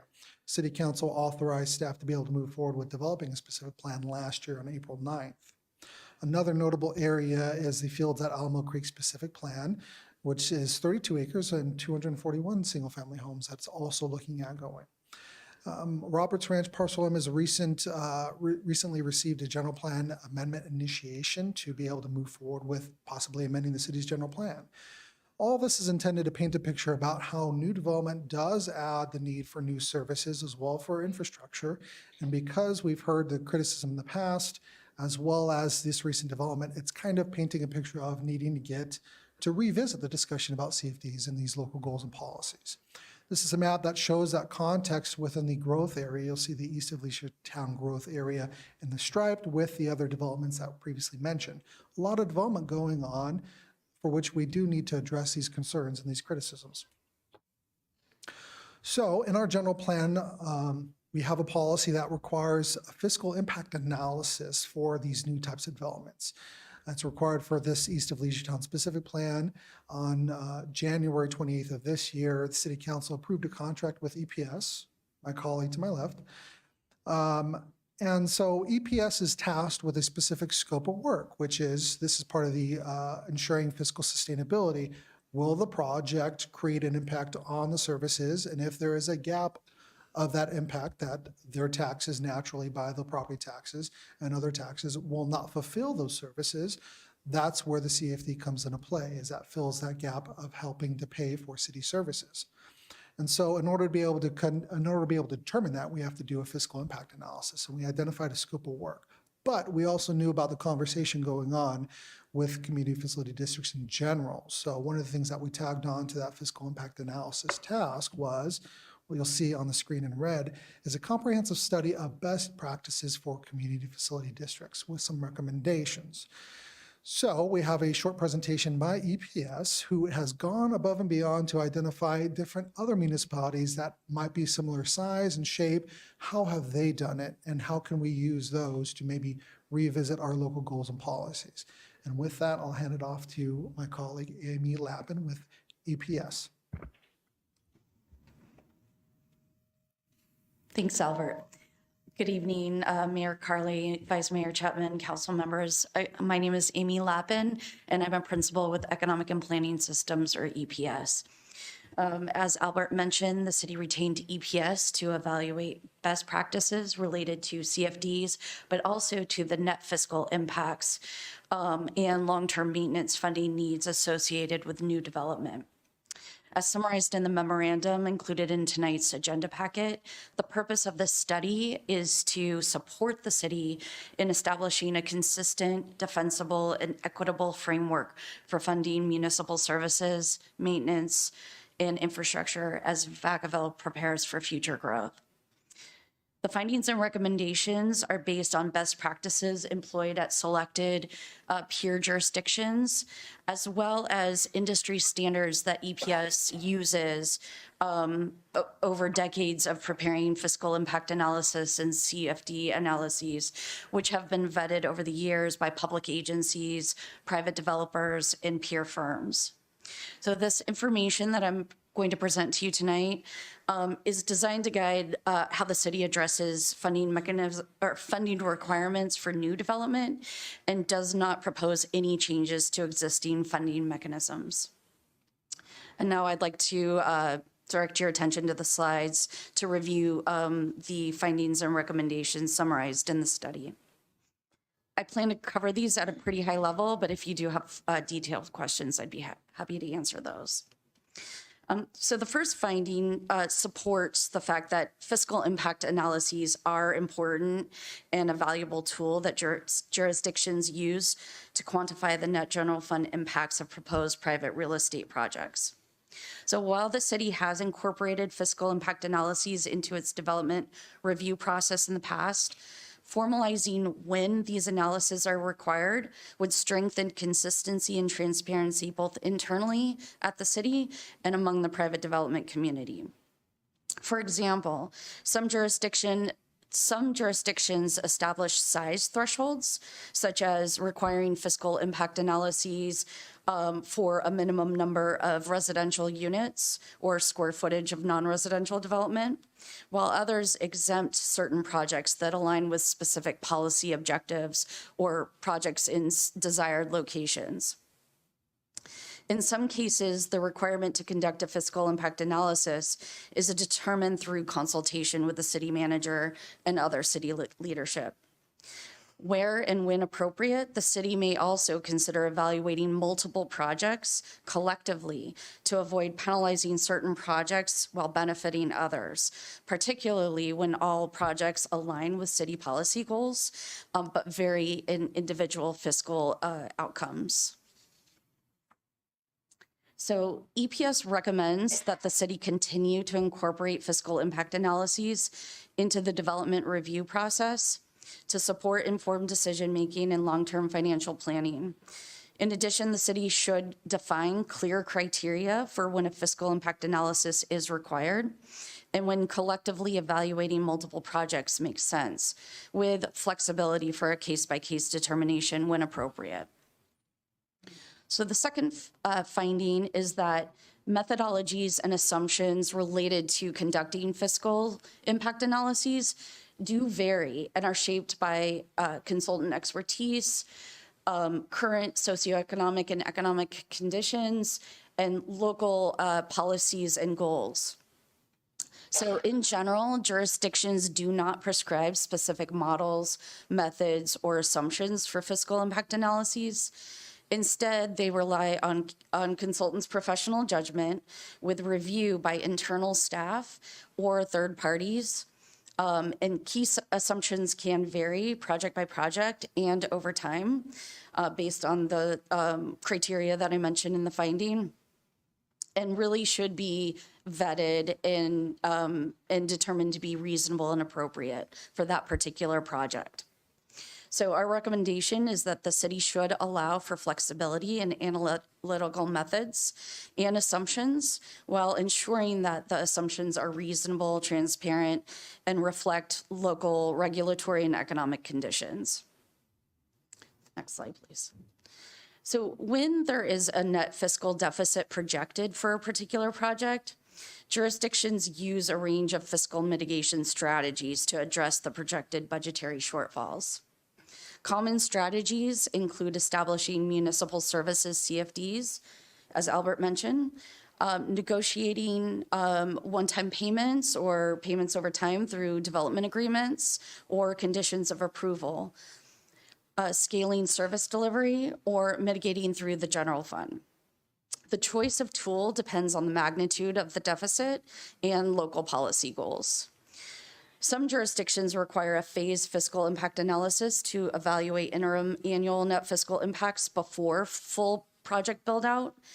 And if these interim phases show a net fiscal deficit, even when the project is projected to be positive at build out, some jurisdictions may still require formation of a municipal services CFD to mitigate that short-term interim shortfall. Importantly, legal precedence prohibits annexation into a citywide services CFD as a condition of development approval as the only option. So there was a court case that based in Santa Rosa that indicated that jurisdictions can't just provide that one option.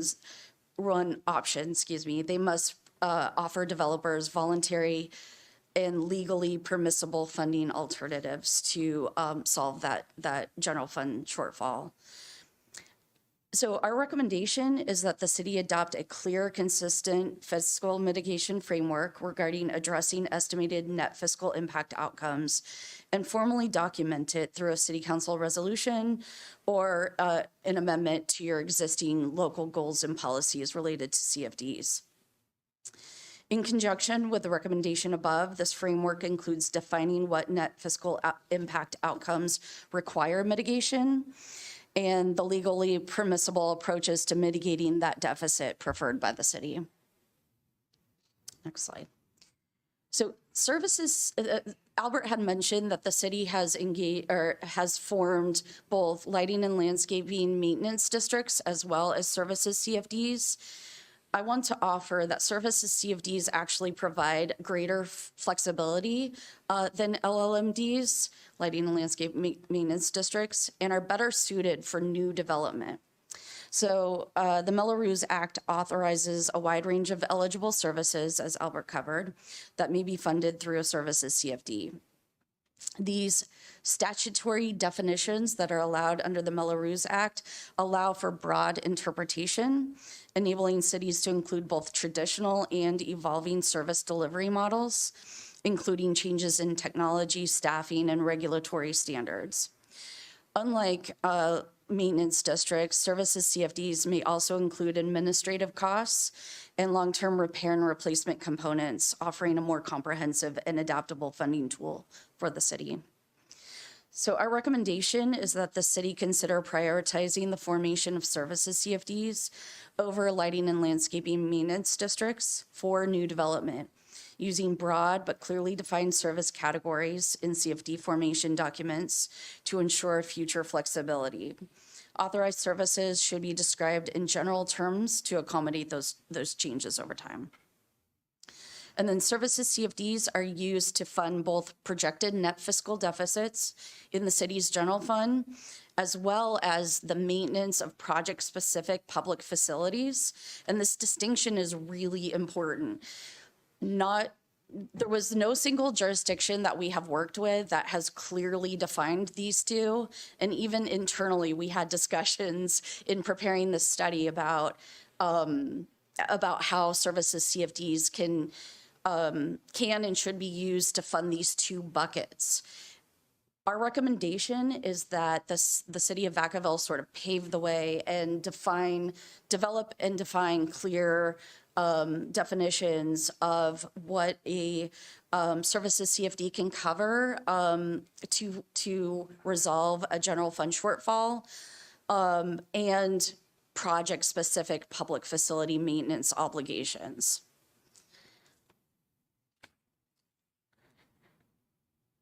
Next slide.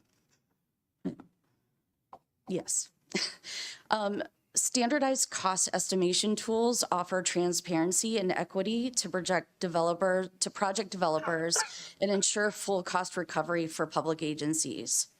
So jurisdictions such as Roseville and Tracy have adopted standardized cost estimation tools, such as cost handbooks that they update annually that identify the public facility maintenance cost obligations per unit.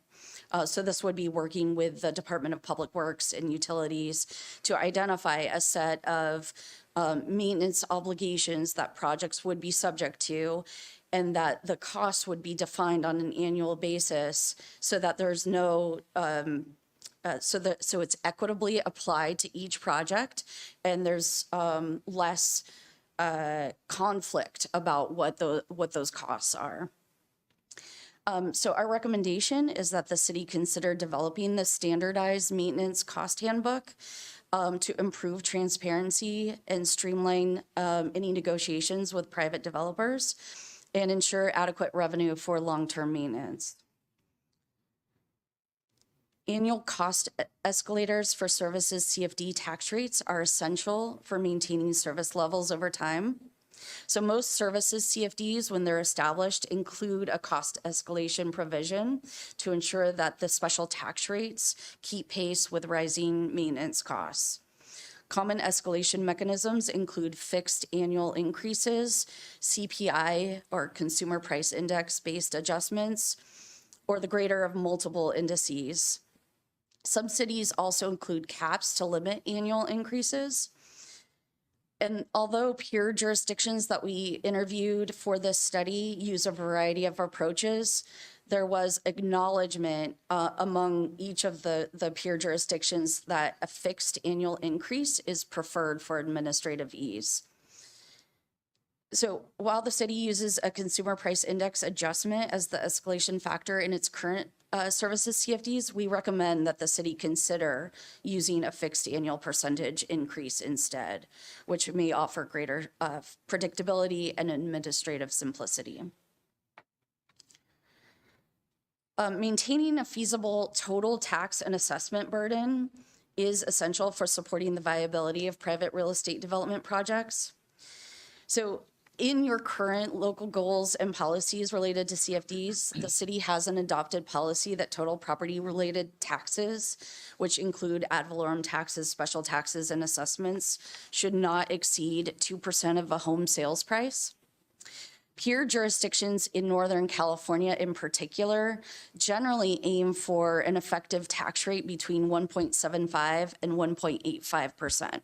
to preserve additional capacity while covering essential service costs.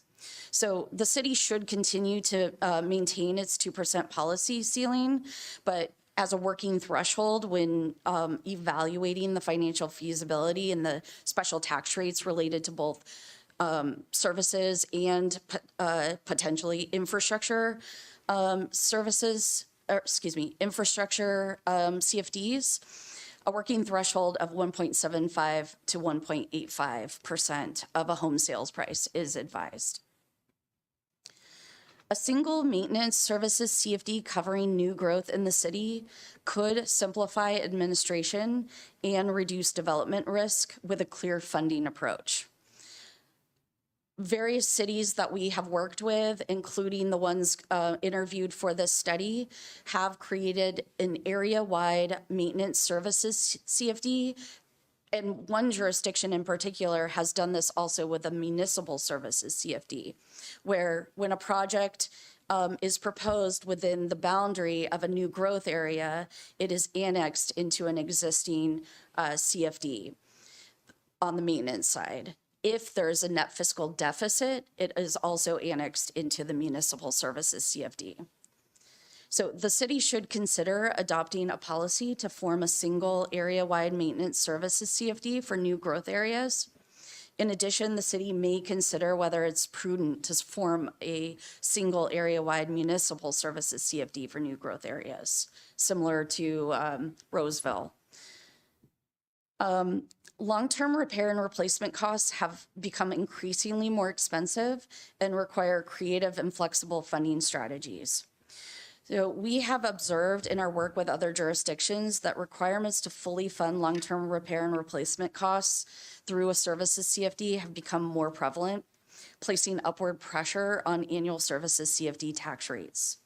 So to balance the dual objective of adequately funding long-term repair and replacement costs and maintaining feasible overall tax burdens, some jurisdictions have adopted some creative solutions.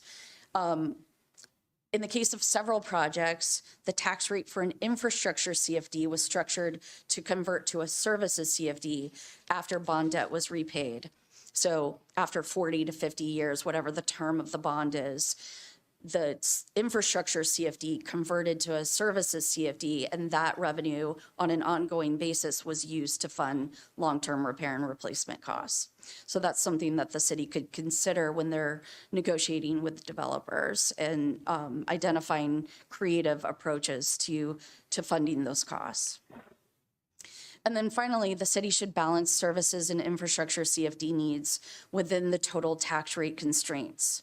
So where both CFDs are needed, and by both CFDs, I mean an infrastructure CFD and a services CFD, cities and project developers must discuss and determine available tax capacity between funding capital facilities and ongoing services. Peer jurisdictions either prioritize funding services first and then infrastructure, or vice versa. So it was kind of a mixed bag when we talked with different jurisdictions.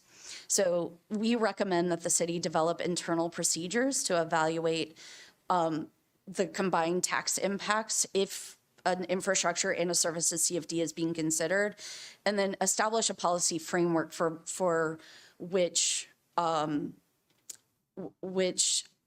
services or infrastructure is the priority, the higher priority. And that may vary on a project by project basis. With that, I'm happy to answer any questions after the end of this presentation. So where does that leave us? Well, staff is seeking direction from City Council on implementing the recommendations to update the local goals and policies for CFDs.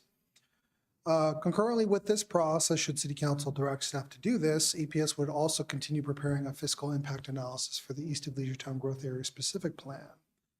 And at some point in the future, potentially later on this year, staff would return to City Council with formal adoption of these updated goals and policies to account for these new methods that other cities are kind of deploying right now. With that, staff has a recommendation for the City Council is by simple motion accepting the proposed recommendations from EPS on the fiscal impact analysis and community facility district's best practices study. Direct us to start working on an update to the local goals and policies for managing CFDs, and we'll return to City Council. That concludes our presentation. Happy to answer any questions. We also have the city's contract planner for the entire East of Leisure Town Growth Area specific plan, Ms. Kathy Pease, here to answer any questions. Yeah, thank you for the presentation and the information. I realize this is just the front end of a greater conversation. When reviewing this proposal, because I like the idea of the landscape and lighting, because we have such problems with that, especially how that ties into the general fund. But as far as existing CFDs, has there been any review from a transparency perspective? Because I hear what you're saying. Going forward, it's going to say, this is what it's for. And I think that's good for the public and for the council to be able to say, okay, this is what the money is for, this is why. And so I wholeheartedly agree with that moving forward. The question is do we ever look backwards and say, here's how we formed them? And I'll just, again, we won't solve this tonight, but there's a CFD 10, that when it was drafted, it included, hey, we're going to move a fire station from where it's in 73 over by Centennial Park. And that's never going to happen. But it's built into the CFD that is probably the most expensive. And yet it would move the fire station away from an area that pays 1/4 of the one that's being taxed. So when do we fix this? So I love the idea of moving forward in transparency and to really rethink how we can do things and have good models. But when are we ever going to look backwards? That's one question. The second question is when does the value of a home and property taxes begin to demonstrate the demand for the cost of services at a much higher rate? For example, a rate could be a certain rate today, but we keep increasing them at a maximum. We either hold the line or increasing at 2%.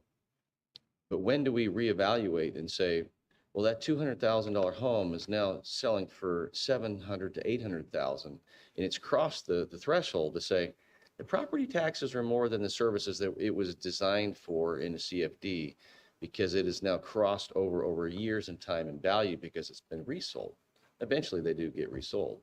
So those are the two mysteries of for me, the addiction of using CFDs. Not that they're a bad thing, but again, it goes into a study that I know because I was part of staff when we write in there what it could be taxed, but then we don't necessarily do everything.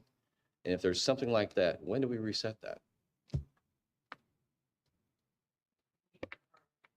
That is a great question. This effort that's here this evening is really a privately funded fiscal impact analysis where the developer agreed to help the cities try to move the needle on the very subject you're talking about, looking at our current CFDs, looking at our current methodologies, plural, over a period of more than 20 years, and then develop recommendations for how we can move forward. So this body of work is really focused on those new growth areas because it's kind of coming out of that. That is not to say that there won't be a time in the future where this council will want to probably look at those existing areas as well. And I believe Amy can answer the question about how taxes change over time, but that's how. And we can save that for another time. I'm just raising that as a comment because I understand what your role was in this and our movement to actually have good policies. So I don't disagree with what your findings are. It simply raises the question. We're all over the map elsewhere, and then my only other question, but is there any consideration that when you're looking at what the CFDs could be, especially this is policies, but then moving it to the next step, the joint conversation of what the DIFT fee discussions are going to be, so that at some point the left hand's also including the right hand in the discussion to say what can development bear and at what point when we're trying to properly zone for housing, we don't all of a sudden create the problem. So it's more of a comment, but it is a question moving forward. So if there is something to say to that, that's fine, but you can take that forward. Councilmember Weiland. Thank you for the presentation. And it's good to have a plan, but it's hard to implement when you have these other ones that are already existing. So it's going to be really hard to try to make some changes like that. So the other thing that I was wondering as you were giving the report was, does it go on forever? And then when you said convert it from infrastructure to services, makes me think, yes, it is in perpetuity if you're converting it. I know you don't always, but that was the recommendation. And so, especially if it escalates each year, and again, a set fee, but the homeowner really is going to end up paying a whole lot in CFDs. And where I live in South Vacaville, we have a CFD for the school district as well. So are there other areas of Vacaville School District that also have CFDs, or is it just the city CFD? And is there anything else besides a city CFD that also collects CFDs? Well, One response would be that I offered the structure of conversion from an infrastructure to a services CFD as an option. That is not necessarily a recommendation that needs to be applied to every single project. That is an option to consider if need be. And so the details of the project would dictate whether the city pursued that as an option. I'm not certain the answer to your other question. Schools, I'm not sure what you're referring to. Schools do not form CFDs. So Travis pays Melrose in 2 different districts, and Gold Ridge is in Fairfield, but in my part of Vacaville, we have a CFD for Melrose for the Travis School District. So I was just asking, are there Melrose for the Vacaville School District that I'm not aware of? Yeah, I don't believe so, but I would defer to staff to answer that question. And then besides the city or the school district, there's no other entity that's putting a CFD onto properties. Not that I'm aware of. That's what I wanted to know. You can't come forward. Shed some light. Yeah, I could answer that question. So as far as the other CFDs, I mean, we do have 2 other kind of financing programs that were mentioned in the staff report. So there's the BOLD program, for example, that the council approved. There's also the SKIP program as well. And so those are kind of CFDs, kind of function the same way. And those are on some of the properties. I think there's some for the SKIP program. I think there's 5 different developments that currently are part of that. And then for BOLD, there's the 1700 Park on Main. And then for the school district, I'm only aware of one. I think the one that you had mentioned in your neighborhood. I don't think they're kind of citywide, but kind of getting back to the conversation on the total tax rate, if there was concern about sort of how much tax are people paying, that's when the total tax rate, whether it's 1.75 or 1.85 or 2, that comes into play, because that's looking at your Prop 13 general property tax. It's looking at your CFDs, lighting and landscaping. All that stuff's included in sort of that max tax rate. I was very happy to hear that we had a cap on that. Thanks. All right, I'm going to go ahead and open it up to the public for any comment. I see none, so I'll bring it back. Well, I think appreciate the presentation. I know that a lot of this is for, as we're advancing for the east of Leisure Town, so that we have good policies. So I do appreciate that and all the work that you and your team are doing. The action is it's a simple motion to accept the proposed analysis and bring the policies back. So do I have a motion? Motion. It's okay. Yeah, I heard you. We have a motion and a second. All right, all in favor? Aye. Opposed? Thank you very much. And I know there's more to come. Obviously, there's always more questions, but thank you for the work that you're doing. Thank you. All right, we'll move on to the last item. Thank you, Mayor, members of the council. This last item is a resolution authorizing the purchase of 2 Pierce Type 1 fire engines, and we've got our fire chief, Chris Conception, to present the item.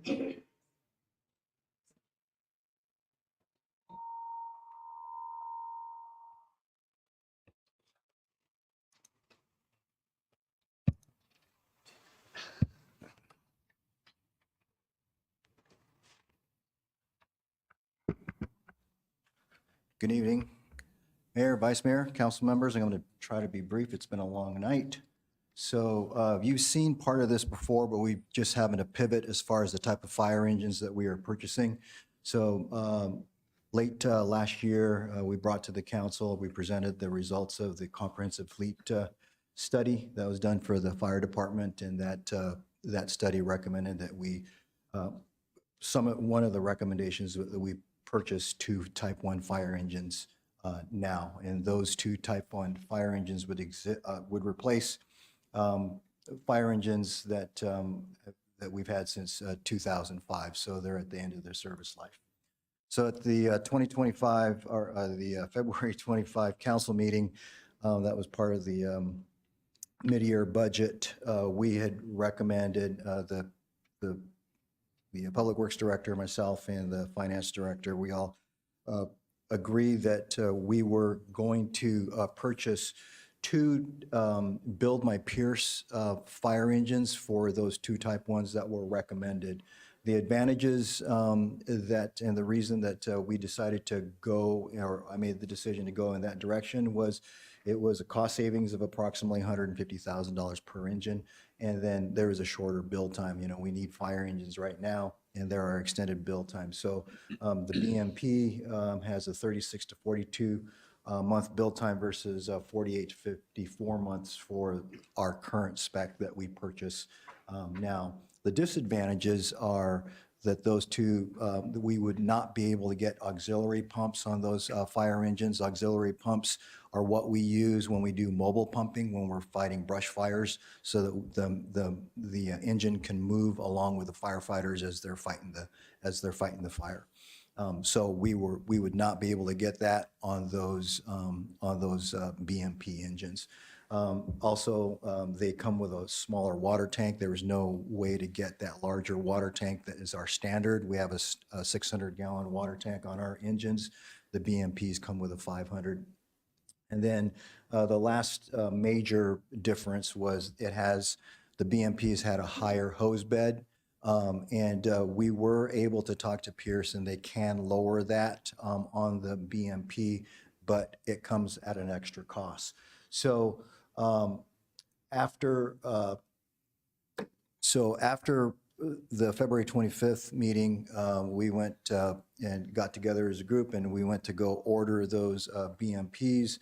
And the direction was get them as close to our current spec as possible, but through the Build My Pierce program. And what we found out in working with Golden State Apparatus is it would require a lot of dealer modifications at Golden State Apparatus here in Sacramento. So what that effectively did was it extended the build time, and it increased the cost to the point where there really was no advantage in getting the Build My Pierce versus getting our spec. So that's what we're here in front of you today is we're pivoting. We're going to order our current spec, which exists, and it's the two Type 1 Velocity Type 1 fire engines is what we're going to order. It's our current spec. It's what we use, so they'll go right into the fleet. All the equipment is in the same place, so regardless of whether you're at Station 71 or you're at Station 75 or 76, all the equipment is all in the same place. So it's a lot easier for the firefighters. The quoted build time right now for these two fire engines is still 48 to 51 months is what we were quoted, although Golden State has said that those build times are decreasing. So they're seeing that. The total contract cost is a little over $2.4 million. And according to our finance director, we're not requesting any additional funds. We're financing these fire engines, and so Kenny has said that although that the annual payments are higher than what we presented during the February 24th or the March 11th council meeting, actually, that we presented, that it's still within that $700,000 annual replacement fund allocation for the fire department. So our recommendation tonight is by simple motion, adopt the subject resolution, and that completes my presentation, and I'll be happy to answer any questions. Yep, thank you for the presentation and the update. Councilmember Silva. Just looking at the discrepancy in water tank sizes, how long does it take to fill a 500-gallon tank? Or what's the rate per 100 gallons, I guess? How long does it take? Yeah, how long would it take to fill a 500-gallon tank versus 600? Seconds, really. I mean, it depends on what you're filling it with. I mean, whether you're filling it from a fire hydrant or it's not so much the filling it that makes the difference, but it's having the water capacity. The capacity. Yeah. I was just asking. So I guess maybe it's the difference is that you have more water to dispense and use right off the bat. That's the advantage. So I appreciated the, allowing me to watch the control burns, or one day of control burns. And so I could absolutely see the benefit of a larger tank to spread, to be able to address it. And I was just curious if there was a bottleneck in that warrants additional units with that appropriate capacity. So, all right, thank you. All right, I'll open it up to the public for any comment. Please come forward. Thank you, Mr. Mayor. This is a question. It's not pro or con. It's Pierce engines are the most expensive fire engines in the United States. They're also the very best. And in light of watching our budget presentation, by the way, I love them very much. Maybe sometime in the future, we should reevaluate our specs and our bids. Chief Conception is outstanding individual. He knows what he's doing. But just from the perspective of what's going on with our budget long-term, maybe we should start planning now to look at alternatives. If there are any, there might not be any alternatives, though I must say, I envy those engines. Thank you. Yeah, thank you. Yes. So as part of, Is anyone else going to speak? If not, I'll go ahead and close it. Yeah.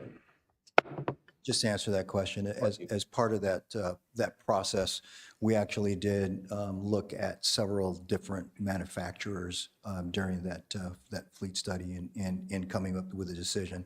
The Pierce also, although not the cheapest, was not the most expensive option out there.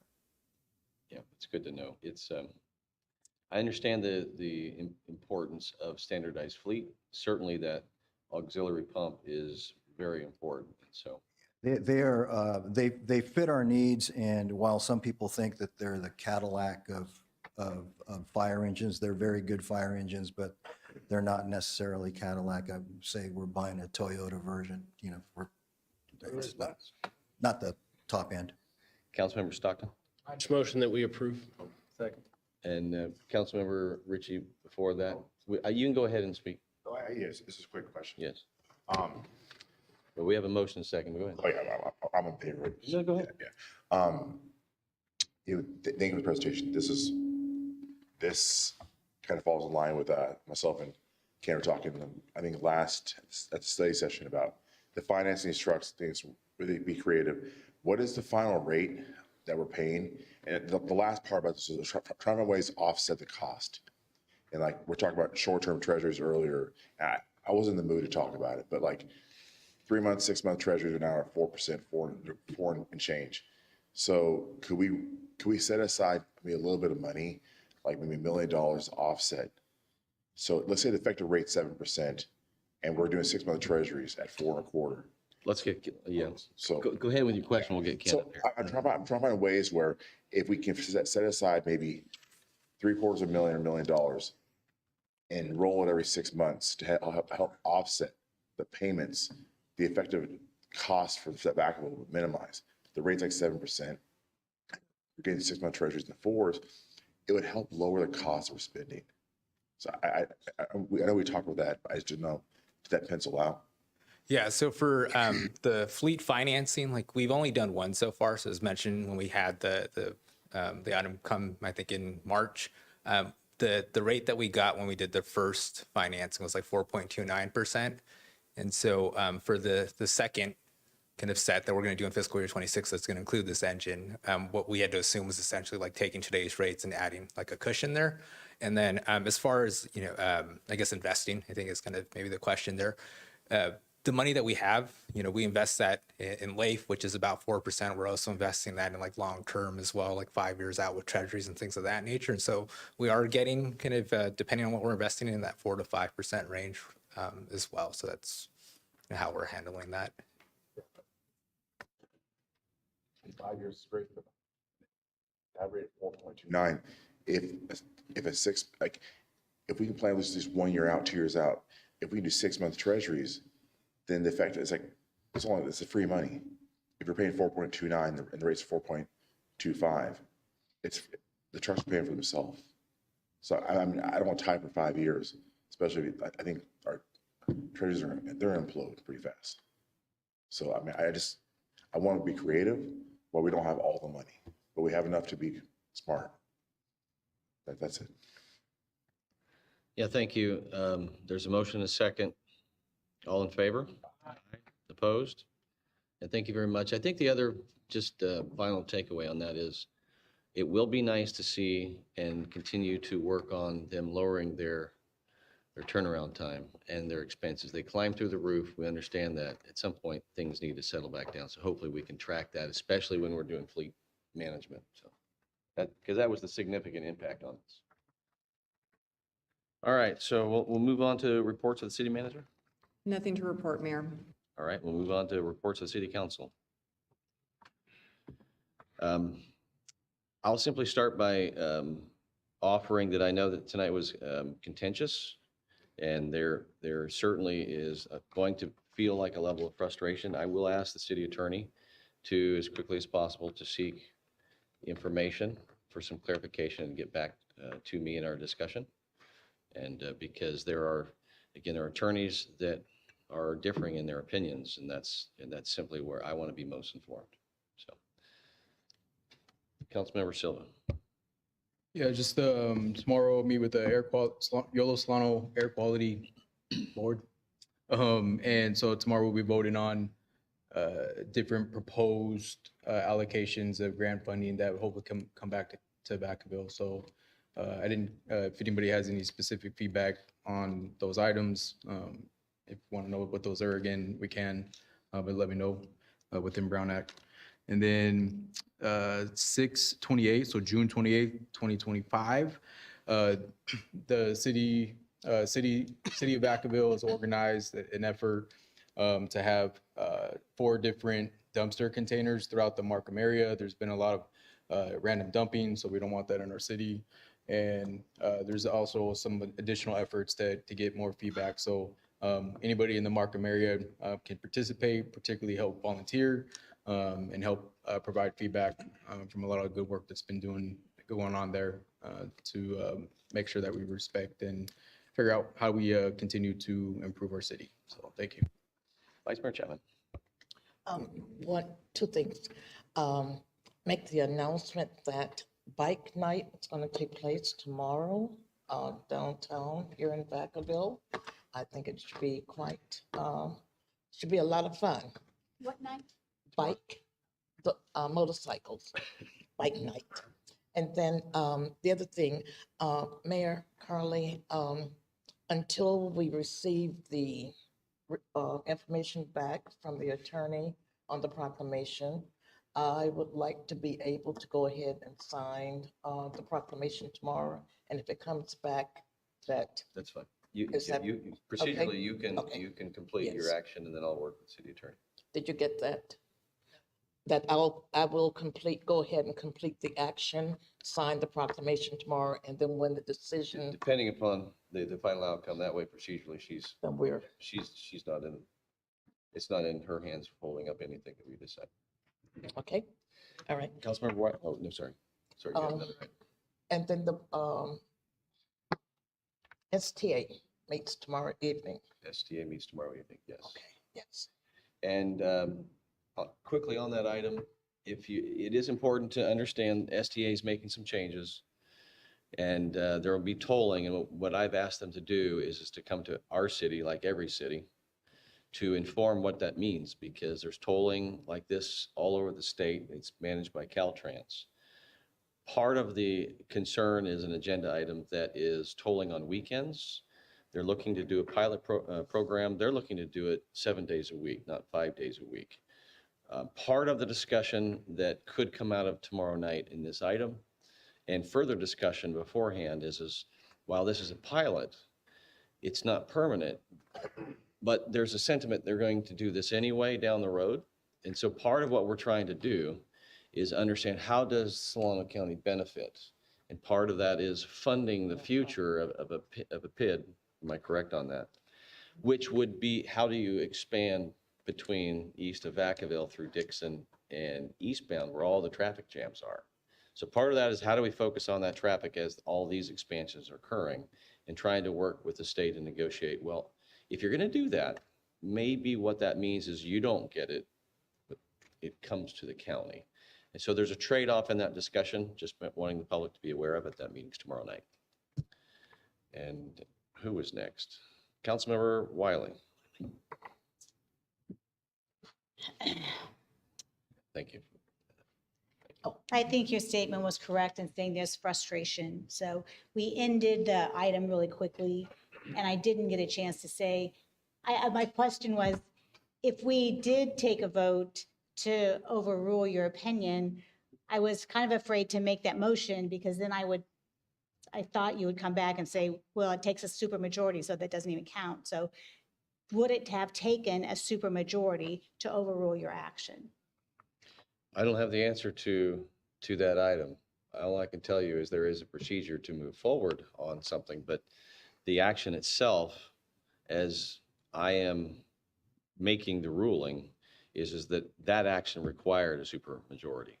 It's very clear that there's a disagreement, and there's a disagreement between attorneys, myself, and so that's the reason why that needs to be clarified. I don't know the answer to that.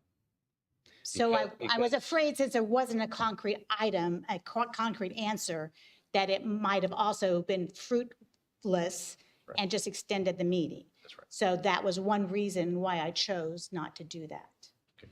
So then the other one is, say we just had a budget presentation. We've had budget study sessions, and our budget is real important, and the perception of the city affects the budget. So hopefully there won't be unintended consequences from other actions.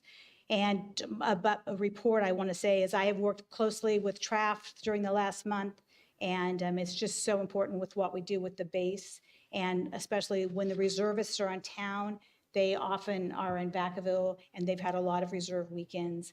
And then also I was the only city council member that was able to attend the ribbon cutting for the Solano Land Trust. So it was just really a big thing because the Solano Land Trust does such a good job for the county, and they were happy to have landed in Vacaville with their office. They've been here probably over a year, but this was just their ribbon cutting. So they were saying how happy they were to be in Vacaville. So I was glad that I was there.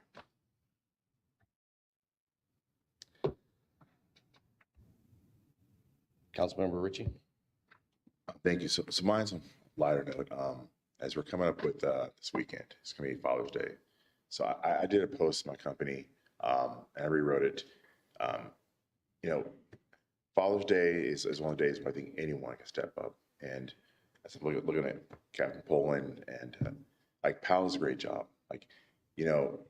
It's a blessing to be a father, but it's also an opportunity to step up. I mean, not everyone has fathers. You just take the time to help reach out to a kid in your neighborhood or somebody, be that father figure. I mean, it's amazing what you can do to be a good role model. And so not everyone has fathers, but they don't have to be your kids to be a father figure. Step up, help out, mentor. Just if you see some kid being goofy, just help them. I mean, we all have skills and abilities and just lessons. Just be a father figure to somebody and help someone else. Just take the opportunity. So that's my message for this weekend. All right. With that, we're going to go ahead and adjourn for the evening. Good night, Vacaville.